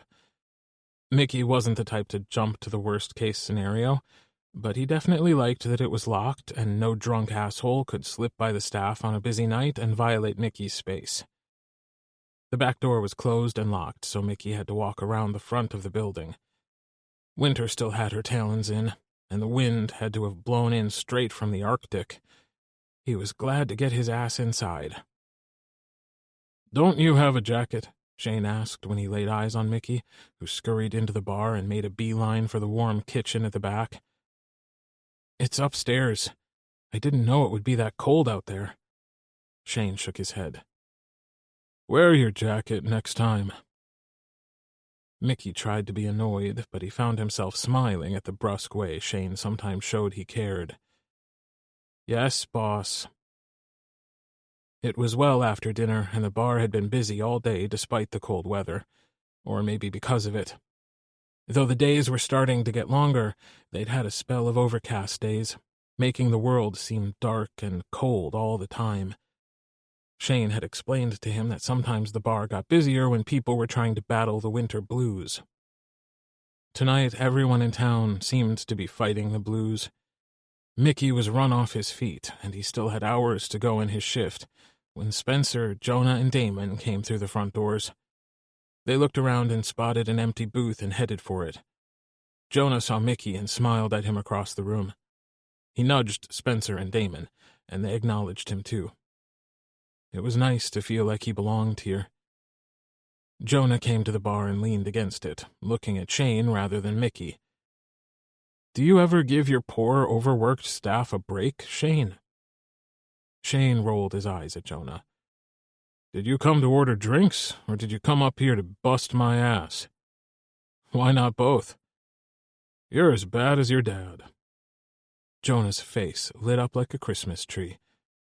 "Thanks. That's so nice of you to say." "Mickey, put in your dinner order, and when it's ready you can take your dinner break over at Jonah's table if you want." Shane poured 2 beers and then a soda, and set them in front of Jonah. "Soda's on the house as always, but I'm charging double for the drinks tonight." Jonah didn't take the bait. "Thanks, Shane." He turned his smile to Mickey next. "See you in a bit." Mickey watched him weave his way back to the table, carrying 3 drinks with far more ease than Mickey had yet to manage. "Why do I feel like I've been ambushed?" Shane laughed. "They're in here every few weeks for a night of drinks and darts. I'd have taken the dartboards down a long time ago if it weren't for them. No one seemed to have much of an interest in them when I first took the place over. But then those 3 came in, and after a few drinks they decided to play darts. They don't even keep score half the time. I think they just like to throw shit." Shane poured a soda and handed it to Mickey. "I'll bring your dinner out in a minute." "Bacon cheeseburger?" "If you insist. Now go sit down before you fall over. You have worked your ass off tonight." Shane clapped Mickey on the shoulder, then ducked into the kitchen. Mickey felt strange about going to sit in the main part of the bar to have his break instead of taking it in the back like usual. Jonah and Spencer sat side by side, of course, leaving Mickey to slide in next to Damon. "I see Shane released you." Jonah beamed. He looked a lot like Ethan, but there were features there that weren't Ethan's. Jonah had a softer sort of bone structure, but the eyes were Ethan's, and the smile, too. "I thought winter would be slower than this." Mickey took a sip of his drink, and when he realized how thirsty he was, he ended up drinking half in one go. "It usually is, to be honest, but every so often I think everyone has the same idea of not wanting to be trapped at home anymore, so we all end up here," Damon said. "So who's the best dart player?" Mickey asked. It was strange to have a group of people to sit with. He wasn't sure if they were quite friends yet, but he wanted them to be. Damon and Spencer both pointed to Jonah. "It's the one thing I was better at than Colby," Jonah said. "He was hell to grow up with sometimes. The competitive jock in him had to make everything a competition. It's a classic middle child syndrome. I've seen it 1,000,000 times. They have to be better, faster, stronger than everyone else. especially their siblings. Spencer wrapped his arm around Jonah's shoulder and pulled him in closer. Aren't they gross? Damon rolled his eyes. You're just sad that we made you leave your love nest. Jonah looked at Mickey. We barely see him anymore. He's always with Taylor and Nash. Shane appeared with Mickey's dinner, said a quick hello to the rest of the table, and then disappeared again. So far, Mickey had ordered the same thing every day: a bacon cheeseburger with fries and an extra pickle on a sesame seed bun. He was sure that the other food on the menu was equally delicious, but he'd gone so long without burgers that he felt like he was making up for lost time. The conversation around him flowed, and they tried to pull him into it, but Mickey was busy eating, until his cell vibrated in his pocket. He pulled the phone out and smiled when he saw Ethan's name pop up on his screen. The diner would be closed the next day, so Ethan was asking if Mickey wanted company when he got off work. The answer was a resounding yes. After making arrangements for Ethan to swing by after Mickey got off shift, he tucked his phone away. Well, someone sure is happy tonight, Jonah said, smiling at Mickey. Mickey, who sat grinning like a fool. He didn't even feel guilty that he'd started seeing Ethan and that Jonah was still in the dark about it. Ethan's kids were adults, happily coupled up adults. Mickey didn't imagine they'd begrudge their dad a bit of happiness. Damon nudged Mickey's arm. Someone was probably texting a love interest. Mickey thought it was nice that Damon didn't want to assume his sexuality. I was texting a guy, yes, and that's all I'm saying. Well, you're no fun. Ouch. Spencer, what the fuck? Damon reached down to rub his shin. That hurt. Don't be a pain in the ass. Leave Mickey alone, Spencer said. Not everyone wants their lives to be snooped on. Jonah was quiet about the whole thing, and Mickey wondered if Jonah knew about Mickey and Ethan. It was a dumb thought. There was nothing to know about them. They hadn't had time to see each other since Mickey was over there last. It's new, or I might say more, but I don't want to jinx it. I really like the guy. Mickey hoped Jonah remembered this conversation if he ever did find out about him and Ethan. A glance at the time had him standing up and grabbing his glass and his plate.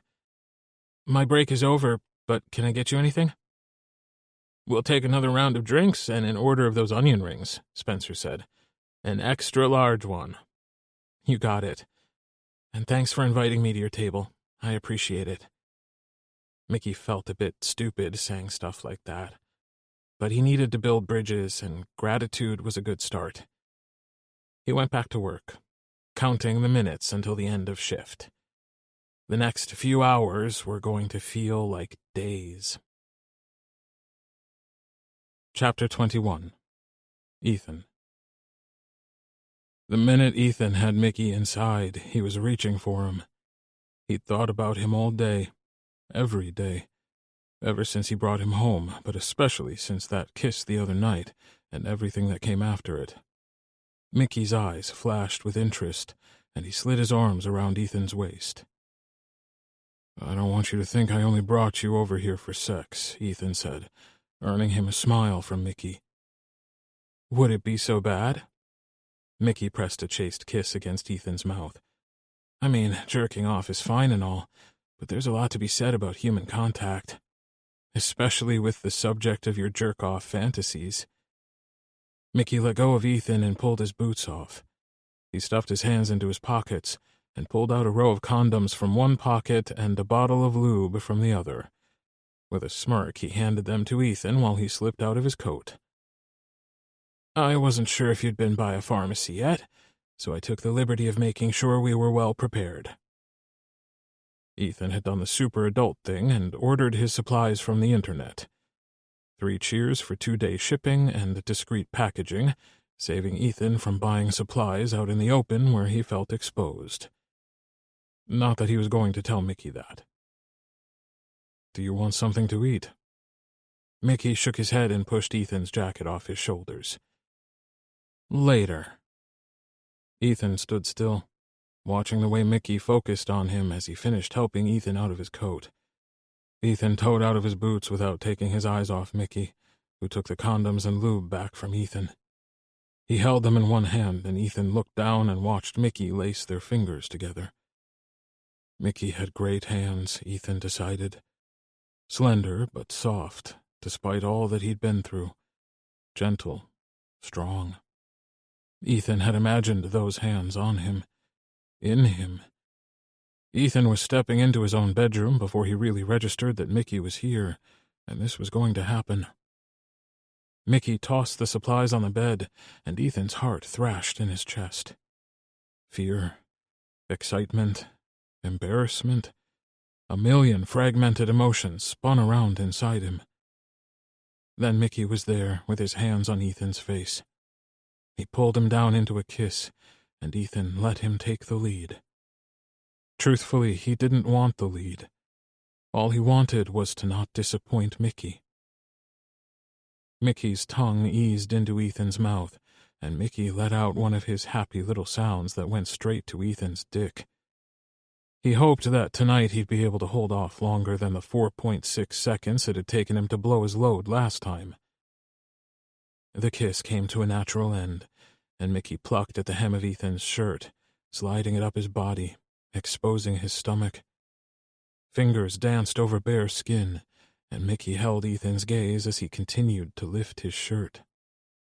Ethan raised his arms, and Mickey yanked the shirt off and tossed it aside. Mickey looked at Ethan's bare chest, and he saw the way his lips twitched into a smile. He reached for Ethan, sweeping his hands over him, fingering his nipples, gently brushing his sides, making Ethan flinch as he huffed out soft laughter. That tickles.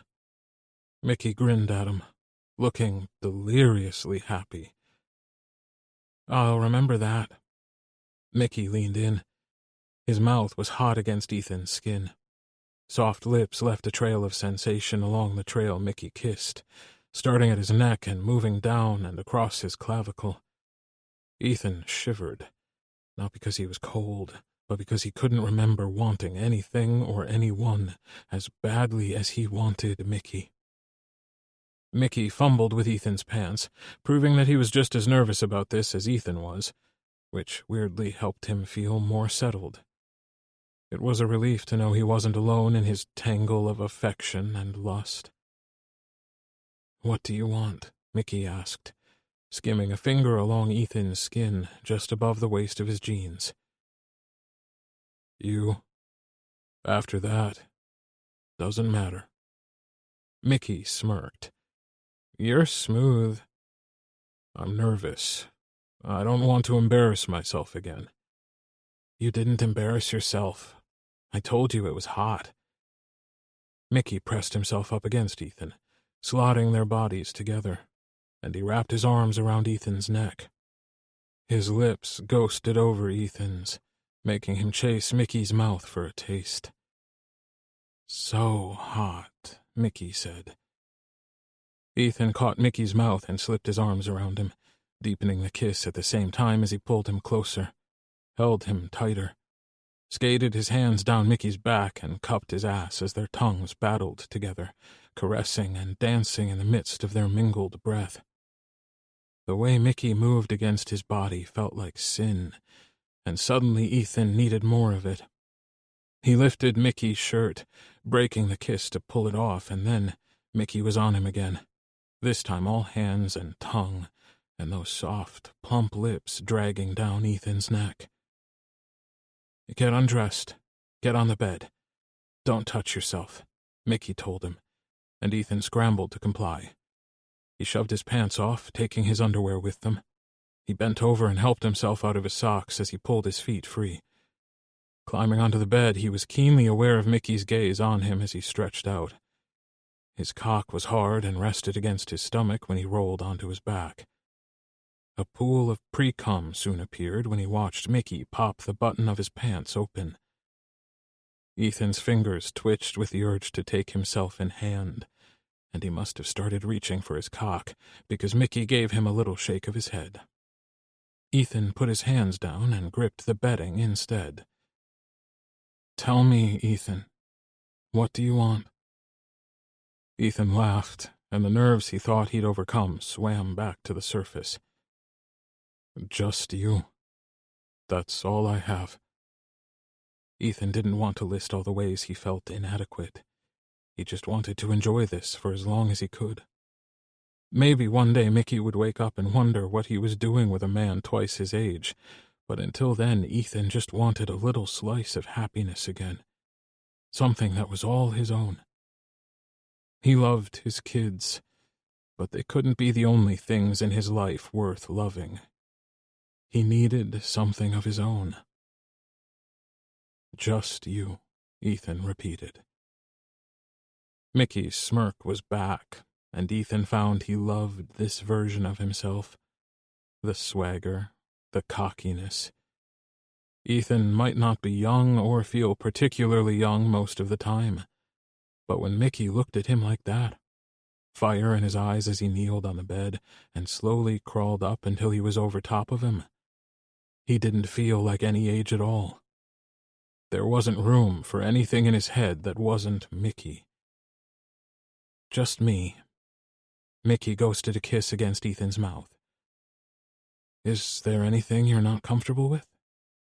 Mickey slowly lowered himself down on Ethan until their bodies were pressed together, hot and tight. I'll let you know. I don't know what I'm doing, Mickey. I just know I want you. Any way that you're willing to take me. Mickey's eyes sparkled.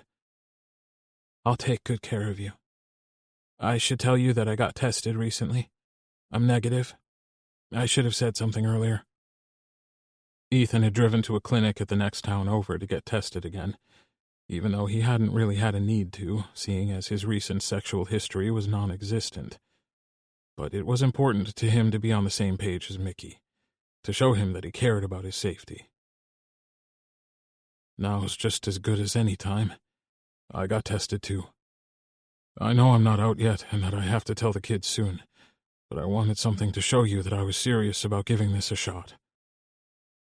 Mickey crashed his mouth down on Ethan's and kissed him hard.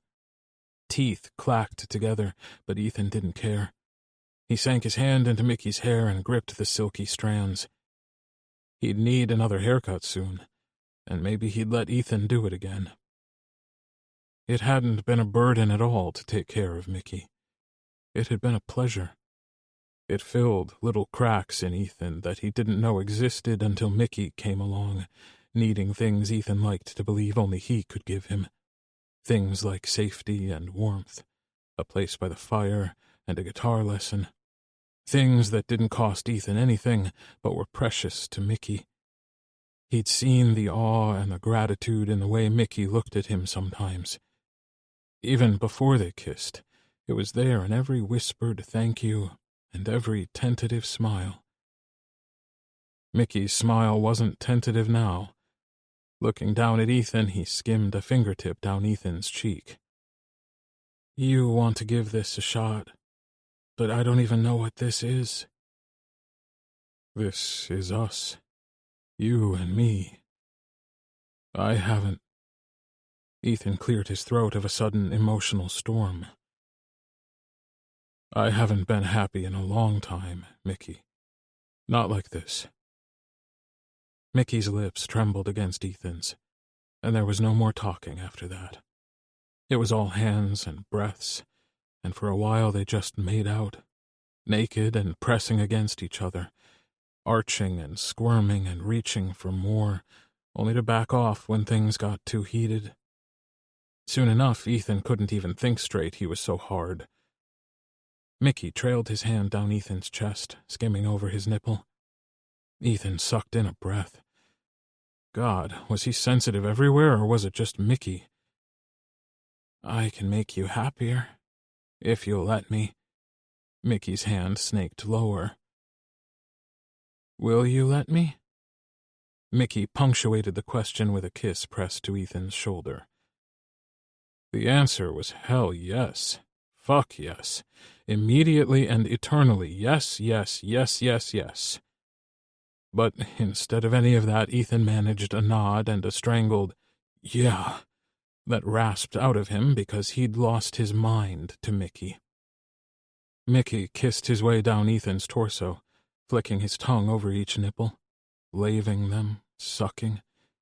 Ethan nearly came when Mickey scraped his teeth over one. "Too much?" Ethan heard the smile in Mickey's voice when he asked. "A little, yeah, but don't stop." Mickey dragged his blunt fingertips down Ethan's chest, over his nipples, then dipping his hand lower and sliding down the outside of Ethan's leg, which was not where Ethan wanted to feel Mickey's touch just now. Mickey, the fiend, knew it, too, because he buried a laugh against Ethan's skin. "Patience," he chided. Whatever Ethan was going to say was lost as Mickey, lithe and sleek, slid down Ethan's body, leaving a trail of open-mouthed kisses on his skin, all the way down his chest, following the treasure trail as Mickey urged Ethan to part his legs and make room between them. Mickey fit himself into the newly created space. A whisper of a breath ghosted against Ethan's skin, the delicate place where his leg met his groin, and then a hot, wet kiss landed there. The sound that came out of Ethan wasn't human. Mickey made him feel unhinged in the best possible way, untethered and free of anything that wasn't here in this room, on this bed, on his skin. Ethan gripped the bedding with one hand and squeezed, and Mickey looked up at him. A hand skimmed up his stomach, and Mickey grazed his nipple while shooting Ethan an almost predatory smile. And then Mickey's pretty pink tongue slid out of his mouth, and Ethan watched enraptured as he licked a trail up the underside of Ethan's cock. "The things I want to do to you, Ethan." Mickey spoke with such confidence, such reverence. Ethan's head swam. "Do them, whatever you want. I bet they're no different from the things I want you to do to me." "What things are those?" Mickey lightly dragged his hand back down Ethan's body. He trembled under Mickey's suddenly intense scrutiny. "Everything." "Be more specific." Ethan couldn't fathom how he managed to say the words when he wasn't sure when he'd stopped breathing. "I want you inside me." Mickey's tongue darted out, and he licked a bead of pre-cum off the tip of Ethan's cock. "Was that so hard?" "Yes, actually." Ethan laughed, and then Mickey was laughing too. He scrambled up the bed and crushed his lips against Ethan's. "You're not supposed to be a smartass," Mickey told him as he grabbed the lube and a condom and stole another kiss. Ethan wasn't a total bottom virgin. He was familiar with his own fingers and his own toys, but so far no one else had been inside him that way. He'd had opportunities before, but nothing had felt right. Until now. But he couldn't find the breath to put that into words just yet. Those feelings were still big and new, and Ethan didn't know what to do with them. So he pushed them aside and let everything else fall away, until there was only him and Mickey, and the way his breath felt ghosting over Ethan's skin. Chapter 22. Mickey. There were no cameras hovering in the background, demanding attention. No lover/boyfriend/scene partner/director spending all his time checking angles and barking orders. There was just Mickey and Ethan. All of Ethan's focus was on Mickey, and he felt drunk on it. Powerful. Because here was this amazing man, so well put together in any other circumstance, but becoming quickly unraveled by Mickey. And he hadn't even started yet. How on earth he managed to end up with someone as gorgeous as Ethan was beyond his comprehension. Mickey loved how furry he was. The hair on his chest tapered down to a moderate treasure trail that spread out across his lower abdomen. His arms and legs were hairy too. Mickey buried his face in the thick thatch of pubes. He doubted Ethan did much in the way of manscaping, but it was perfect. It made Ethan somehow more real, and Mickey wouldn't change a thing. Lifting his gaze, he watched Ethan's expressions as he took his cock in hand and licked it again. Ethan's eyebrows pinched together, then tilted upward toward his hairline when Mickey swirled the tip of his tongue around the head of Ethan's cock. Ethan had a great dick. Mickey already knew that from the last time they were together, but up close it was even better. Thick and smooth, circumcised where Mickey hadn't been. Mickey traced his tongue along the slit and watched Ethan yelp as his whole body twitched. God, that was fun. Fun? When was the last time Mickey had fun with sex? Probably the last time he'd been with Ethan, though that was less fun and more nerve-wracking. He wasn't sure if he'd fucked things up or not, and only when the dust settled between them did he know that he hadn't. Not even close. Teasing Ethan with his tongue was incredibly entertaining, but he was desperate to get his mouth on him. Mickey felt Ethan's body tense with restraint as he engulfed Ethan's cock, sliding it in his mouth in one smooth move. Ethan made the best sounds, and they were all for Mickey. Mickey took Ethan down to the root, then pulled back and gripped the base of Ethan's cock. Giving it a squeeze, he looked up at Ethan. Fuck, he was a beautiful man. Shimmering eyes and parted lips, he looked ruined, and Mickey had barely gotten started. Ethan had propped himself up on his elbow so he could watch, and Mickey understood that compulsion. Mickey wasn't good at much, but he could win an Olympic gold medal if staring at your boyfriend was an event. It made his insides feel all squirrely when he thought of Ethan that way. They hadn't put a specific title on what they were doing yet, as in Ethan hadn't asked him to be his boyfriend, but he knew he was important to Ethan. Mickey dipped his head lower and laved his tongue over Ethan's balls, eliciting another surprised yelp, and then a guttural groan. That feels amazing. Ethan sounded pleasure-drunk, and Mickey secretly preened to have done that to him. For him. Yeah? Mickey took one ball into his mouth and gently sucked, manipulating the tender sack with his tongue. Ethan's legs spread wider, a silent invitation that had Mickey doing it again and again. If Ethan was pleasure-drunk, Mickey was drunk on power, on the way he could make Ethan writhe and pant and go out of his mind with need, the way he was responsible for how Ethan trembled and begged. Mickey went back to sucking Ethan's cock. Keeping one hand wrapped around the base to help Ethan stave off his orgasm, Mickey sucked and licked and drove Ethan wild, and only when he was sweating and practically thrashing around underneath him did Mickey stop. But not for long. Just long enough to sit up and reach for the lube. Ethan caught his gaze, and it darted to the lube in Mickey's hand. We can do it the other way if you want, but if you trust me, I'd really like to play with your ass. The sound Ethan let out wasn't even human. It was tortured and full of needy anticipation. Ethan flung his arm over his head, burying his face in the crook of his elbow. When he nodded, Mickey popped the cap on the lube. A feral sensation swept through his body, making him want to ruin Ethan for anyone else. He'd never been possessive before, not of his high school boyfriend or even of Lance. Not even at first, when everything between them was new and good, when Lance was still winning him over. But there was something about Ethan that made Mickey want to stamp the word mine onto his skin. He wanted to leave marks on Ethan's body so everyone would know that he belonged to someone. But most of all, he wanted it to be true.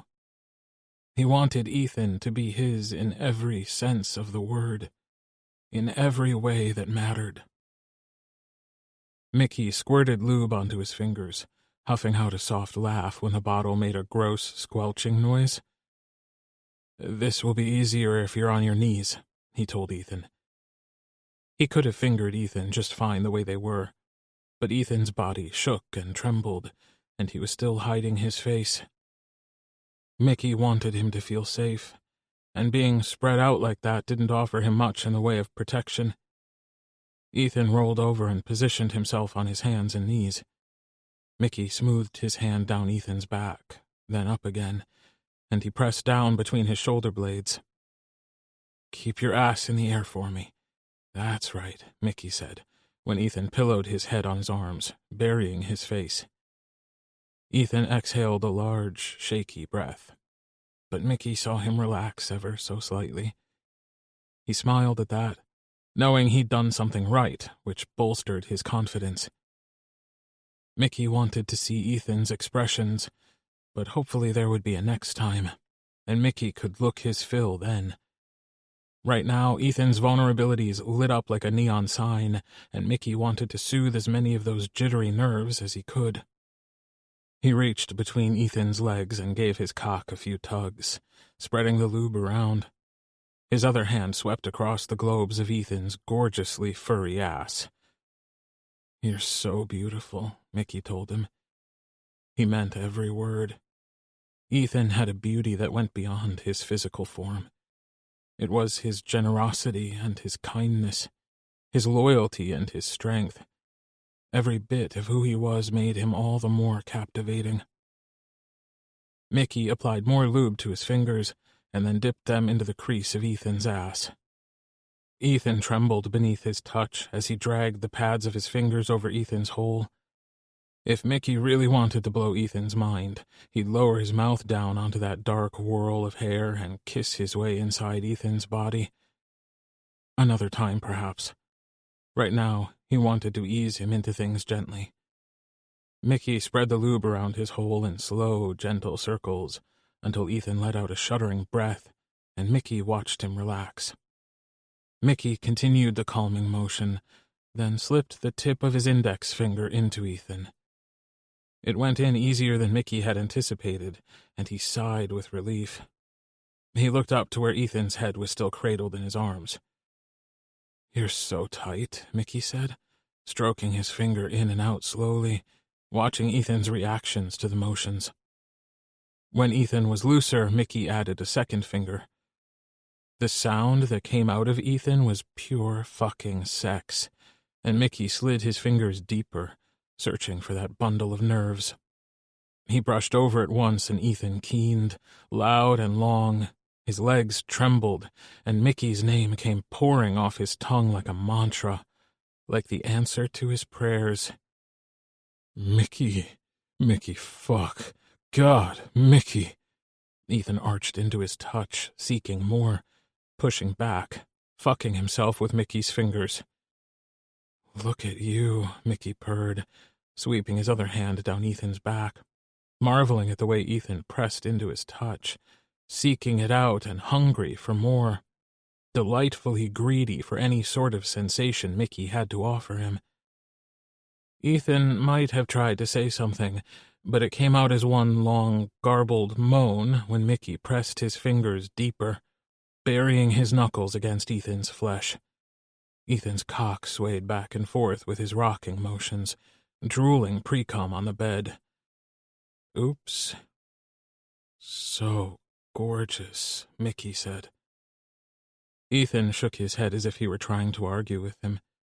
He probably hadn't gotten a compliment like that in a while. A selfish part of Mickey was glad that Ethan hadn't had a ton of lovers lined up to tell him how fucking hot he was, how the flush of his shoulders was better than any sunset, and how the sparkle in his eyes was brighter than any star. "More," Ethan groaned, rocking back and forth, desperately chasing Mickey's fingers. Mickey eased his fingers out and carefully added a third. He spread Ethan's cheeks with his free hand so he could better watch 3 of his fingers slowly disappear into Ethan's ass. "God, look at you. So good for me, Ethan. Look at that. Do you like that?" "Mickey." His broken name was all Ethan managed to say. Every other sound that came out of him was low and frantic, sex-addled. It was a language they created together, intoxicated on each other. Ethan's movements sharpened, and Mickey could tell he was close. "You look so hot like this, fucking yourself on my fingers." Do you like the way they stretch you open? Do you want more? I bet I could get my whole hand in there. Mickey wouldn't hold Ethan to anything they agreed to do in the throes of lust, and fisting was definitely something that needed a conversation first, plus towels and a ton more lube. But the effect talking about it had on Ethan was a sight to behold. His whole face turned pink. The blush swept down the back of his neck and across his shoulders. Ethan keened and rocked harder. Mickey placed his free hand on the small of Ethan's back and pressed down, anchoring Ethan in place while he fucked him with his fingers. Close. Fuck, I'm so close, Mickey. Mickey pulled his fingers out and watched the way Ethan trembled. Needy and desperate, and all because of him. All for him.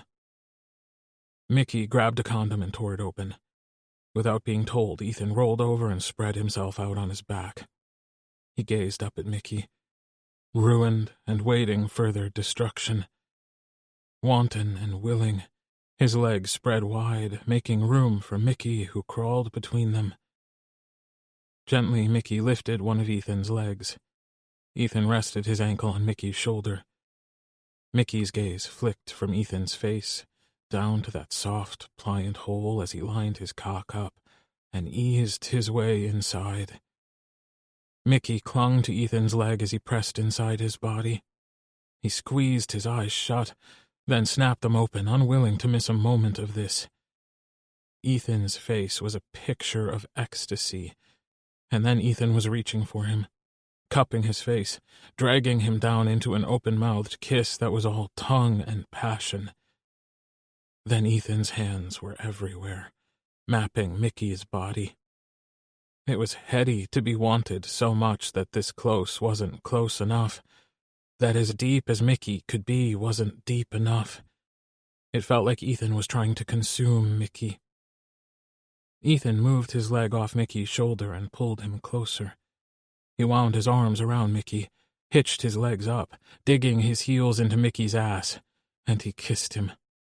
Kissed him hard and deep, with so much fucking want that Mickey cracked and crumbled.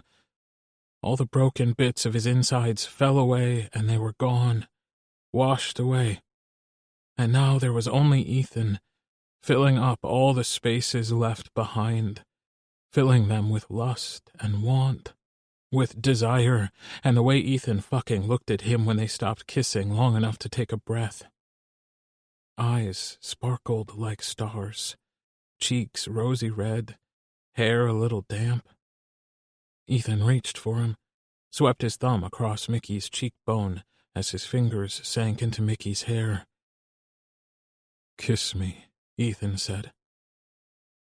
Mickey complied. He sealed his mouth over Ethan's, keeping every touch soft. Gently, he licked his way into Ethan's mouth, slipping past the seam of his lips so their tongues could mingle. Even the pace of his hips had slowed, and rather than the punishing, frantic pace he'd set, he followed Ethan's lead, fucking deep and slow, savoring every sensation. Mickey had never felt like this before. So good, so fucking appreciated, so wanted and cared for.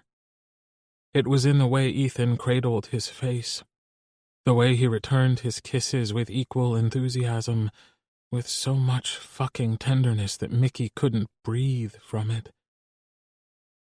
"Ethan," Mickey said, his mouth still lingering near Ethan's.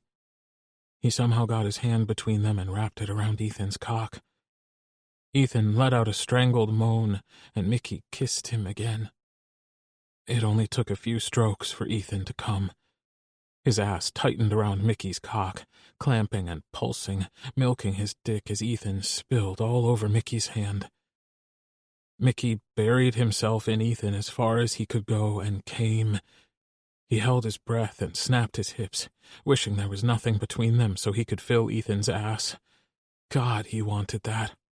Wanted to do all kinds of filthy things to him. Wanted to show him how good he could feel. How fucking much Mickey wanted to be with him always. To be the only one to make him feel that good ever again. But if all he got was this moment, this one time, then Mickey would spend the rest of forever dreaming about it, knowing that for one shining moment in his life, he'd had Ethan. Ethan wound his arms around Mickey and held him when he all but collapsed, spent and shaking. Ethan smoothed Mickey's hair and kissed his forehead and petted him, whispering things to him that sounded too good to be true. "Stay," Ethan whispered. "Stay the night. Don't go home." Mickey didn't have the breath, or he might have told Ethan that he felt like he was home. Instead, he nodded and let Ethan hold him. Chapter 23. Ethan. Ethan was used to sleeping alone, and it should have been strange to share a bed with someone. But sleeping with Mickey wasn't weird at all. It was the most right Ethan had ever felt in a long time. He woke well before the sun and rolled over, wrapping Mickey in his arms. He dragged kisses across the back of Mickey's neck and breathed deep, inhaling the scent of him. Mickey stirred a little, letting out a sleepy moan before snuggling in closer. "You're warm." Mickey sounded happy. His voice was still thick with sleep, but Ethan swore he could hear him smile. Mickey liked warm things. The fire, the blanket Ethan kept on the couch for cold nights. He was like a cat that way, gravitating toward any heat source. Ethan wondered if it was because of his time on the streets. Not that he was about to ask. Maybe another time, but not today. Today, he wanted to luxuriate in this feeling. It had been so long since Ethan hadn't woken up alone. Not that he'd change anything in the time spent between. The past was what had shaped him, and despite not liking parts of it and outright hating others, it couldn't be changed. Ethan pressed another kiss to the back of Mickey's neck. "I'm glad you stayed." He dragged his hand down Mickey's side. Mickey let out a happy sigh and rolled over onto his other side. Winding his arm around Ethan, tangling their feet together, Mickey smiled at him, small and shy, and leaned in, not caring that their breath was still sleep-sour. Ethan dragged Mickey closer as he kissed him. Mickey's fingers played with the hair at the back of Ethan's neck, and Ethan shivered. "I want to spend all day in bed with you," Ethan confessed, like it was a sin to be this happy. "I'm not sure I've ever spent a whole day in bed." Mickey's smile grew. Happiness spread up his face and lit up his eyes. He looked like a whole different person lately. Not that Ethan would say that out loud. The Mickey he'd met had been a shadow of a person, cold and tired and forgotten. Mickey had walked around with shoulders that were permanently rounded, like he was trying to make himself as small as possible. Now Mickey shone. His happiness was a light, a beacon, and when he looked at Ethan, he couldn't help the way his insides wobbled. Mickey dragged a hand down Ethan's chest. "If we spent all day in bed, maybe you'd want to top me?" Mickey bit his lip and looked at Ethan with hooded eyes. "Anything you want," Ethan promised. "Oh, anything is pretty open-ended. Are you sure about that?" Mickey's fingertips made circles on Ethan's chest, swirling through his hair. Mickey watched his fingers, and Ethan watched Mickey. "Anything." Ethan kept his gaze trained on Mickey, and he noticed the way a smile tugged at the corners of his mouth.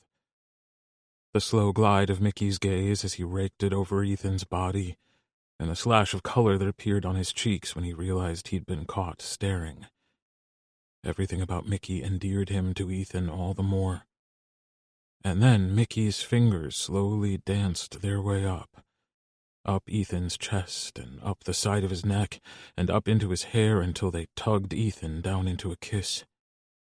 It was slow and sensual and almost chaste at first, Just a hint of parted lips as they moved together. Then a seam cracked open, and Mickey's tongue was there, slipping into Ethan's mouth. Mickey let out the happiest of sighs when Ethan swept his hand down Mickey's back. He let his touch wander further, and his fingers brushed against the crease of Mickey's ass. "Please," Mickey said against Ethan's mouth. He kissed him again and again, until they were writhing together, a mass of sweat-slick skin.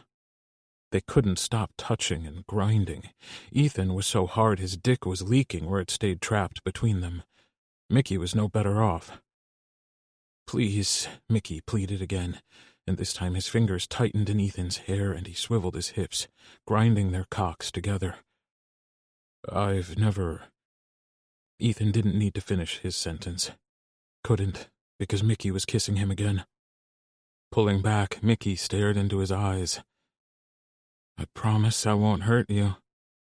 Humor danced in his eyes as he waited for Ethan's brain to catch up. "Brat." Mickey's smile grew. "We don't have to." His words were a whispered promise.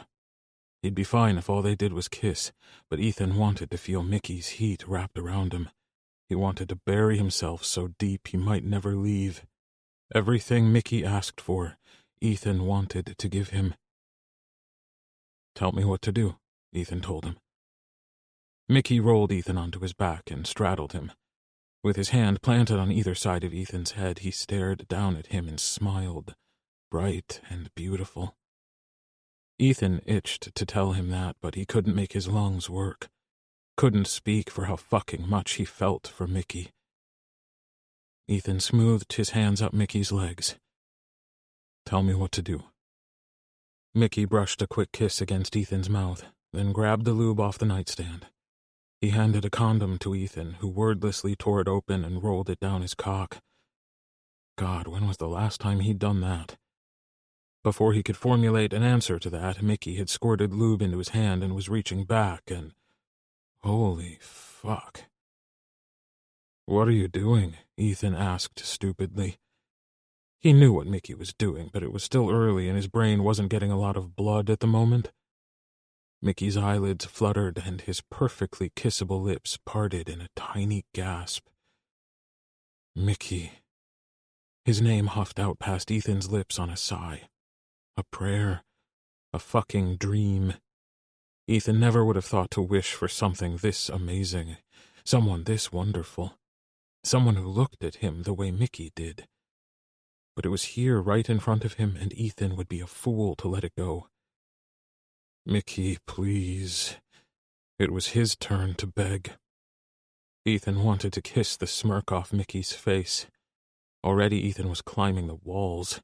His need thrummed under his skin like a living thing, hungry and hunting. Then Mickey slid forward.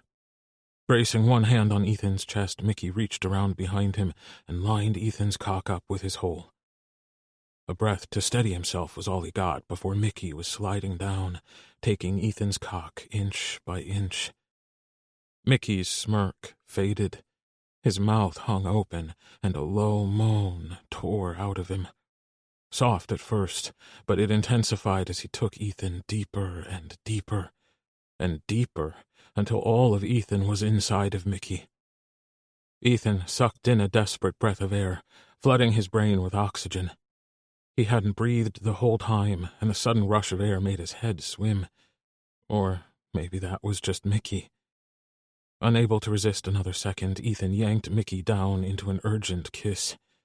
Mickey's tongue tangled with his, and then suddenly, Mickey was moving, sliding up and down, riding Ethan's cock as he practically fucked Ethan's mouth with his tongue.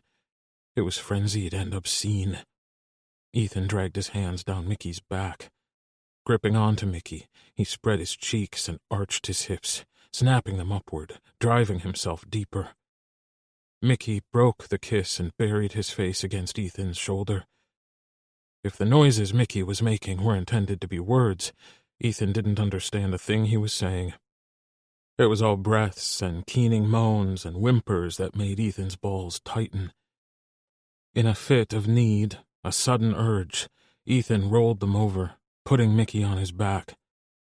Mickey blinked up at him, a little surprised, a lot shy. Ethan lowered himself down, blanketing Mickey. He slanted their mouths together and kissed Mickey languidly. He rocked into Mickey, taking his time, driving Mickey ever so slowly mad. Mickey buried his fingers in Ethan's hair and kissed him with a ferocity that Ethan wasn't expecting. It had Ethan reaching between them, making sure Mickey got to the finish line first, because Ethan was right there. The grip Mickey had on Ethan's cock took his breath away. Ethan couldn't think, couldn't do anything but chase the most basic instinct, snapping his hips and jacking Mickey, marveling at the way his dick felt so fucking right and perfect in Ethan's hand. Mickey came, arching and bucking and pressing his heels into Ethan's ass, urging him deeper, harder, not letting him up for a second, until Ethan was there too, shattering, annihilating, utterly fucking ruining him. Ethan came. He cried out, his voice hoarse and thick, destroyed. He came until he couldn't come any more, until every drop of cum was wrung out of him, and there was nothing left inside him, not even dust. Ethan collapsed on top of Mickey, who instead of complaining wrapped his arms around Ethan's neck. After a few short minutes, Ethan pulled out and Mickey hissed. "Did I hurt you?" "No." Mickey reached for Ethan, tracing the lines of his forehead where his brow was pinched together. "It's just been a while. You were perfect." Pride swelled in Ethan, and he kissed Mickey. Chaste compared to the other kisses they'd shared, but it still got Ethan's blood pumping again. If he was 20 years younger, he could probably go another round. "Stop it," Mickey told him. "Stop what?" "Whatever thought rolled through your head to put that look on your face?" Ethan sighed and slowly untangled himself from Mickey. Not that he went far. He sat on the edge of the bed and pulled the condom off. Mickey joined him and bumped Ethan's foot with one of his. "We had a good time, Ethan. Mind telling me what happened?" "I'm 20 years older than you, and no matter what, we can't change that. I know it bothers you, but does it bother you too much? Do you want to stop seeing me?" "No," Ethan answered without hesitation. He grabbed Mickey's hand and tangled their fingers together. "I don't want to stop." Mickey took a deep breath and let out a sigh. He squeezed Ethan's hand. "I know it bothers you, but it doesn't bother me. So maybe try to let it bother you a little less." Mickey leaned over and kissed Ethan on the cheek, then plucked the condom out of his other hand. "I'm going to take a piss and get rid of this. Did you want to shower with me?" "I'll start coffee and meet you there in 5. "See that you do." Mickey was fucking hot when he got all bossy on Ethan. That was something else for Ethan to digest. Later. Right now he needed to piss and get coffee going, then head for the shower. In that order. Ethan used the bathroom in the hallway, letting Mickey have some privacy in the ensuite. While he scooped some coffee grounds into a fresh filter, he thought of what he was going to tell his kids. Also when, and how. It had to be soon. He'd probably put off the whole, "by the way, your old man is bisexual" thing long enough, but it had never seemed important. Jonah and Taylor had basically come out at the same time, so they had each other to lean on about the whole sexuality conundrum, and Colby had only recently come out as bisexual when he started dating Milo. Ethan had never imagined ending up with someone else, so a big reveal never seemed necessary. Instead of fretting about the decisions of the past, because it would have been convenient if his kids had already known that he was bisexual, Ethan shoved all that to the side and joined Mickey in the shower. Chapter 24. Mickey. Mickey stood in the kitchen, cradling a cup of coffee in both hands. He was staring out at the backyard when Ethan came and folded his arms around him from behind and rested his chin on Mickey's shoulder. "You're quiet," said Ethan. He didn't know how to tell Ethan that this place felt more like home than his apartment. It was probably just growing pains. There were so many changes in Mickey's life recently that it was hard to feel settled. But here in Ethan's house, Mickey felt steadier than he had all week. A sense of belonging enveloped him like a warm blanket. "I don't mean to be." Mickey took a sip of his coffee. "I didn't mean it as a bad thing. Just an observation. I guess I just want to know that you're okay." Mickey turned his head, craning it to the side so he could look over his shoulder at Ethan. "I'm a lot better than okay." He stole a kiss that tasted like coffee and went back to looking out the window. "It's peaceful here. Quiet." "It's a lot quieter when you're not here." Ethan kissed the curve of Mickey's neck. Not to get anything going, not as a start to something sexy, something more, but just because he could. Because, Mickey guessed, he liked to do it. Not everything with Ethan was about sex. Mickey felt like most of what was between them was more about the connection they shared, the way they were comfortable around each other. Mickey believed he could tell Ethan anything, and he had. He'd told him a lot more than he'd shared with most people, and Ethan hadn't judged him or thought badly of him for it. "Careful, Ethan. Keep talking like that, and a guy might think you miss him or something." "I do miss you when you're not here."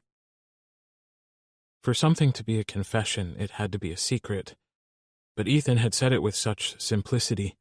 No hesitation, just a simple statement of fact. Mickey was missed when he wasn't here. Mickey's insides warmed, and it felt like they were blooming, like spring had come to him at last after a long, cold winter. Ethan brushed his lips against his cheek. Mickey was quickly discovering that Ethan was tactile. All night and all this morning, Ethan was never far from Mickey, touching him, stealing kisses, and reaching for him at every opportunity. And Mickey loved it. He cherished the way Ethan seemed to need him like a plant leaning toward the sunlight. Just how had someone like Ethan survived alone all these years? "Will you tell me about her?" Mickey found himself asking. "About your wife?" Ethan let out a sigh and melted a little more against Mickey, as though he was drawing strength from his presence. "What do you want to know?" "What was she like?" "Lively, funny, protective. She was my best friend. A good mom. The boys are the best parts of her. She was smart like Jonah, protective like Colby, lively, radiant with it too like Taylor. While Colby and Jonah were in school, she'd swung by the diner with Taylor and leave me with him when she went to get her hair and nails done. Sarah, that's her name. She was chatting with the girls at the salon, taking out her card to pay, and she just collapsed." "I'm sorry." Ethan took a deep breath and steadied himself. "It was an aneurysm." "I know she'd be proud of the job you did with your kids, of all you gave them." Mickey felt Ethan smile against his cheek. "She'd have liked you." "Did she know that you're bisexual?" Mickey set his coffee on the counter and turned around, sliding his arms around Ethan's waist. "There wasn't much Sarah didn't know. She was my best friend. I will always miss her." "It would be weird if you didn't." "The boys don't really remember, but she hated CCR." Mickey snorted. "But you play it all the time." "I couldn't listen to anything she liked. So much of our free time was wrapped up in music. But she hated CCR.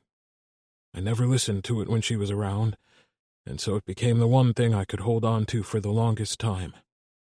It was something I could have with the boys that didn't make me choke up. The one band I could hear without turning into a wreck. And even that was hard." There's some songs that are still tough to hear. I get that. Mickey rose on his tiptoes and brushed his lips against Ethan's. Inhaling deeply, he rested his head against Ethan's chest and closed his eyes. Lance loves Oasis, so now it makes my stomach turn when I hear them. And when I was growing up, Mom was always listening to Beethoven's Moonlight Sonata, the first movement only, over and over. I don't think she's ever been happy. Mickey snorted. Wow, I sure know how to bring a room down. Did you want to sit by the fire with me? Ethan asked, though he was already steering them in that direction because he knew Mickey would say yes. As if no was in Mickey's vocabulary when it came to Ethan. Mickey didn't bother responding. He just let Ethan lead him to the living room. Ethan sat on the floor with his back pressed against the couch, and he pulled Mickey down to sit nestled between his legs. How many times had Mickey dreamed of something like this? Of having someone to just be with in quiet moments.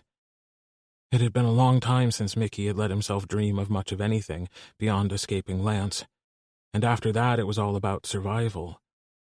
But somewhere, some past version of Mickey existed, a version of himself that had dared to dream about stuff like this. Mickey had never wanted much in life. There were lots of reasons for that, he supposed, if he chose to dig around in how he was raised. It hadn't always been bad at home, but his dad had been a roofer, and after an accident where he'd been injured, there was the opiate addiction. Then the alcohol addiction when he kicked the painkillers. And shit wasn't the same after that. His dad wasn't the same. His dad might have been the one to get hurt, but they'd all suffered for it. Mickey had wanted to escape, and Lance seemed like a good way to do that. He'd certainly said all the right things. But now, none of that seemed to matter as much. The old wounds were still there, but they were smaller now, less important, especially knowing they'd led him here. Ethan reached over and grabbed the guitar and put it in Mickey's lap. "What are you doing?" Mickey asked, cradling the guitar, already resting the fingers of his right hand over the strings while he eyed the frets, putting his fingers on the strings that made up a C chord. "I thought you wanted more lessons." Mickey twisted his head to look at Ethan over his shoulder. "Do you really think I'm going to be able to concentrate with you breathing on the back of my neck? Looming behind me all hot and shit isn't fair." Ethan's eyebrow quirked upward. "Hot and shit? I keep telling you that you're hot, but it's like you don't believe me." Ethan pulled Mickey closer, trapping him between Ethan and the guitar. "Let's see if this works." Ethan put his fingers on the frets and plucked the strings with his other hand. Clear, crisp notes filled the room. Mickey pulled his hands into his lap and relaxed against Ethan. Ethan played a song but didn't sing. Mickey didn't recognize the tune, but it was nice, whatever it was. Kind of sad, but not in a thrash on the ground and scream your guts out way. More like a stand on a hill and stare out into the distance kind of way. That was pretty. Mickey took the guitar from Ethan and set it back on the stand. He curled up sideways and tucked himself against Ethan's chest. He loved the way Ethan just cocooned him in his arms, the way he brushed kisses against Mickey whenever he thought to do it, which was often. "I want to tell my boys about us." Mickey looked up at Ethan, his heart hammering against his ribs. Air wouldn't move in or out of his lungs, and he gaped at Ethan. "What?" he squeaked. "I think we're at the point where we have no choice. I'm not going to just not see you, and the minute they see us together, they're going to see right through any sort of front we try to put up. We don't exactly have the best poker faces." There had been a time when Mickey thought he loved Lance, when he'd have done anything, had done everything, to keep him. But all of those things seemed hollow now. Like costume jewelry sitting next to the real thing, it was cheap in comparison. "But only if you're ready," Ethan added. You're the one who has to come out. I'm already out. They're your kids. Mickey sucked in a deep breath. The only thing I have to lose is you. You're taking the bigger risk. The lines around Ethan's eyes smoothed as his gaze softened. I don't think they'll take it bad, if that's what you're worried about. I think they probably want me to be happy. At least I'd like to believe I raised them right. They probably think that I'd find someone my own age. I mean, if you want to find someone your age, I'm sure we can all fit in your bed. Mickey grinned at Ethan. But I get to sleep in the middle. Ethan's jaw dropped as he stared at Mickey, who wrapped his arms around Ethan's neck and stole a kiss. I told you I have a thing for older men. Mickey furrowed his brow. Unless you were wanting a member of the opposite sex to join us, then I'm afraid you'd be stuck sleeping in the middle. Only one of us is bi, and it's not me. I have no plans on sharing you. Or myself, for that matter. Ethan's hold on Mickey tightened possessively, and Mickey lit up like a firework. You really want to tell them? I really do. Mickey tried not to swoon, and failed. The smile Ethan gave him proved that Mickey really didn't have a poker face at all. Chapter 25. Ethan. Now that Ethan had decided to tell his kids, he just had to work up the courage. It wasn't that he thought they'd be upset about his sexual orientation or choice of partner. He supposed the real hang-up was just not knowing how they'd react to him dating at all. It's not like he'd been a monk, but he had kept his partners away from his kids. When they were growing up, it was for stability reasons. But Mickey was different. Ethan had known it for a while now. He had to stop himself from smiling every time he thought about him. The simple fact, though, was that he didn't want to stop smiling. Mickey made him exceedingly happy, happier than he had any business feeling. Shane had come in that morning with his brothers, and although he hadn't said anything to Ethan, it was clear that he knew about him and Mickey, and that he approved. "Come by for a drink sometime soon," Shane told him as he stood and slid into his jacket. "I'm sure Mickey would like to see you." "I'll do that," Ethan promised. Shane's brothers didn't think much of the interaction, but Shane had, and it made his insides warm to know that Mickey had someone in his life who paid attention, someone who cared. Ethan cleared their dishes away and carried them into the kitchen. The breakfast rush was over, and their part-timer was out front manning the coffee pots. Ethan thought about telling Taylor, but he looked busy, so Ethan occupied himself in the dish pit. He stacked the dishes into the plastic trays before sliding them into the dishwasher. "You don't do dishes." Taylor came up beside him. He looked nice that morning with shimmering lip gloss and thick dark eyelashes. A sheen of pink kissed his eyelids. Taylor usually wore t-shirts to work, but today he'd worn a long-sleeved shirt that was so pink it made Ethan's eyes hurt. "You look nice." "Thanks," Taylor beamed. "And you're still being weird. Don't think you can distract me with compliments. I mean, it works, but don't do it." "I wasn't trying to distract you." Ethan opened the dishwasher and slid the tray out. The dishes were piping hot and steaming, but clean as a whistle thanks to the industrial unit he'd bought years ago. "It's not as bad with the dishwasher." "Mm-hmm." Taylor folded his arms over his chest.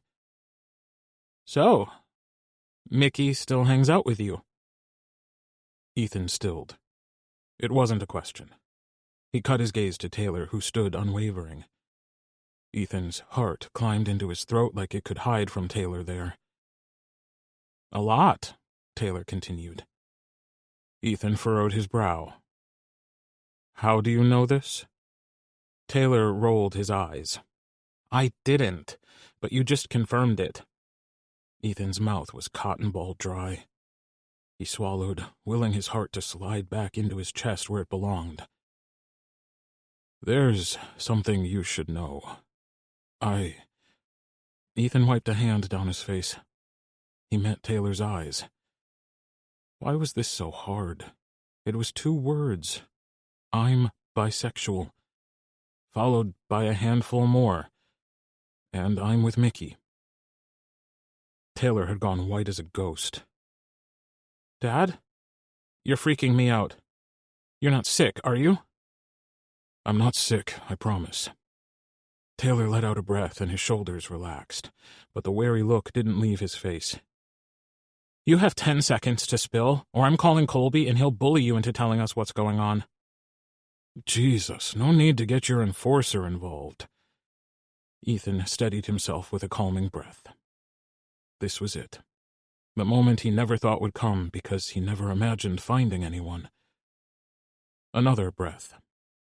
Another look of concern from Taylor. I'm dating Mickey.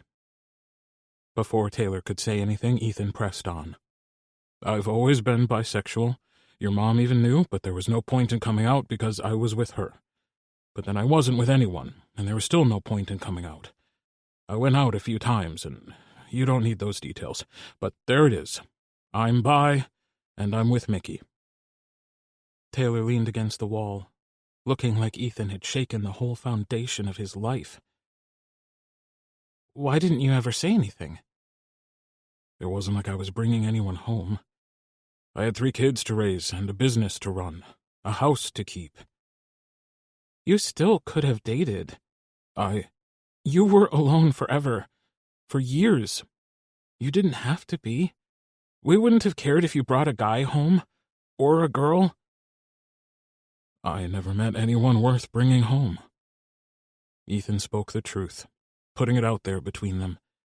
He'd confronted it himself and had time to digest it, and now he had to make his kids understand. Mickey is worth bringing home. I care about him. Suddenly, Ethan had an armful of Taylor. He flew at his dad and pulled him into a hug, crushing his ribs a little. But Ethan smiled and wrapped his arms around his youngest son. We hated you being alone all the time. Taylor sniffled and pulled away. God damn it, Dad, you're going to make me ruin my makeup. I wasn't alone. I had my kids. Taylor rolled his eyes. Yeah, 'cause that's exactly what I meant. We just wanted you to be happy. We never wanted you to be alone or feel that you had to be a certain way for us. I loved your mom with every bit of me. I don't think I'll ever really get over her. But Mickey, he makes me happy. Ethan wiped his sweaty hands on the sides of his pants. That's all we wanted, Dad. That's all we ever wanted. So you're not mad that your old man is bi and dating a man half his age? As if I have room to be a judgmental ass. I have 2 boyfriends. I'm happy for you. And Mickey. He needs someone like you, Dad. Someone old? Taylor burned him with a dirty look. Someone nice. Someone kind. Someone who will put him first. Taylor's face lit up. Have you told Colby or Jonah? You're the first one. I probably should have sat everyone down and told you all together. Coming out is hard. I can help break the news if you want. Do you think they'll be upset that I didn't tell you all at the same time? Ethan was genuinely worried about how the other boys would react to Taylor being the first to know. Or maybe his emotions were all over the place and he was looking for things to be worried about. It was hard to tell. They'll be fine with it.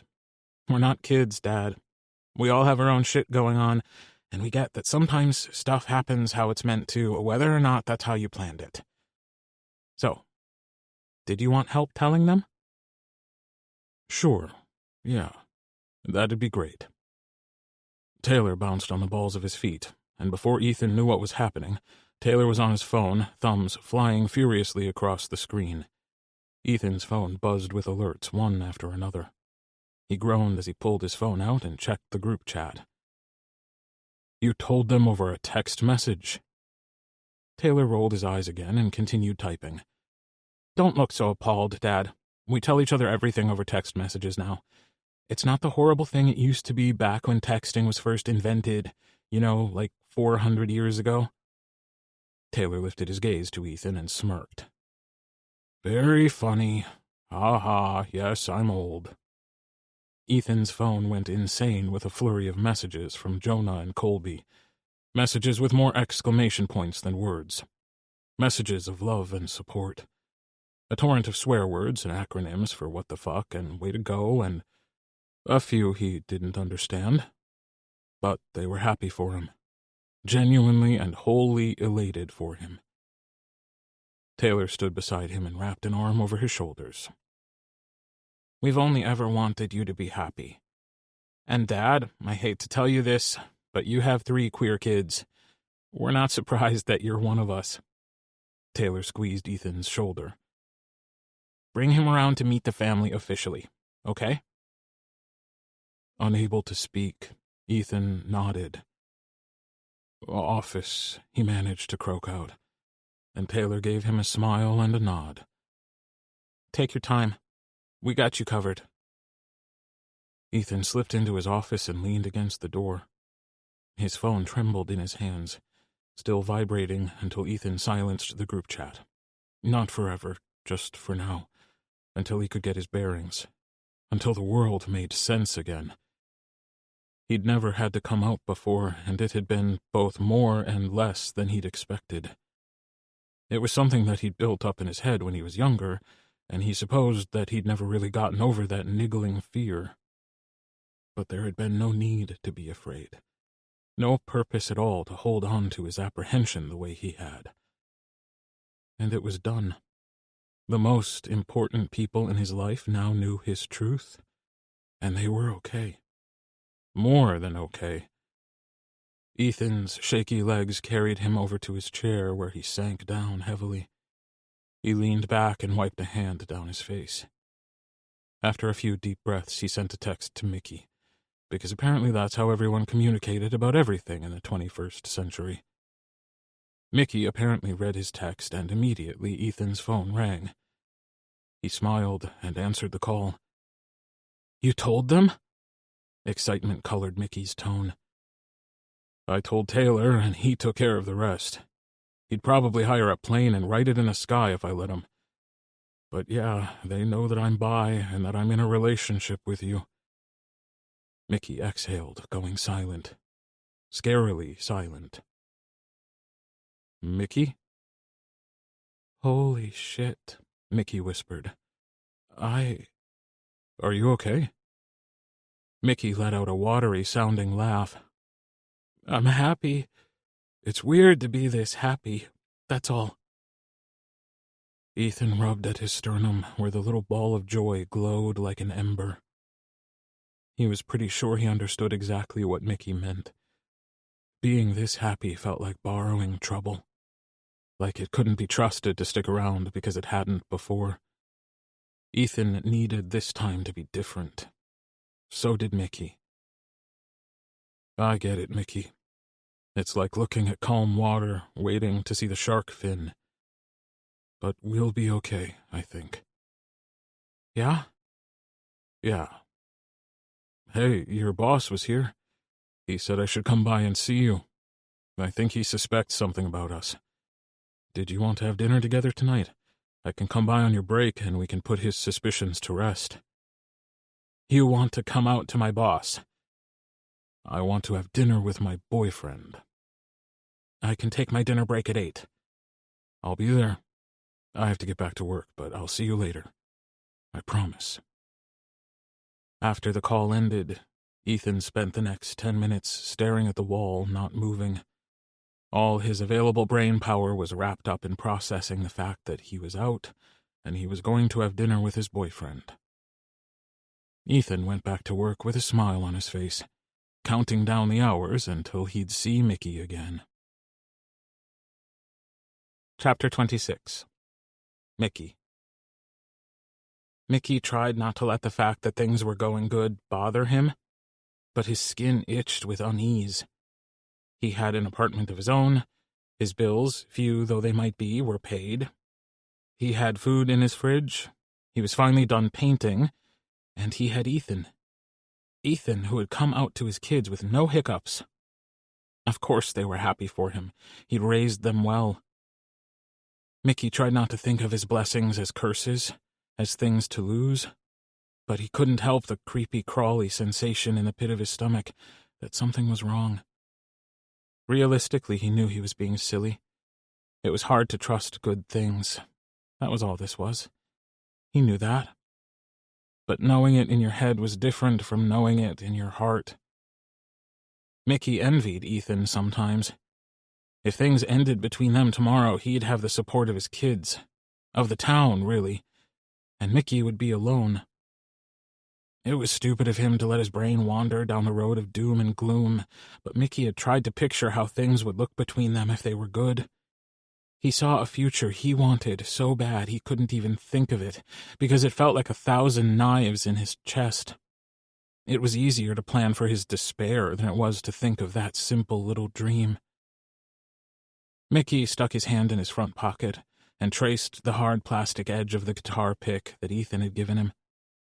It had become a touchstone for him, something small and solid he could cling to when he needed some reassurance, something real he could hold on to when he wasn't around Ethan and his doubts came creeping in, nipping at the edges of his happiness the way they did now.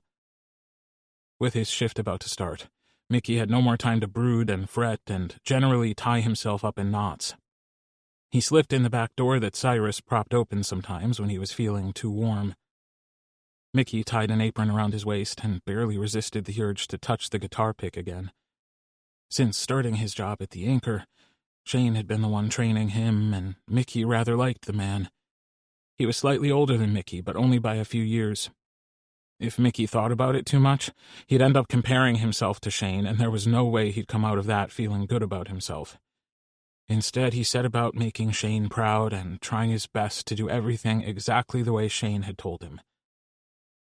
Despite his good intentions, sometimes Mickey still made mistakes, like the way he'd mixed that last drink. He knew it was wrong, that he'd gotten the steps mixed up or the measurements or something, but it was all tangled in his head today. He almost wondered if his brain was creating something to be dramatic about. Shane frowned and gently took the drink from him. He dumped it out and shot Mickey a concerned look. "How about we try this one again? I'll walk you through it." Mickey's head felt stuffed full of cotton, but he managed to listen to the instructions Shane gave him. Even though he didn't need them, he knew how to make this drink. It was one of the popular ones, but his brain wouldn't cooperate. He barely made it through pouring the drink. "Mickey, are you okay?" Shane looked bewildered. Mickey nodded, mute, unable to form words. He felt a lot like he had when he'd made mistakes around Lance. Except Lance would get angry and mean and cut Mickey down. He tensed, his body preparing for an assault that he knew wasn't coming, bracing himself for words that would never come, not from Shane. Mickey tried to speak, but to his horror, no words would come. He nodded again instead. Though he wasn't fine. He knew he'd been through some shit, but it was in the past now, and Mickey wanted to move on. He stuffed his hand in his pocket and felt the smooth edges of the guitar pick. Forcing a breath into his lungs, then another, his ability to speak returned to him. "Sorry,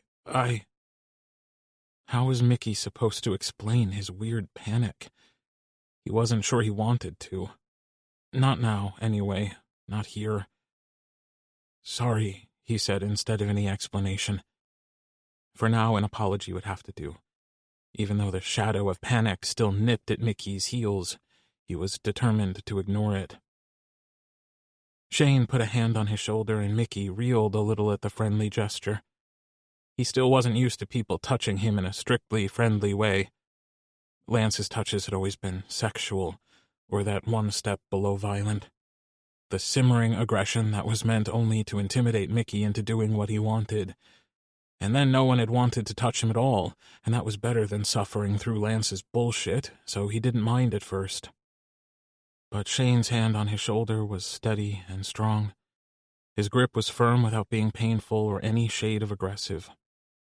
Shane cared about him. If not as a friend, then as an employee. It was enough to quell the fear that quivered inside him, rabbit-scared and small. Not all the way, but enough that he managed a small smile. "I'm okay," Mickey promised. "You sure?" Shane asked, not moving his hand. Not yet. Mickey nodded. "You can take a break if you need to collect yourself."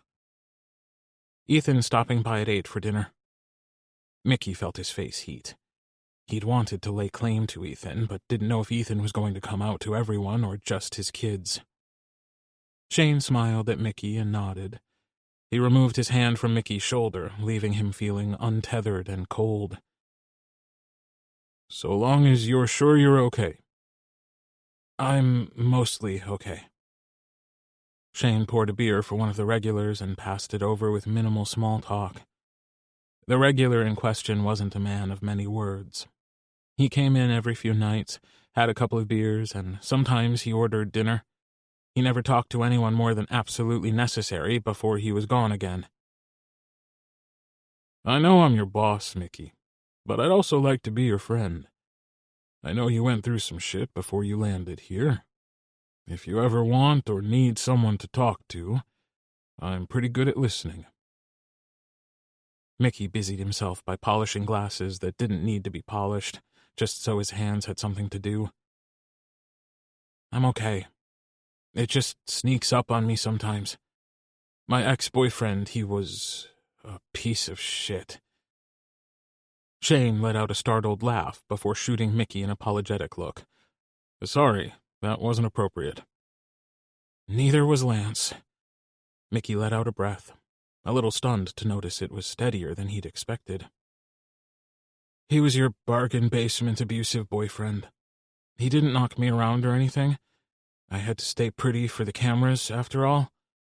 But he was hypercritical of everything I did. And sometimes when I made a mistake, it's like I can still hear him berating me." "Then I'll just have to say nice things to you when you make mistakes, until the voice in your head changes its tune." Mickey must have looked as confused as he felt, because Shane smiled at him. A soft, sad kind of smile that you gave someone who'd clearly been through shit, but maybe they didn't realize how bad their shit was because they were in it and couldn't see how deep it went. But things always look different from the outside. "Mistakes are normal, Mickey. No one is perfect, and you'll never be thought less of for fucking something up, whether it be something as small as a drink or something way bigger." "Logically, I know all that." Mickey set down the glass before he polished a hole in the side. He couldn't make himself look at Shane anymore, though. "Then we'll just have to work on it until you know it illogically, too." Mickey furrowed his brow. "That doesn't even make sense." "Does it have to?" He pondered Shane's question for a second before answering. "I don't think so, no." "Glad we're on the same page." Shane motioned to the other end of the bar where a customer was just sliding onto a stool. "That one's yours." Mickey fell into the rhythm of serving customers, of talking and chatting and doing his best to give them an avid listener to share their problems with. The more people shared with him, the less bad he felt about the mistakes he'd made in his own life. By the time 8 came around and Ethan stepped foot into the bar, Mickey was in a brilliant mood. He wanted to launch himself across the bar and drag Ethan into a toe-curling kiss, but settled instead for telling Shane he was taking his break. Sometimes when Ethan came in, he'd sit up at the bar and talk to Shane and Mickey both, and he'd order a side of fries and share them with Mickey. But today, Mickey wanted Ethan all to himself, so he stepped out from behind the bar and motioned to an empty booth. "You look good," Mickey told him when they arrived at the table. "So do you." Ethan smiled and slid into his seat. Mickey took the spot across from him. Their eyes met over the table, and Ethan's smile widened. "You told your kids," Mickey blurted. It was a huge deal to him. Bigger than he thought it might be. Mickey had never intended to fall for someone who wasn't out. He'd never intended to fall for anyone at all. But there was something about Ethan that he couldn't resist. Ethan slid his hand across the table and brushed the back of Mickey's hand with the tips of his fingers. I want to tell the world. Ethan's gaze slid up from where he gently touched Mickey's hand until their eyes met. I'm just happy they know. And that they weren't mad. I don't even think they're all that surprised, to be honest. Ethan pulled his phone out and showed Mickey the slew of messages in the family group chat. Colby used far too many emojis to be coherent, but it was clear he was happy about the news. The barrage of acceptance untwisted Mickey's insides. They knew Ethan was bi and that he was with Mickey. And more than not caring, they did care. They cared that their dad was happy. It was more than Mickey could deal with, more than he could process. He didn't know how long he sat there not saying a word, but Ethan waited there, infinitely patient. He tucked his phone away and reached out across the table to take Mickey's hand. Mickey let his stare linger on their joined hands before dragging it up and looking Ethan in the eyes. Words didn't exist to describe the ways that Ethan and his family had just healed tiny, broken pieces of Mickey. Little fractures that love smoothed over and fused back together. He felt more for Ethan than he ever had for Lance. Or maybe, if he'd loved Lance once, it had been so overshadowed in the end by how much he'd given him, how much had been taken from him by Lance. His sense of self, his autonomy, his worth. Things that he had started to snatch back bits of here and there. He was rebuilding himself, and he wasn't doing it alone. Ethan was there. Had been for a while now. Even before Mickey knew healing was possible, Ethan had stood by, steady and patient. It wasn't a wonder that Mickey had fallen for him. He didn't know how to tell him, though. The words were locked down inside Mickey. He felt them, could run his fingers over the shape of them and know them to be true, but speaking them into existence was different. Harder. He'd given those words away once before and had been repaid by Lance using them as weapons, cutting Mickey down with the gift he gave. Mickey wanted to give those words to Ethan, but not here. Not now. Not at work, surrounded by the smell of barley and hamburgers and whatever cologne Ethan was wearing. Mickey didn't want that memory to be tarnished by the strange wobbly sensation that something was still wrong somehow. For now, he gave Ethan a smile and turned his hand over so their palms could press against one another. They both ordered hamburgers, one of them getting fries while the other ordered onion rings so they could eat off each other's plates. And slowly, those words Mickey buried down inside himself surfaced, held back in a lump in his throat. Can I come over after work? Mickey asked. I'll get a cab. Mickey still had the keys Ethan gave him, but he'd never just waltzed into someone else's house unannounced before. I'll wait up. Mickey shook his head. You don't need to do that. I just want to be close to you. His confession made his cheeks flame, and he glanced back down at the table. Ethan gripped Mickey's hand a little tighter. Okay, Mickey. Have it your way. It wasn't quite the exchange of heartfelt sentiments that Mickey really wanted to have happen, but for now, for where they currently were, it was close enough. Chapter 27. Ethan. Ethan came awake slowly, vaguely aware of someone slipping into bed behind him. Someone with shockingly cold feet. Ethan yelped sleepily and jerked his legs away from Mickey's cold toes on instinct. A slightly less cold arm wrapped around him, and Ethan grunted with displeasure before rolling over. He pulled Mickey into him and held him tight. Why are you so cold? Ethan snuggled closer, even tangling their feet together to try and warm him. You didn't walk here, did you? I got a ride. Mickey burrowed closer to Ethan. It's going to sound stupid. I'm sure it doesn't.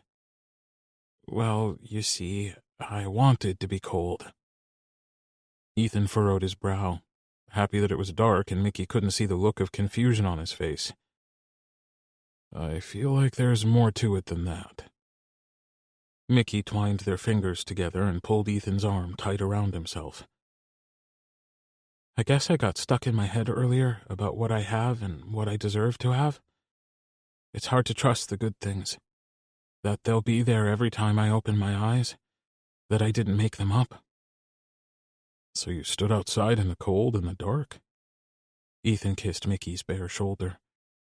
He smelled like work, like beer and salt and sweat.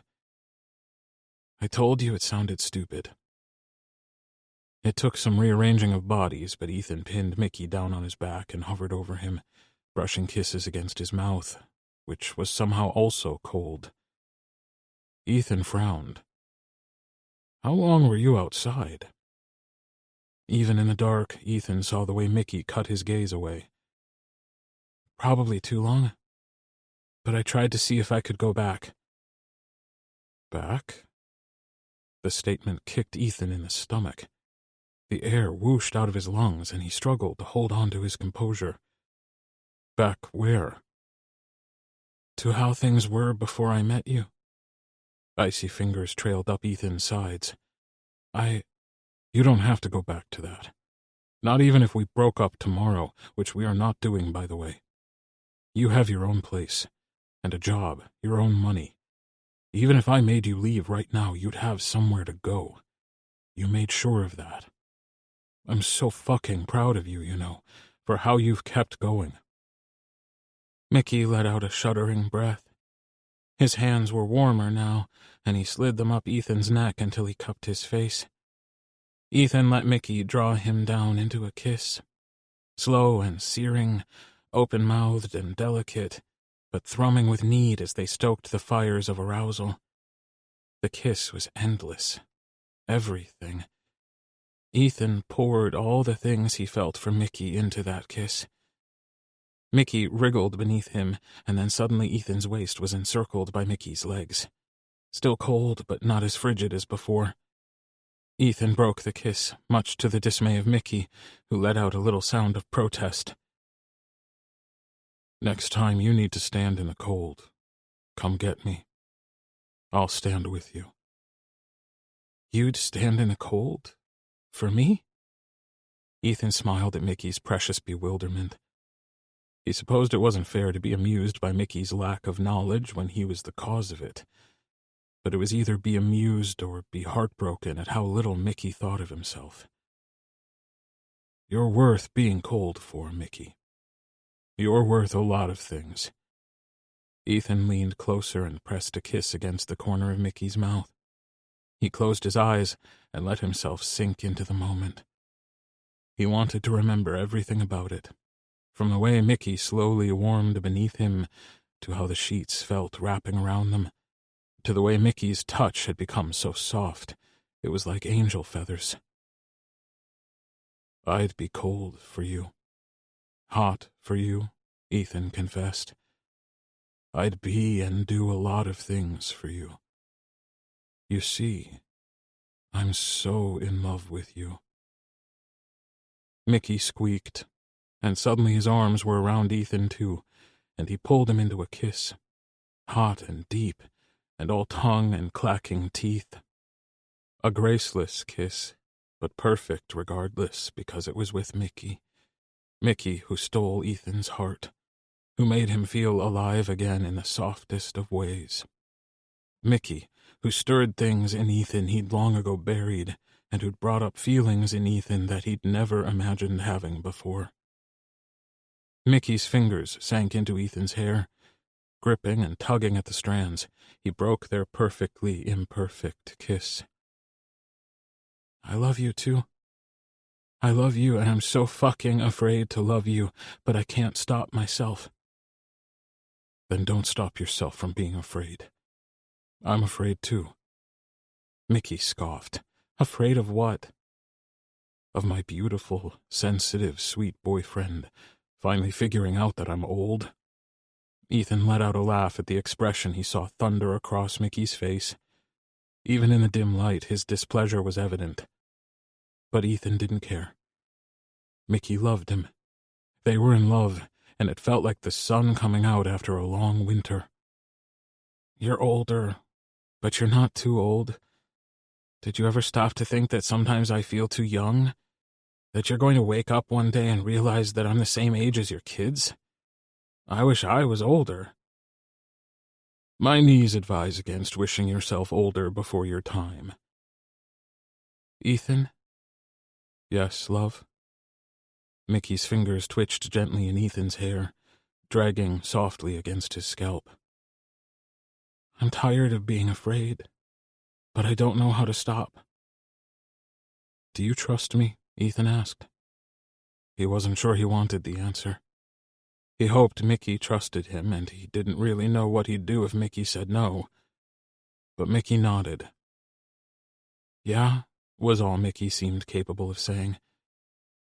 Ethan traced the side of Mickey's face with his fingertips, smiling at the way Mickey leaned into his touch. "Then trust that I love you. Trust that I love you exactly as you are. We're both wounded, Mickey. We might have hurt for different reasons, but we still hurt. We can go as slow as you need to go." he says, as I lay naked in his bed. The laughter had returned to Mickey's voice. Clearly his body wasn't the only thing warming up. "I want to build something with you that lasts. And if that means we stay afraid for a while, well, we can be scared together. You're not alone, Mickey. Not anymore. Not ever again."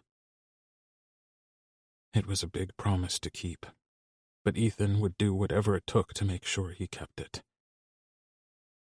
"Ethan." Mickey's hold on him tightened, like he wanted to crush their bodies together until they fused. It was a sensation Ethan knew all too well, for he was struck with it now. The inescapable urge to consume and be consumed. Mickey drew him down into a kiss, all tongue and breath and needy sounds that sent shivers down Ethan's back.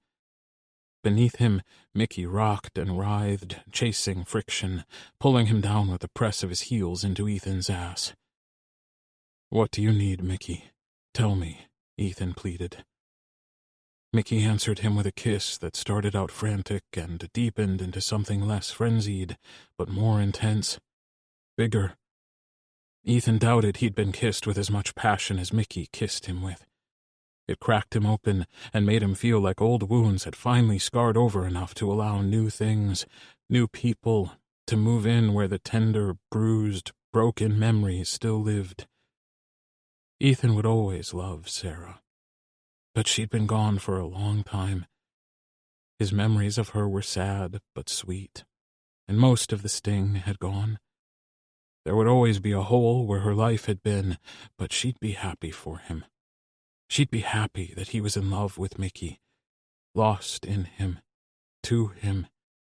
He yielded control, liking the way it felt to have Mickey roll him over onto his back, the way he felt equally powerful and powerless when Mickey pinned his wrists to the mattress. Mickey gave him a heated, haughty look before swiveling his hips, grinding their cocks together in such a way that had Ethan wanting to arch off the bed. He didn't, though it was all he could do to hold himself back. "That's right," Mickey crooned, leaning down to brush his parted lips over Ethan's exposed throat. "That's good." Mickey released Ethan's wrists, only to twine their fingers together as he rocked forward. "That's so good." There were a million things Ethan wanted, but none of them compared to the way it made him feel to give Mickey what he wanted. To be the vessel for his pleasure, even if it was as simple as touching, grinding, panting, kissing. They didn't need more, even though Ethan ached with an emptiness only Mickey could satisfy.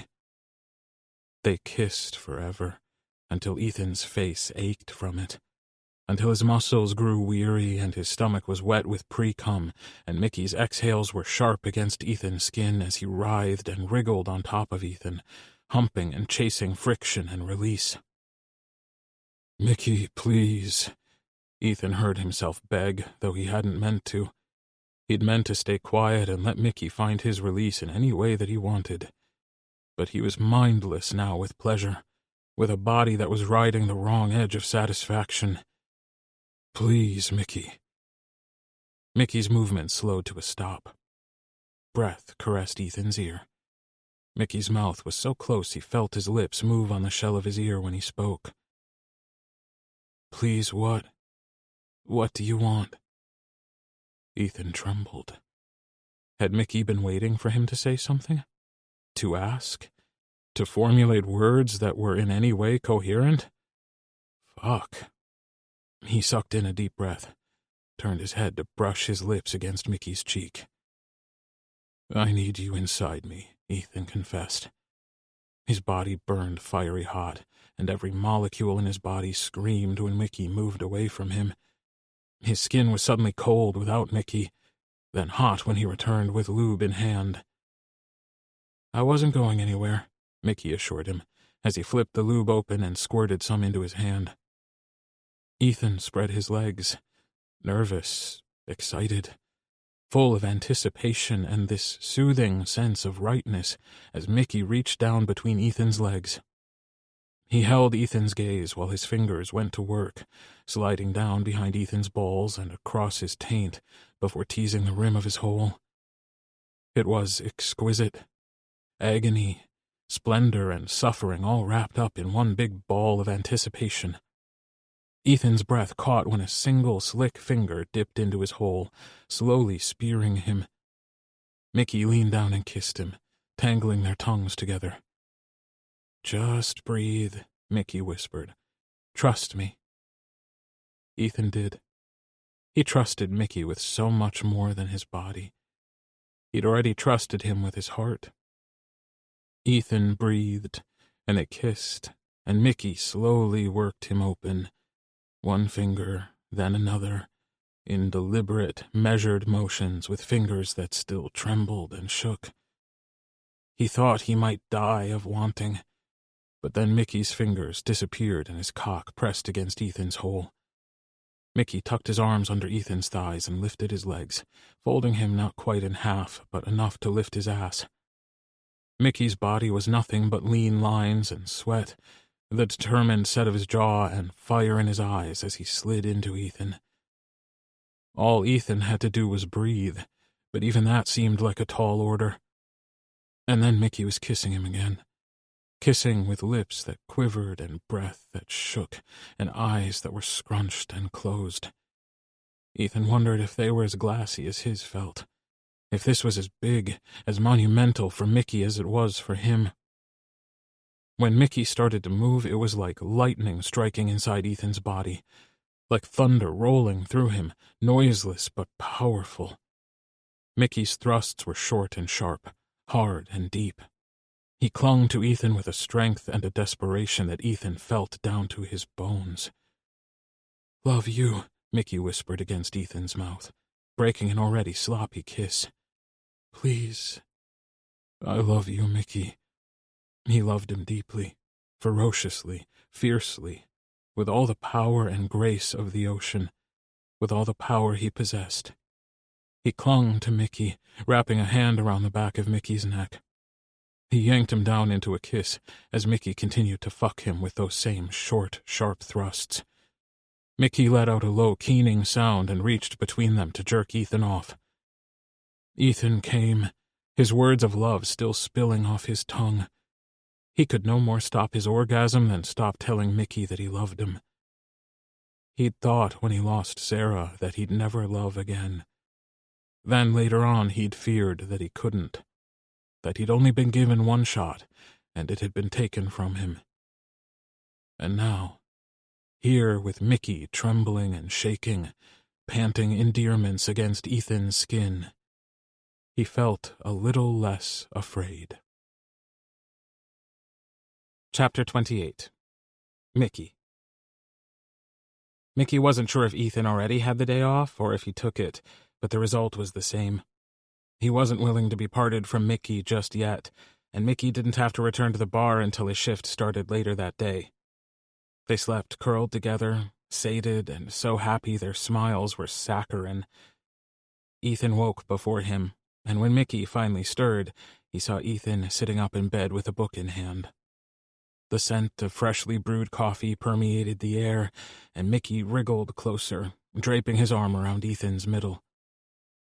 "Good morning," Mickey mumbled, still mostly incoherent from sleep. "It's nearly afternoon."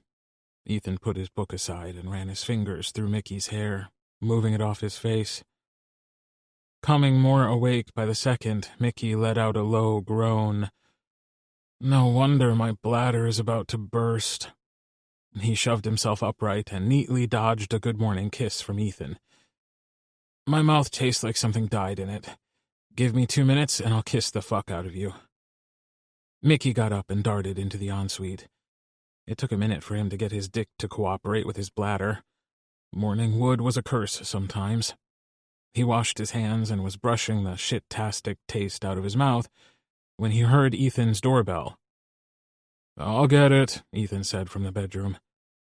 Mickey paused his toothbrushing. "I hope it's not one of those salesmen. You have to watch out for them. My friend's mom ended up with an $8,000 water softening system she didn't need." Ethan made a strangled sound from the other room. "We'll circle back to that after I see who's here," Ethan said as the doorbell rang again. By the time Mickey finished brushing his teeth, Ethan still hadn't returned. He wanted nothing more than to crawl back into bed, but not alone. He had had plans, damn it. Mickey slid on a pair of Ethan's sleep pants and one of his t-shirts, and headed out of the room to see what was keeping his boyfriend. "I raided your dress, sir. I hope you don't mind." Mickey came around the corner and saw Ethan first. His expression was strange, full of worry and concern. And then Mickey saw his mother. "Mom?" Mickey blinked at her. She looked, well, like shit, to be honest. Like she'd been crying. Like she hadn't been eating. The bags under her eyes were so big they had their own zip code. "What's going on? Are you okay?" Mickey went to her and sat down on the couch beside her. "I'll get you a tea and something to eat," Ethan said. "I couldn't possibly eat anything." Mickey's mom's voice was fragile. Her hands shook as she looked down at them. Pressing them against her legs to get them to stop trembling, she took a deep breath. "Mom? What's going on?" Her breath sawed in and out of her, trembling and shaking. "I left your father." Relief washed through Mickey. "Good." His mom's eyes widened with shock. She looked like a deer caught in the headlights. "I should have left him years ago. I should have left him 1,000 times over." Back before his experience with Lance, Mickey might have resented her for not leaving him sooner, for staying as long as she did, for allowing herself and him to be mistreated by someone who had pledged to love them. "You left now. That's the most important thing. Do you need anything?" Mickey asked, as though he had anything to give. "If you need a place to stay, I have an apartment. It's not much, but it's got a bedroom you can have. I'll take the couch." "Is this what it was like when you left that man?" Mickey had to smile at the way she still refused to use Lance's name. Though it used to feel like acid in open wounds, now it was mildly amusing and not altogether unwelcome. "I was terrified. But I was more terrified of staying." His mom nodded, but said nothing. She looked exhausted, paper-thin, weary. Mickey wanted to wrap her up in cotton and protect her. Although she'd not really been great at being there for him, he didn't want to be the kind of person to let other people's actions dictate his own. Everything he'd been through, all the shit he'd endured, could have made him hard and mean and jaded, hateful. Or the opposite, empathetic, soft, kind. And that's the kind of person he wanted to be. Someone Ethan would be proud to be with. I don't know what to do." She looked at Mickey when she spoke, eyes filled with unshed tears. She sniffled and swiped at them, as though disgusted she somehow had any tears left at all. Ethan came into the room with 3 steaming cups of tea on a tray. Also on the tray was some sliced fruit, cheese, and meat. Before Ethan could try to make an excuse and leave them alone, Mickey found himself reaching for him and pulling him down on the couch next to him. Ethan sat and wrapped an arm around Mickey, like he knew he needed some sort of support. This morning had gone sideways, and Mickey wasn't sure how to navigate this. "Are you in any sort of danger from Mickey's father?" Ethan asked, carefully measuring his words as he spoke. Mickey's mom sniffled again and shook her head, but she didn't elaborate. She reached for a cup of tea and cradled it in her hands. She ignored the milk and sugar that was also on the tray, and just held the cup like all she required from it was the warmth it provided. "With your permission, I can put you in touch with a local women's shelter.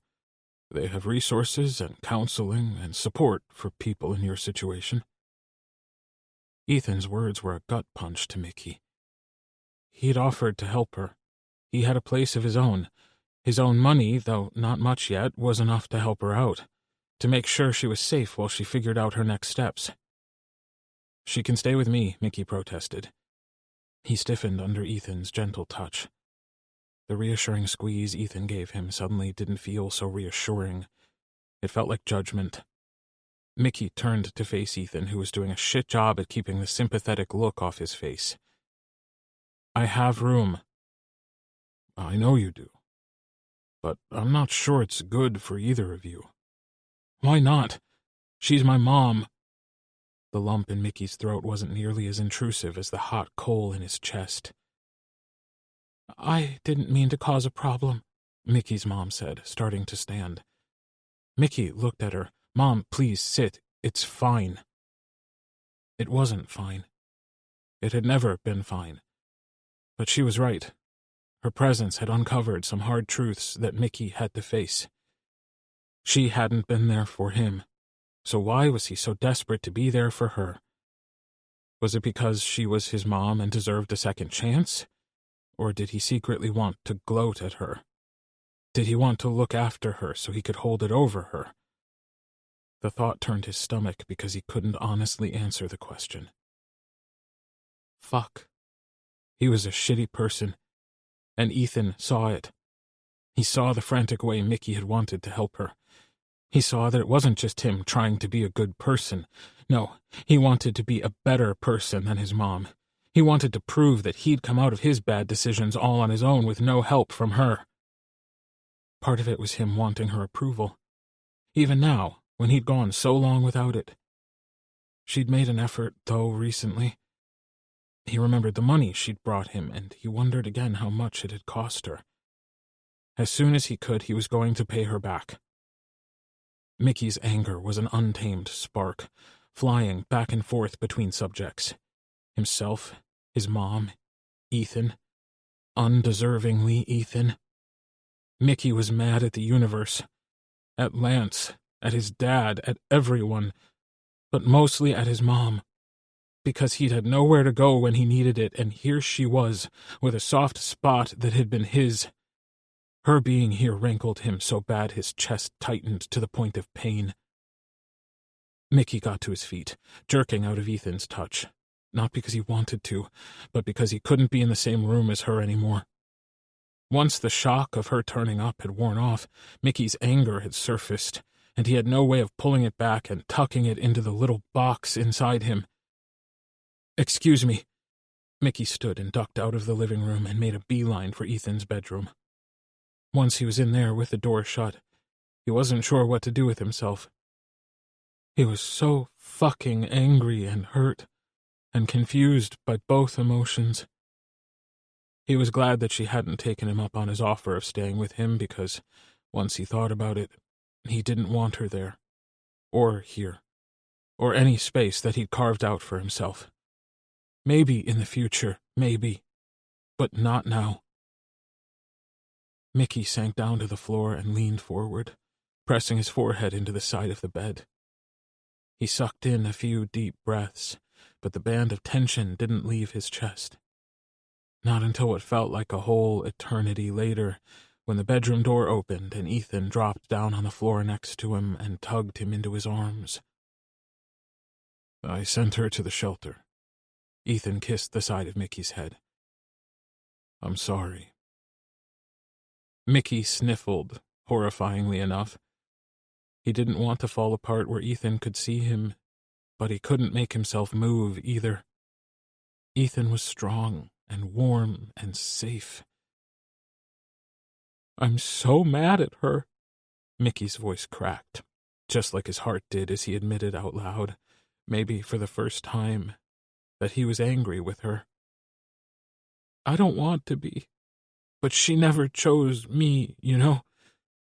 Things at home were shit, and I know everyone leaves in their own time. Some never do. But she's my mom. She was supposed to be my safe space. Ethan shifted positions so he could lean against the side of the bed. Mickey was half in Ethan's lap, and Ethan held him tight. I'm sorry she wasn't. No admonishment, no explanation or excuses were made for her. Ethan just acknowledged her failures and held Mickey as he tried to compose himself enough to start to untangle all his emotions. It was like all his busted-up pieces were in a jar, and she'd come along and shaken it. Mickey closed his eyes and let himself melt into the comfort of Ethan's arms. He had to work that evening, which felt like a blessing. He didn't want to sit and mope all day and dwell on the storm of emotions that had been kicked up. Ethan, Mickey said sometime later. It could have been minutes or hours, but it had been long enough to make Mickey's ass go numb from sitting on the floor. Yes, Mickey. I love you. I love you too. Ethan held him tighter, and the tempest quieted a little. Not all the way, but enough that Mickey could take in a full breath without feeling like his chest was going to cave in. I have to work soon. You could call in. I'm sure Shane would understand. Mickey shook his head. I need to not sit around and dwell on this all day and all night. Will you come back after your shift? Mickey shook his head, even though it went against his instincts. He wanted to say yes, desperately. He wanted to listen to Ethan and stay home and not go to work. He wanted to curl up in Ethan's lap all day and make him play guitar and order takeout so they wouldn't have to cook. Ethan didn't push, didn't question. He kissed the side of Mickey's head and told him that if he changed his mind, he still had a house key and could let himself in as he pleased. Mickey didn't want to use it because he didn't want to leave. He let out a sigh. It was going to be a long fucking day. Chapter 29. Ethan. Ethan wanted to give Mickey space. Kind of. Mostly he wanted to storm into the Anchor and bundle Mickey up and bring him home. Home where they could sit by the fire and Ethan could play the guitar, and they could just go back to how things were before Mickey's mom burst their bubble. He was a grown man. He'd raised 3 kids into adulthood. He was officially mid-life, but Mickey felt like anything but a crisis. He was necessary to Ethan's life, like water and oxygen and the blood in his veins. But Mickey had been out of sorts. They'd texted a little. Mostly it was Ethan bombarding him like a lovesick teen and Mickey responding here and there. Or not at all. What's that look for? Taylor's voice jolted Ethan out of his stupor. Ethan tucked his phone away like he was hoarding secrets. He supposed he was. If it were one of his kids in this position, he'd tell them keeping shit inside just makes them feel worse. But it felt weird for him to be the one needing someone to lean on. He raked a hand through his hair. Business was slow that day, and Ethan didn't really need to be there. Not wanting to go home, he'd slunk into his office under the guise of getting caught up on paperwork. He hadn't even turned the computer on, though, so the jig was probably up. Taylor slipped into the room and shut the door. He sat down on the couch that Ethan kept in the office.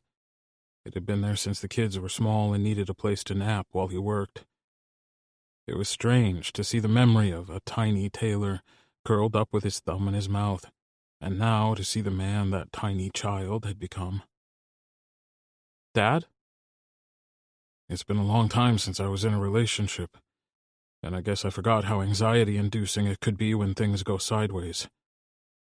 "What happened? I thought you and Mickey were doing good. I mean, you did come out of the closet for him." "What do you know about his past?" "I know enough. The abusive ex, the shitty parents. I don't have details, but I can fill in the blanks. His parents must have been super shit if he didn't have anywhere to go." Ethan nodded. "They didn't like his boyfriend.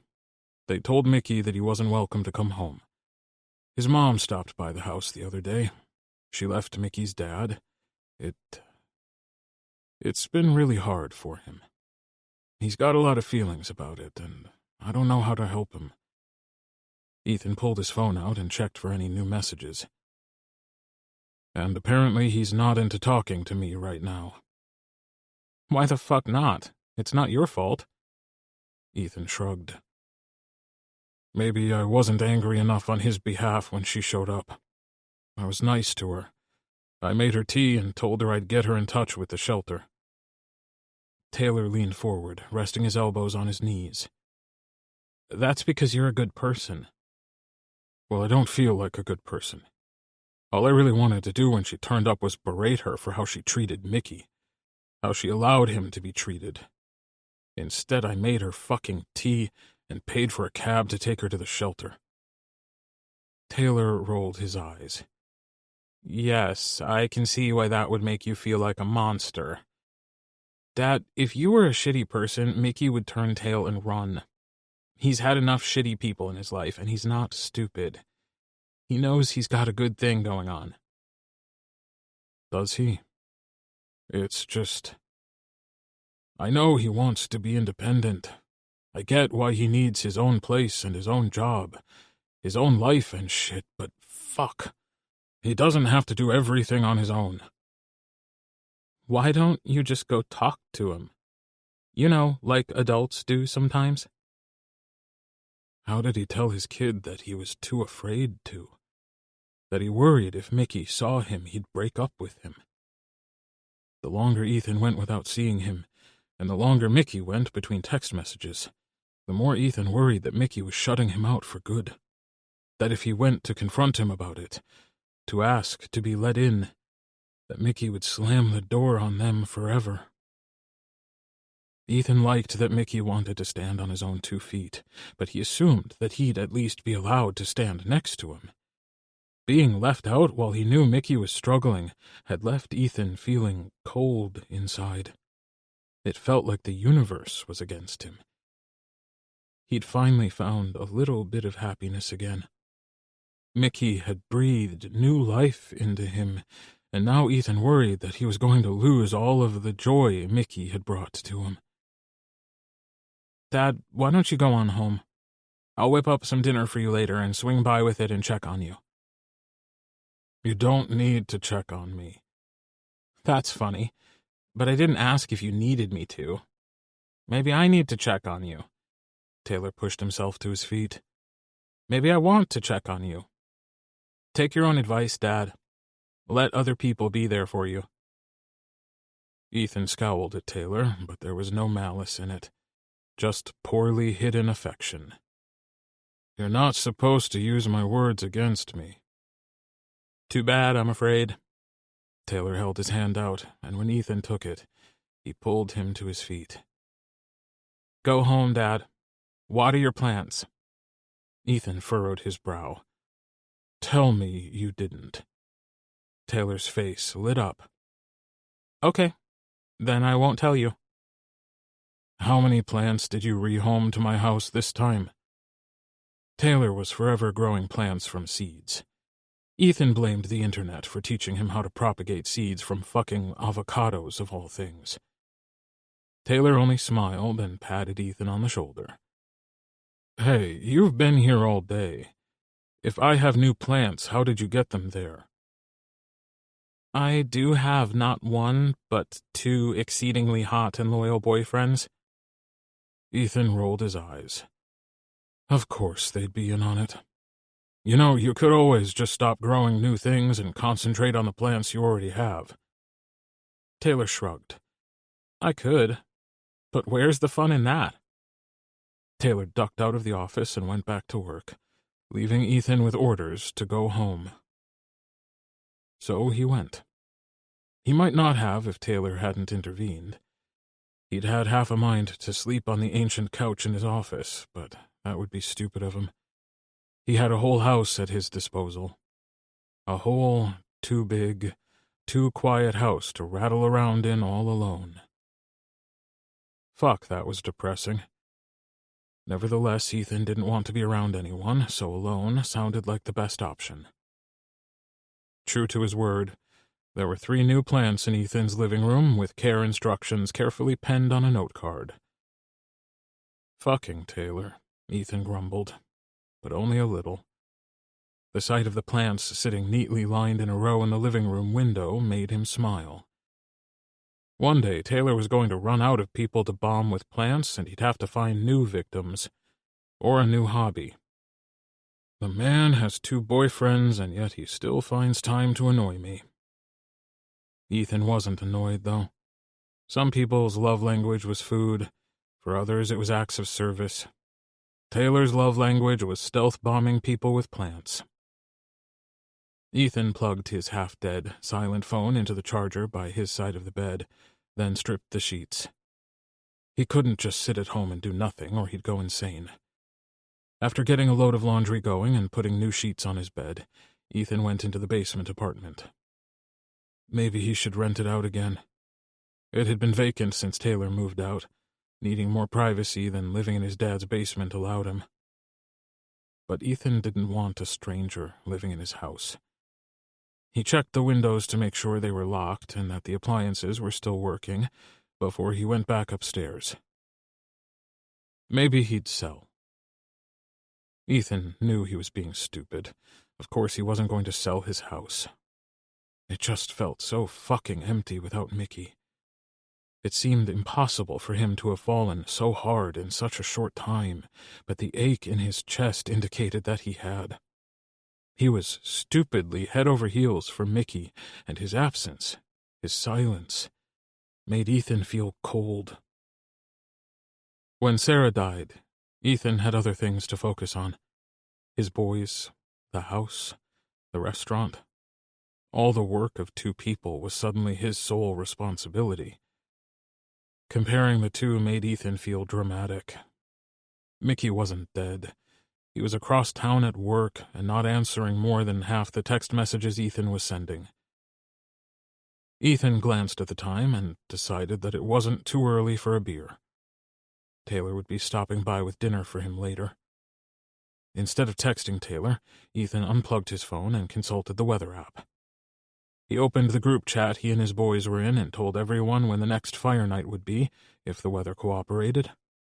He shot off a text inviting Mickey, then tucked his phone away before he could obsess about whether or not Mickey had read his text or not. He didn't think they were fighting, but Mickey's silence made him question if he might need to apologize for something. Maybe he shouldn't have answered the door and let her in. But sending her away when she was clearly upset would have been the wrong thing to do. Ethan wasn't sure what the right answer was. Taking his phone with him to the living room, Ethan grabbed his guitar and sat by the fire. At first, he didn't play anything. Then he started playing. As always, he opened with CCR, but soon he was playing songs that made him think of Mickey. Songs he should have played for him while they sat here by this same fire. Ethan checked his phone. It was well past dinner time now, and there was no sign of Taylor, and no response to any of his texts from the group chat. Or Mickey. Mickey's lack of response didn't surprise Ethan. He was at work, and Ethan shouldn't have been texting him anyway. But the fact that his kids were all silent was weird, and he couldn't help but wonder what they were up to. Chapter 30. Mickey. His brain felt like a bowl of soup. Ethan kept texting, and it wasn't that Mickey didn't want to answer. He did. The comfort Ethan was offering should have made him feel good, but he couldn't wrap his head around everything. How could Ethan be so calm, so perfect, so everything that Mickey wished he'd had years ago? He wasn't stupid enough to believe that Ethan would have ever gone for some barely out-of-high-school kid. Hell, Mickey was surprised that Ethan wanted anything to do with him now. While his brain continued to torture him, he went to work. He was trained enough now to be left on his own for short times, but Shane was always there, as steady as Ethan. It seemed like the men were cut from the same cloth. Shane's cloth had more tattoos, though. Shane had also pinged that something was up with Mickey the minute he'd walked into the bar to start his shift. It made him wonder if he looked that bad, or if Shane just had a radar for these things after so long behind the bar. Maybe he just knew when people were having a bad day. It was his superpower or something. "You want to talk about it?" Shane asked him. Mickey shook his head. Shane nodded, accepting his answer, never pushing for more. Shane was good like that, and it made Mickey want to tell him things. "My mom left my dad," Mickey said a few minutes later. Grabbing a glass, he busied himself with polishing it, buffing out any of the watermarks before moving on to the next one. "She should have left him years ago." Shane nodded, offered no empty words like, "Oh, that sucks," or "Gee, that must be hard." Instead, he said, "Sometimes it takes people too long to do the right thing."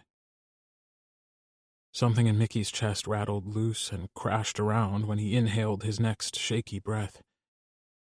He wanted to reach out to Ethan, but he didn't feel worthy of it, of anything Ethan offered. The comfort, the safety, the affection, love, and even the tender way Ethan looked at him. Seeing his mom so broken after leaving his dad made Mickey feel everything he suffered was for nothing. She could have left him years ago. Logically, Mickey knew it wasn't that simple, but he wasn't feeling very logical at the moment. Logic was a distant cousin, something he knew about in concept only. Mickey didn't know how to say that being there for her kid would have been the right thing. He didn't know how to say anything without every messy emotion tumbling out of him. Another heavy breath sawed in and out of his lungs, and he tried not to shake too much as he polished another glass. Then another. It almost became meditative. Polish, breathe in, buff, exhale. Gently set the glass down and get another. Repeat. He was so absorbed in his task that he almost didn't notice the shift in the atmosphere. Looking up, he saw Ethan's kids, Taylor, Jonah, and Colby, come into the bar. They looked nothing like a mafia in body, but Taylor strode over to the bar like he owned the place. His gaze slid from Mickey to Shane. "Can we borrow him?" Taylor asked. Shane didn't answer Taylor. He looked to Mickey and raised an eyebrow, seeking his approval. Mickey nodded. It would be better to get this over with. Clearly they were here as some sort of intervention. They probably saw Mickey for the mess he was and wanted him far away from their dad. He didn't blame them. Mickey put down the towel he'd been using to buff the glasses. "Why don't you take the rest of the day off?" Shane said. "It's my idea, so I'll still pay your full wages. If you polish the glasses any harder, you're going to wear holes in them." Still not trusting himself to speak, Mickey nodded again. He hoped Shane knew how grateful he was. Maybe later, when he was more himself, he'd remember to thank him. Colby had taken the liberty of ordering a few drinks, and Shane took care of that while Mickey untied his apron, tucked it away under the bar, and followed the brothers to a booth out of earshot from Shane. If he thought they were going to be merciful, he was wrong. because Taylor urged him to take the inside seat, then slid into the booth next to him, trapping Mickey between him and the wall. Mickey's heart slammed against his ribs, a wild, thrashing thing that was terrified of what might come out of their mouths. "I know why you're here," Mickey blurted. Colby slid a drink across the table to him. "Do you?" He didn't seem angry with Mickey. "You don't think I'm good enough for him. And I'm not. You don't need to have the whole big intervention. I was going to break up with him anyway." The words fell out of his mouth and detonated into the heavy silence at the table. Everyone looked stunned, and Mickey continued. The feelings he'd tried so hard to calm churned in him like a storm. "I'm a mess. I'm too young. My life is in tatters. I think I hate my mom. I literally owe your family my life. The least I can do is not make things worse. Tell him—" Mickey broke off suddenly because there was a hand over his mouth. Taylor's hand. He looked at Mickey with a soft sort of affection, not unlike the way Ethan looked sometimes, just without the depth of feelings that Mickey often saw in Ethan's eyes when he looked at him. "We're not here to break you up, okay?" Taylor waited for acknowledgement from Mickey before removing his hand. Mickey saw him wipe it on his pant leg before taking a sip of his drink. "Then why are you here?" Mickey asked. Colby and Jonah stayed silent. It seemed they'd chosen Taylor as the leader of this little whatever it was. "I don't know. We don't know a lot about where you've been, about what you've been through, or what shit was like for you growing up. But we do know that we want our dad to be happy. That's a concept that is sadly lost to you because your parents are shit, so their happiness isn't something you've ever concerned yourself with." "They were too busy making you miserable," Jonah offered quietly. Mickey's jaw wouldn't unclench for him to form words, even if he'd known what to say. "We want our dad to be happy," Taylor repeated. "And that means you not breaking up with him, unless that's what you really want. And we don't think it is." "Why?" Mickey cleared his throat and asked again. "Why are you here?" Colby let out an exasperated sigh, but it was Jonah who spoke. "Taylor was so young when our mom died. He barely remembers her. Colby has a few more memories of her, of what it was like to see our dad so light, happy. But I remember. And it's been a long damned time since I've seen my dad as happy as you make him. None of us care that your parents are shit, or that you made X-rated content on the internet, or that you're our age." Mickey gaped at Jonah. How did... Stupidly, he'd almost forgotten to worry about that little tidbit in particular, and it seemed that the other brothers were also unaware. "Oh, please don't tell me you've been making porn with my dad," Colby groaned, and wiped a hand down his face, then readjusted his backwards hat. Jonah slugged Colby in the arm. "You're an idiot. You're the one who didn't elaborate, okay? Conclusions were jumped to." "It was my ex and me. I don't do that anymore. I'm retired. And it doesn't matter to us. I only brought it up so that later you have one less thing to panic about." Jonah folded his arms and put them on the table. Leaning forward, he met Mickey's gaze. "My brothers have never seen my dad as happy as you've made him. Why would we want to stop that from happening?" "We don't," Taylor assured Mickey. "What we want is for you to want to go to him and let him fuss over you. Let him be there for you. I might not have seen him as happy as you've made him, but that also means that I haven't seen him as fucking sad and lost as he was today, and if it can be helped, I'd rather not see him like that again." "You're really not here to give me the you need to stay away from our dad talk," Mickey said. But Colby answered it like it was a question and not a statement. "We're here to tell you that we don't suck as humans, and we're never going to be selfish and try to control our dad's romantic life. If you're who he wants, well, you're a good guy, Mickey. Consider this the official Bennett brother stamp of approval. Now, are you going home or not?" "Colby," Taylor said, "way to be gentle with him."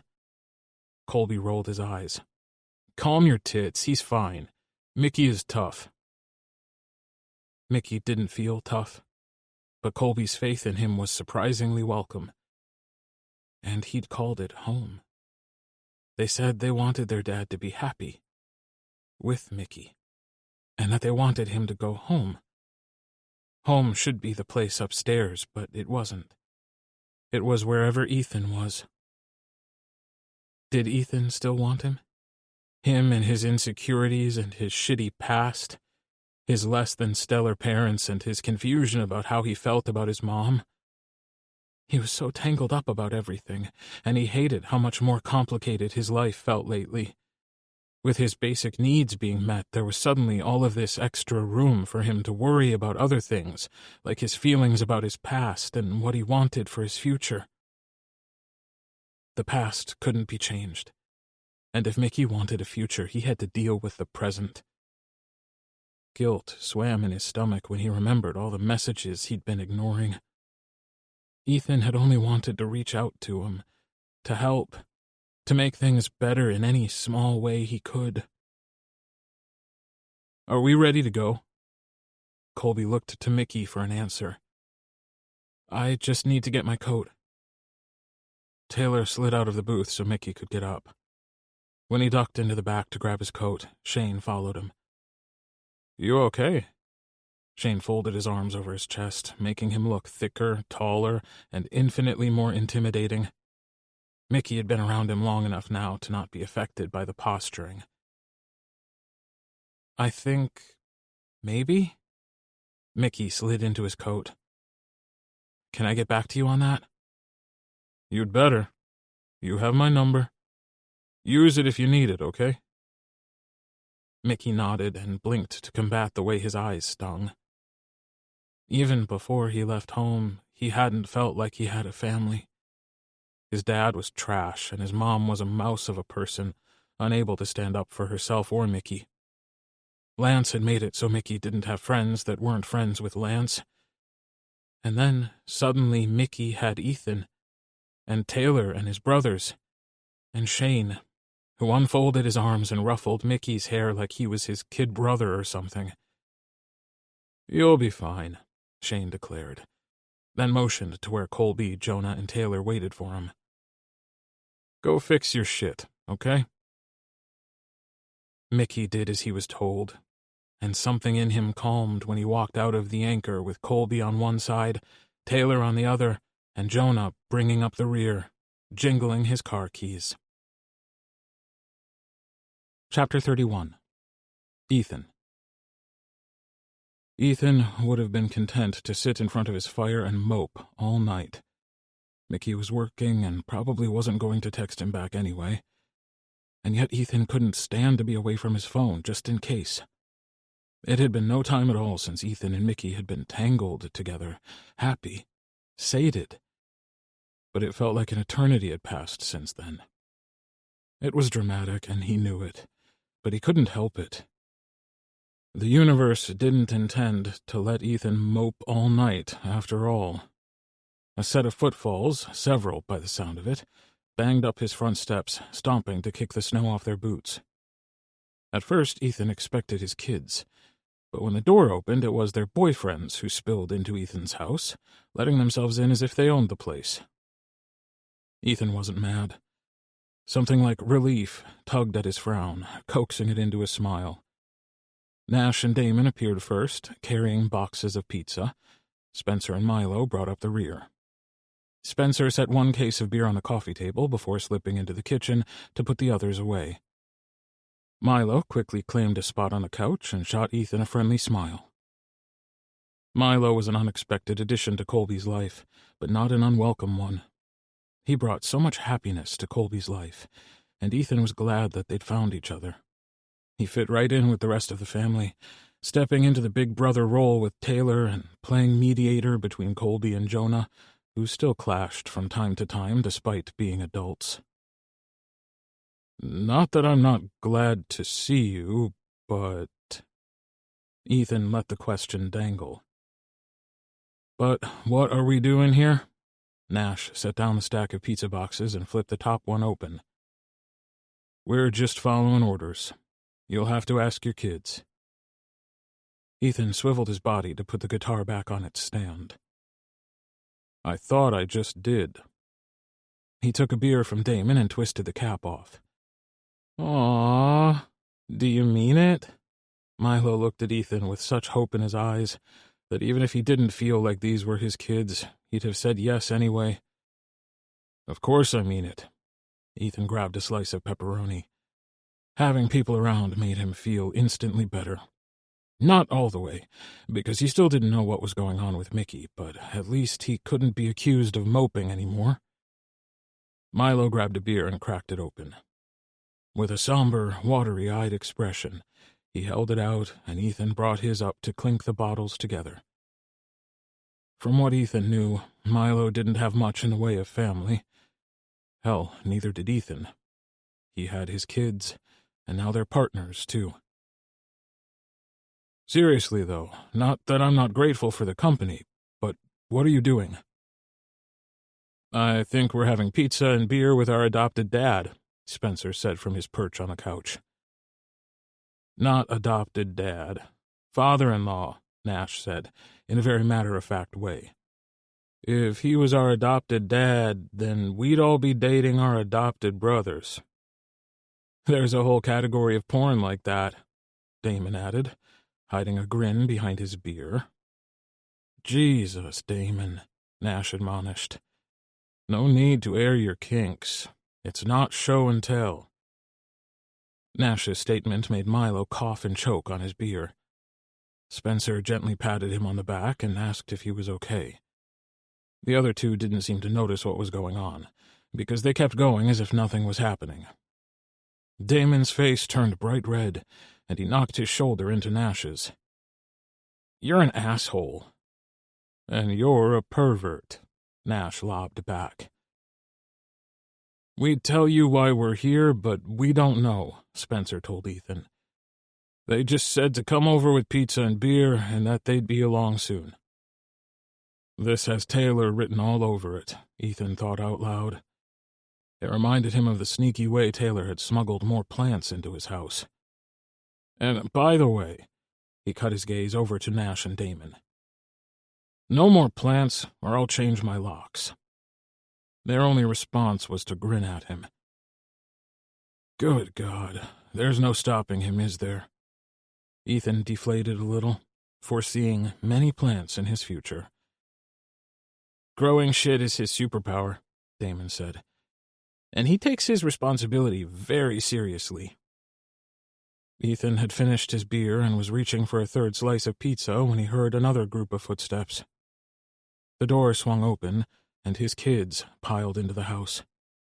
As usual, Colby and Taylor were bickering animatedly, with hand gestures that cut through the air, distracting Ethan so much that he almost didn't notice that 4 people entered the house, not 3. Mickey looked sheepish. Small. His shoulders were curled forward like he was trying to be smaller. Taylor nudged him and said something. Then Mickey was shrugging out of his jacket, and Taylor was herding him into the living room like a collie herding a stray sheep back into the herd. Look who we bumped into, Taylor crowed happily, draping himself across Damon's lap. Bumped into? Ethan raised an eyebrow at Taylor. Yeah, totally accidentally and shit. You're not in trouble for leaving work, are you? Ethan asked. Mickey shook his head. Shane gave me the night off.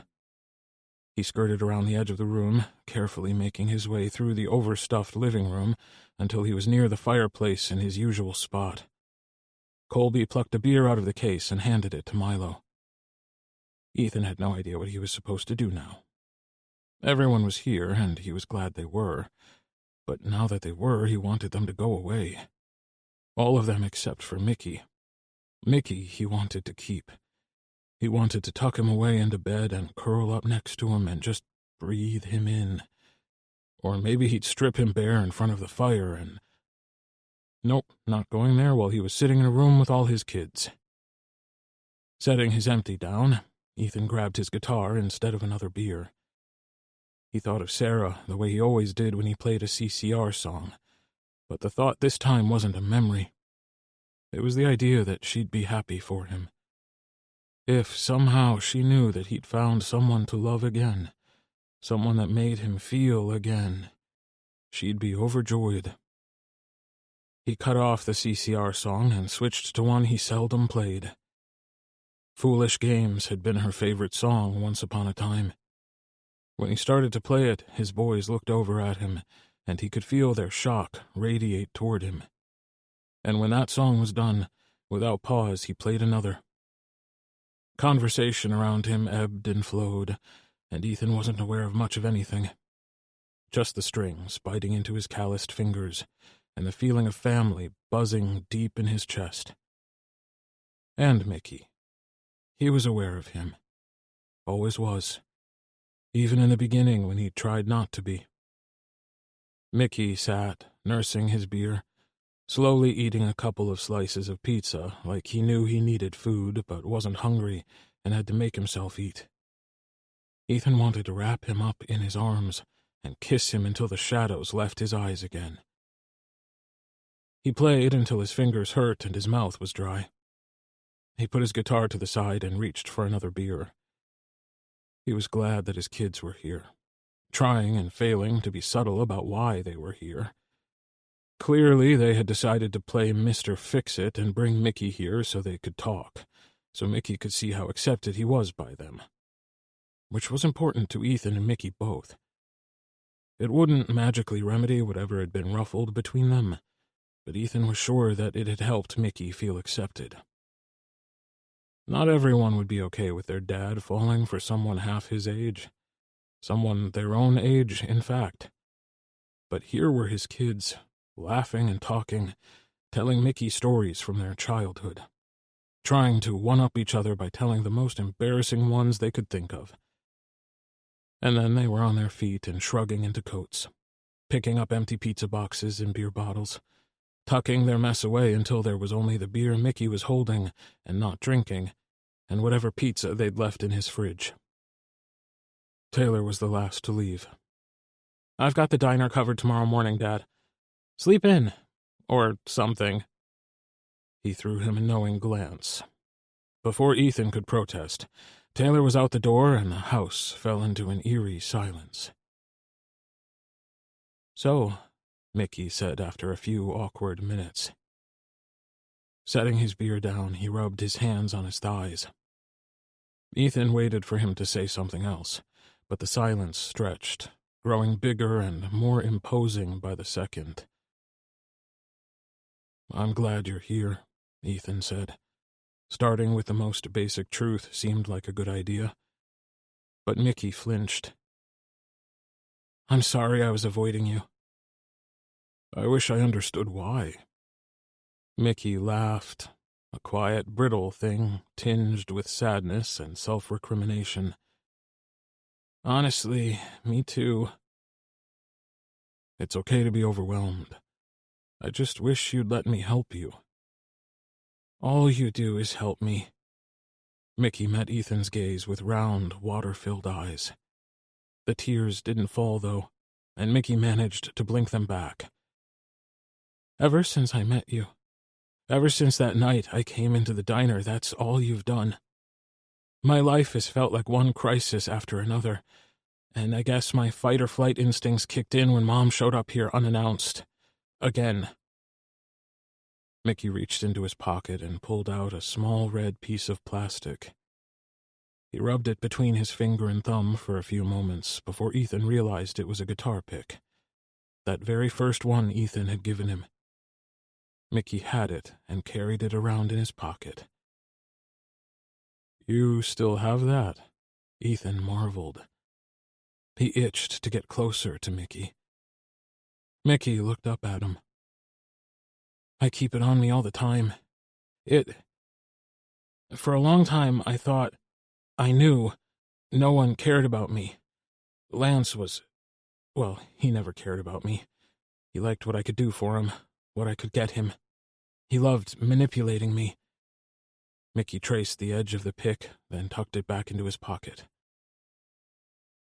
It reminds me that I have someone who cares. Mickey. He cut Ethan off with a shake of his head. I don't want to talk about her tonight. You don't have to talk about her ever, if that's what you want. I'd never make you. I know. Mickey sighed. Ethan finally had enough of the distance between them. He reached for Mickey, holding his hand out, waiting for him to take it. Come here, Ethan said. Mickey's hand was clammy, but Ethan didn't care. Touching him soothed Ethan, and he tugged him into his lap. Winding his arms around Mickey, he buried his face in the curve of Mickey's neck. Breathing deep, Ethan finally felt right for the first time since Mickey left.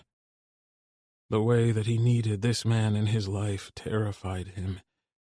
At any minute, Mickey could decide that he could do better and he could leave, but Ethan trusted him not to.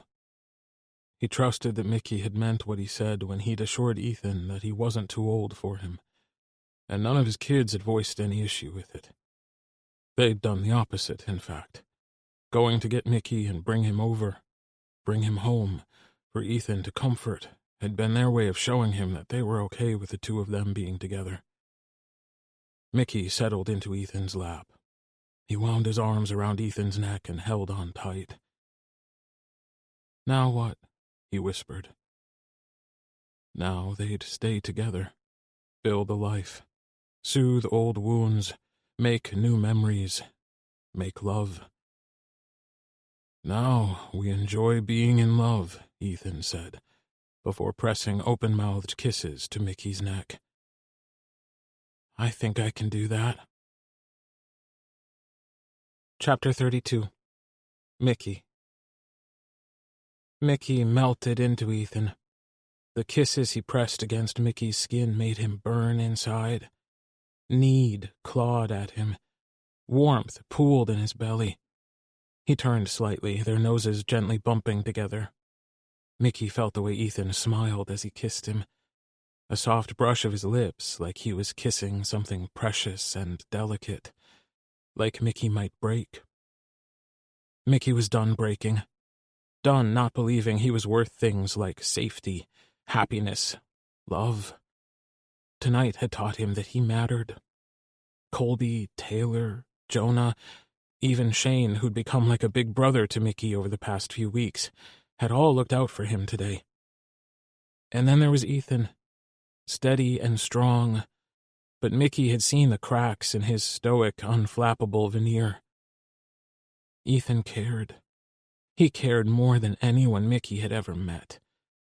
Mickey's stomach fluttered when he thought of being on the list of people Ethan cared about, but his heart melted every time Ethan said he loved him. Mickey had heard the words before, but not with such a depth of affection behind them. Lance had used them as a weapon, his mother as an obligation. Ethan meant them with every fiber of his being. With every atom in his body, he meant those words, and his actions backed them up. Ethan only wanted Mickey to be safe and happy, cared for. He skated his fingers over Ethan's stubbled cheek, smiling at the way the 5 o'clock shadow scratched at his fingertips. I love you, Mickey whispered. He'd said the words before, too, and he'd always thought he'd meant them. But maybe he'd been pretending, too. Pretending to love Lance to get away from parents he couldn't pretend to love anymore. But there was nothing imaginary or put on about the way he loved Ethan. He slanted his mouth over Ethan's and pulled him into a kiss. Licking his way into Ethan's mouth, he sighed, going practically boneless in Ethan's lap. Strong arms encircled him. A hand cradled the back of Mickey's head, fingers curled into his hair. Ethan moaned and tightened his hold on Mickey. If the universe would allow, Mickey would have liked to live in this moment for 1,000,000 years before moving on to the next. He wanted a lifetime of just kissing this man, of being kissed by him, of knowing that whatever he put into this relationship, he'd get back tenfold. and he wasn't sure what he'd done to deserve it, but he didn't care about that anymore. Ethan loved him. Just thinking it made Mickey practically giddy. Ethan broke the kiss and went back to pressing kisses down Mickey's neck. His body erupted in goosebumps, like every inch of his body was voicing that it wanted to be next. "We should... bedroom," Mickey managed to say, despite how distracting it was to have Ethan kissing him, making him shiver and shake. "There's a perfectly good fireplace right here." Mickey couldn't help the laugh that bubbled out of him. It was like he was so full of joy that it had to escape somewhere. Suddenly Ethan's arms tightened around him and Ethan stood, nearly effortlessly, with Mickey cradled in his arms. "Holy shit," Mickey laughed, breathless and lightheaded. Ethan looked at Mickey, unbothered by the weight in his arms. "Bed or fire? Make your choice." "Oh, choose your own adventure, sex." Fireplace. With Mickey still in his arms, Ethan went to the floor in front of the fire and set Mickey down, then blanketed his body with his own. Pressing Mickey's legs apart, he settled between them. Mickey twined his arms around Ethan's neck and gave himself over to Ethan, the man who loved him and wanted to protect him and keep him safe. The man Mickey wanted to be all those same things for. He wanted to be safety and love and protection. Partners in every way they could. Boyfriends, lovers, friends, soulmates. Ethan kissed Mickey deep and slow, their tongues twined together, dancing and stroking, stoking the fire between them. Ethan's hand slid up underneath Mickey's shirt. He arched into the touch, moaning into Ethan's mouth. Mickey grabbed the back of Ethan's shirt and pulled it up, gathering the fabric as Ethan continued touching and kissing. Ethan stopped, letting Mickey remove his shirt, and then helped him out of his own. His dick was so hard it hurt, pressed against his zipper, aching and throbbing, needing, wanting, waiting. Mickey ignored it and slid his hands up Ethan's chest. Mickey could never get tired of looking at Ethan like this, half-dressed, but the look in his eyes exposing everything. Mickey traced Ethan's lower lip with his finger, gasping when Ethan wrapped his mouth around the digit. Holding Mickey's gaze, Ethan swirled his tongue around the finger and sucked it like a cock. God, Mickey's dick twitched jealously. Huffing out a laugh, Mickey pulled his finger out of Ethan's mouth and yanked him down into a kiss. As happy as he knew he'd be just kissing Ethan, it wasn't nearly enough tonight. Mickey needed to be closer. He arched his hips, bumping his erection into Ethan's, moaning into his mouth when Ethan ground down against him. Their kissing grew deeper, harder and more frantic, frenzied almost. Driven by lust, Mickey slid his hands down Ethan's back, blunt nails pressing hard into flesh. Then he grabbed Ethan's ass and pulled him in tighter, pressing their cocks together through too many layers of fabric. "Need you," Mickey confessed against Ethan's lips.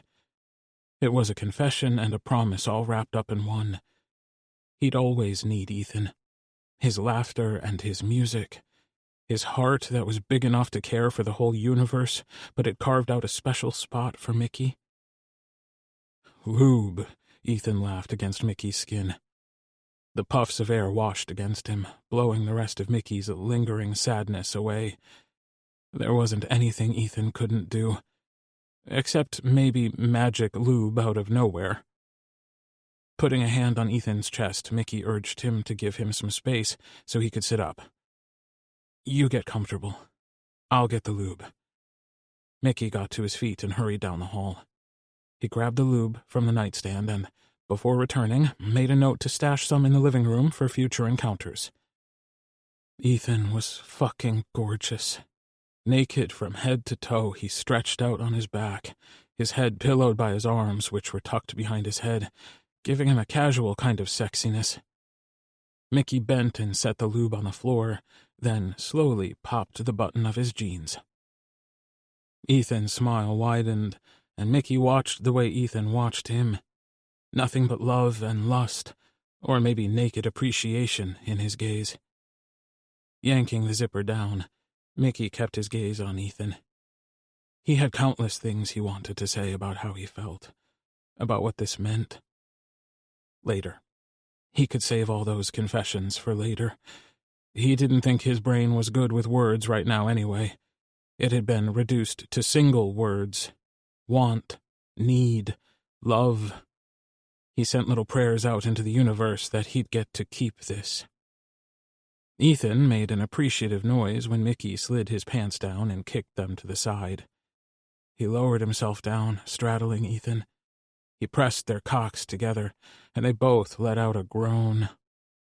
Ethan's hands were already on Mickey, gripping his ass, sliding up his back, pulling and holding and setting Mickey on fire with the heat of his touch. "Mickey," Ethan moaned, gripping him tight, keeping him close, arching up to get closer. "I know."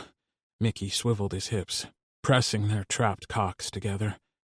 It made him hot all over, breathless, needy.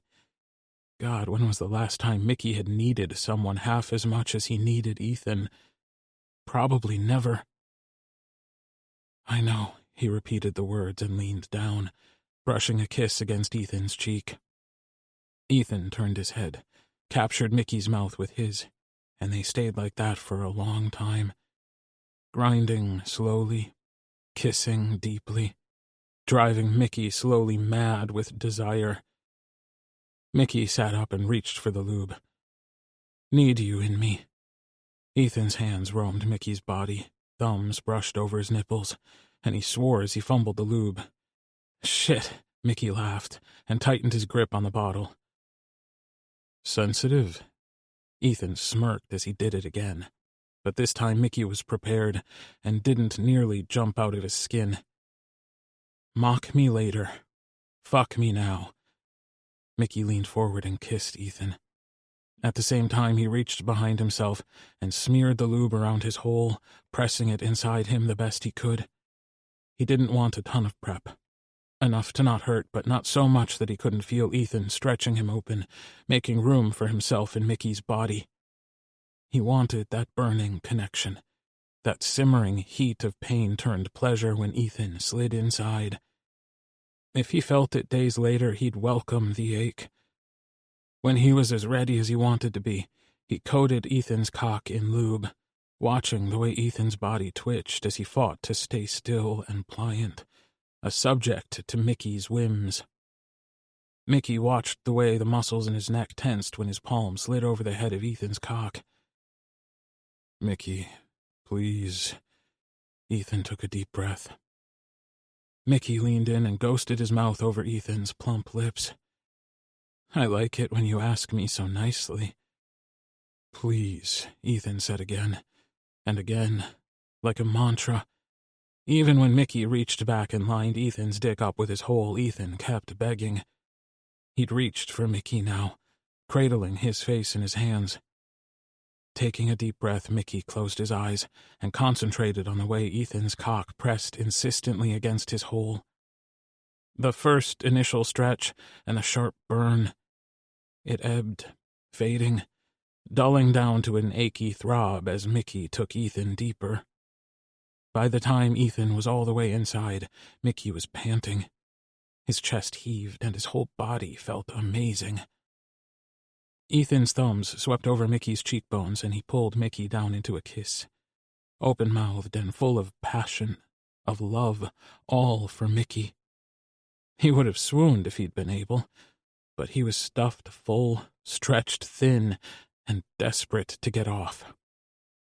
They kissed like it was the last thing they'd do, like the world was going to end, or begin. Their kisses were nothing like Mickey had ever experienced. He'd never been so wholly consumed, undone by the way someone's mouth met his. But Ethan had him trembling, quivering, threatening to come apart. Rocking back and forth, Mickey built up a rhythm that soon stopped, allowing him to sustain his kisses with Ethan. Instead, he pressed his hands against Ethan's solid chest, straightened his arms, arched his back, and ground down, fucking himself harder and faster on Ethan's cock. His own dick bobbed gracelessly between them until Ethan took hold of it. Mickey moaned, long and low, and he had to stop himself from coming on the spot. There was no way he was going to last, and maybe that was Ethan's plan, because he stroked him faster, harder, the way Mickey liked it best. Like he could feel how fucking crazy about him Ethan was in his touch. It was the almost too tight grip he had on Mickey's cock. Mickey felt everything from the way the floor bit into his knees, to the drop of sweat that beaded on the back of his neck and slid down his spine, to the way Ethan's mouth felt as it hovered near Mickey's, kissing the corner of his parted lips. Then he was coming so hard he saw stars, saw the universe, infinite and endless, stretching out around him. He writhed and moaned, rocking back and forth, taking Ethan faster and deeper, wanting, needing to feel every inch of him. They were kissing again for real, all tongue and heavy breath as Ethan continued to tease Mickey's spent cock past the point of comfort, and then some, because it drove Mickey the kind of crazy he liked to be. Ethan was coming too, with Mickey's name on his lips, pouring out of his mouth like a prayer. Mickey collapsed on top of Ethan, not caring about the mess between them or the one he'd make later when Ethan's cum started to leak out of him. Ethan wound his arms around Mickey and brushed the hair off his sweaty brow. It was a while before either of them spoke, but Mickey eventually found his voice.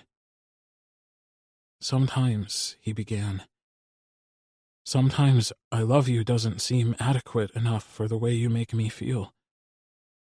Ethan's hand stroked down Mickey's back. "I know exactly what you mean." "Do you?" Mickey laughed. "Because I'm not sure I do. I love you, but it's bigger than that.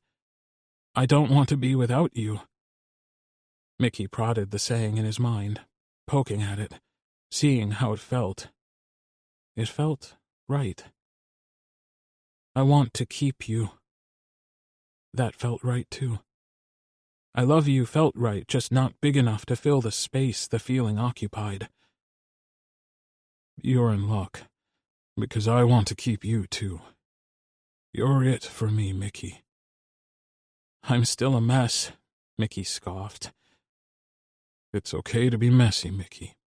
It's okay to be lost and scared, and whatever you need to be. You can be all those things with me. Okay?" "I know." Mickey moved and let Ethan's cock slide out of him, even though he hated the loss of it. Mickey thought of curling up on the floor next to Ethan, but he wanted to be safe and warm in Ethan's arms, and he didn't want to move until morning. And maybe not even then. Let's go to bed. Chapter 33. Epilogue. The next summer. After the big upheaval regarding his mom, with a bit of help from Shane, Mickey found a therapist. Shane had fully taken on the role of Mickey's big brother, something he'd never had. He kept his apartment above the bar for a while, but split his time between there and Ethan's house. Ethan rented his basement to one of Shane's cousins. Taylor didn't stop sneaking plants into other people's houses, but he did eventually give up his own studio apartment and officially moved in with Nash and Damon in the spring. With the blessing of his therapist, Mickey eventually decided to take the same kind of plunge. He still didn't have much in the way of belongings, so packing was easy as most of his stuff could be stuffed into trash bags. The furniture belonged to the apartment. Even the dishes in the kitchen had come from the bar downstairs. Shane insisted on driving Mickey over with all his things. After kicking his shoes off, Mickey carried his bags into the bedroom. Not that there was much left to bring over. Moving in with Ethan was more of a formality than anything, as most of his things were already there. But Ethan spent time unboxing the last of Mickey's things and making space for him. The next morning was the first time Mickey woke up next to Ethan in their house. It was Sunday, and they'd have to get to the diner soon. Breakfast at Bennett's was still a weekly tradition. Sometimes not everyone could make it, but Mickey's favorite Sundays were the ones when everyone was there. Wakey, wakey. Mickey rolled over and used Ethan's shoulder for a pillow. Ethan had been stirring for the past few minutes, and Mickey wanted to take advantage of the early morning. He angled his head up, nuzzling against Ethan's stubbled cheek. The first brush of Ethan's mouth against his was feather-soft. Mickey slid his hand over Ethan's chest, toying with his nipples. Ethan kissed him again, slower, harder, deeper. Licking his way into Mickey's mouth, he rolled Mickey onto his back and pinned him there. Still kissing him, Ethan wedged a knee between Mickey's legs. The sudden friction was almost too much. Mickey gasped, and Ethan moved his kisses from Mickey's mouth to his neck. Ethan held Mickey's wrists in a firm grip, and he trembled in Ethan's arms at the sudden onslaught of sensations. Ethan... Mickey didn't know what to say next. He couldn't even think straight, not with the way Ethan was devouring him, teasing him. Mickey grounded himself against Ethan, helpless and shameless. "I've waited months to fuck you in our bedroom, Mickey." The confession washed over Mickey, filling him to the brim with light and love and a sense of belonging. Dirty talk shouldn't make Mickey's eyes sting, but he blinked away the burn, willing himself to not ruin the moment with his sappy tears. "Then what are you waiting for?" Mickey whispered, hoping his voice didn't betray the fact that his emotions were too big for his body and were spilling out everywhere. Ethan devoured him, body and soul. Slanting his mouth over Mickey's, he worked a hand between them and took hold of Mickey. He arched up into Ethan's expert touch. Their sex life had only gotten better as time went on, and Ethan learned more about his own body and Mickey's, and all the pleasure they were capable of creating together. Mickey got his hands free and sank them into Ethan's hair.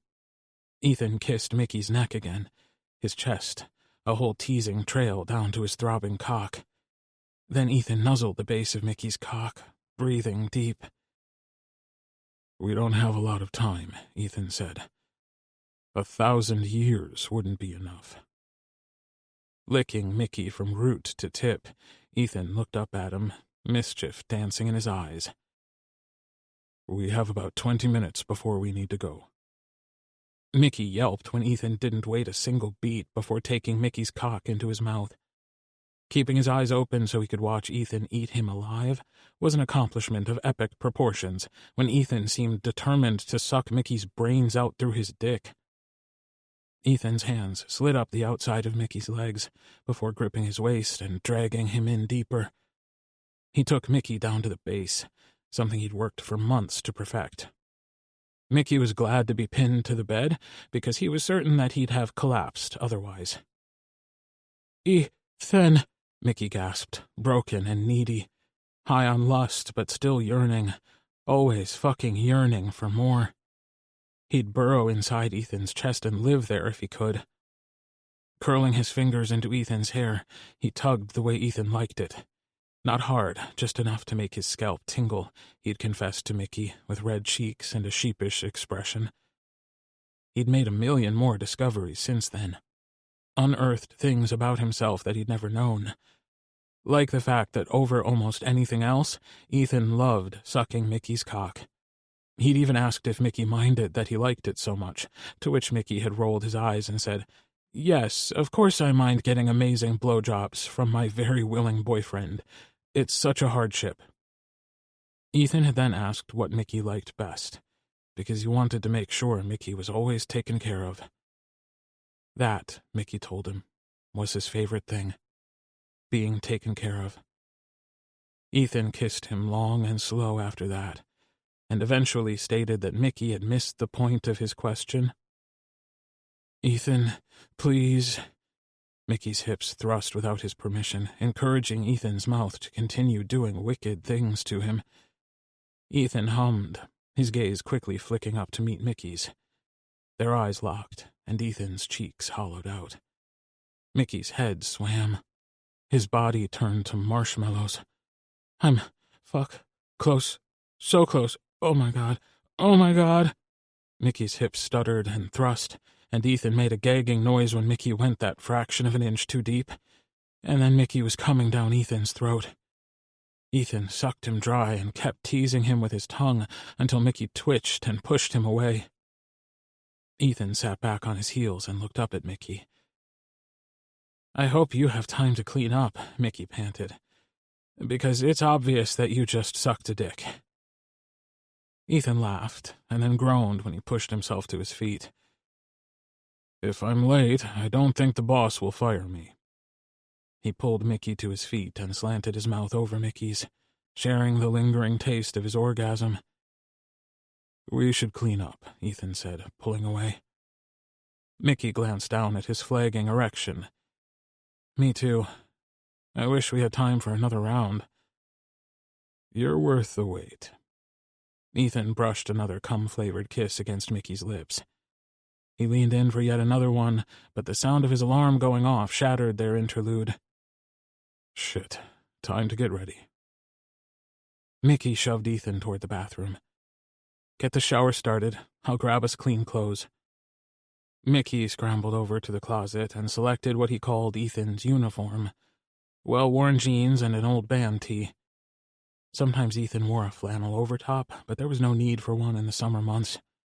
After a quick shower, they debated the idea of being extra late, but Mickey's grumbling stomach was the only thing that got Ethan moving away from the bedroom. Ethan and Mickey were the last to arrive. The diner's open sign was dark, and the only cars in the lot belonged to members of the Bennett family. What's going on? Ethan glanced at Mickey. Don't look at me. If it's subterfuge, it was probably Taylor's doing. Well, let's see what these jokers are up to. Ethan killed the engine, and Mickey followed him to the diner. There was a sign taped to the front door, and Ethan read it out loud. Closed for a private event, opening at 9 a.m. Sorry for the inconvenience, the Bennetts. Ethan took a deep breath. Fucking Taylor. His words held no malice, only affection for his youngest, slightly mischievous son. When they walked into the diner, they were indeed the last to arrive. Instead of everyone trying to cram in and around the booth the family had claimed long ago, they'd shoved several tables together to create one large one. Taylor had clearly been hard at work for a while now, because the center of the table was stacked with breakfast food. Colby appeared with a coffee pot and started giving everyone refills when he looked up and saw them standing there. Hey, the guests of honor have arrived. The what? Mickey said. Ethan's hand pressed against the small of Mickey's back, and he herded him toward the table. Taylor, get your beautiful butt out here. Your dad's here. Nash shouted, and a moment later, Taylor appeared, rocking a hot pink bandana, a string of pearls, a generic shirt that he didn't mind ruining, a pair of skinny jeans, and combat boots. He carried an additional tray of food and set it down, taking his seat between Nash and Damon, who still looked at him like he was the prettiest thing they'd ever seen. What is all this? Ethan asked, leading Mickey to one of the remaining empty seats. This, Jonah said, is a celebration. Usually we hurry through our family breakfasts, and Dad is up and down 1,000 times. Taylor gets called to the back. It's kind of a nightmare. And when you get all of us together, we take up half the restaurant. That's an exaggeration, Ethan cut in. We wanted to do something special to celebrate you and Mickey making it official. We're glad you finally wore him down and got him to move in, Colby said. Next to him, Milo smiled and scooted in closer to his boyfriend. You closed down the diner for us? Ethan sounded touched and perplexed. How? Taylor rolled his eyes. Social media, Dad. Get with the times. The locals love us. And we love you. Taylor shifted his gaze to Mickey. Both of you. This family is crazy. Mickey shook his head. Our family, Ethan corrected him quietly. Warmth spread through Mickey's veins the way it always did when Ethan laid claim to him. He was quick to remind Mickey that he belonged, that he was loved, that Ethan wasn't going anywhere, and neither was Mickey. Though today was his first official day living with Ethan, and this celebration was in honor of that. This had been Mickey's home for a lot longer. His phone buzzed with a text. He read it, then showed the screen to Ethan. Mom says congratulations. Things with his mom had improved since she'd left his dad. They were on speaking terms now, and sometimes they met up for a coffee. Not at the diner or at the bar, but at a more neutral location. In the nicer weather, they sometimes went for a walk together. He didn't know if they'd ever be close, but they were healing, and that was enough for now. Thank her for me. Jonah and I tracked her down and invited her too, but she said she wouldn't feel right about it, Spencer explained. She said she was really happy for you, though. It was hard for Mickey to stop smiling, even after his face started to ache from it. Never in a million years would he have imagined this for himself. He'd gone from having nothing and no one to eating scraps outside the diner, to being a guest of honor inside, a cherished member of the family. Slipping his hand in his pocket, he felt for the guitar pick that he still kept with him at all times. He no longer needed the constant reminder that he was loved, but he still liked to touch it and remind himself just how lucky he was. Let's eat, Mickey said, letting go of the pick.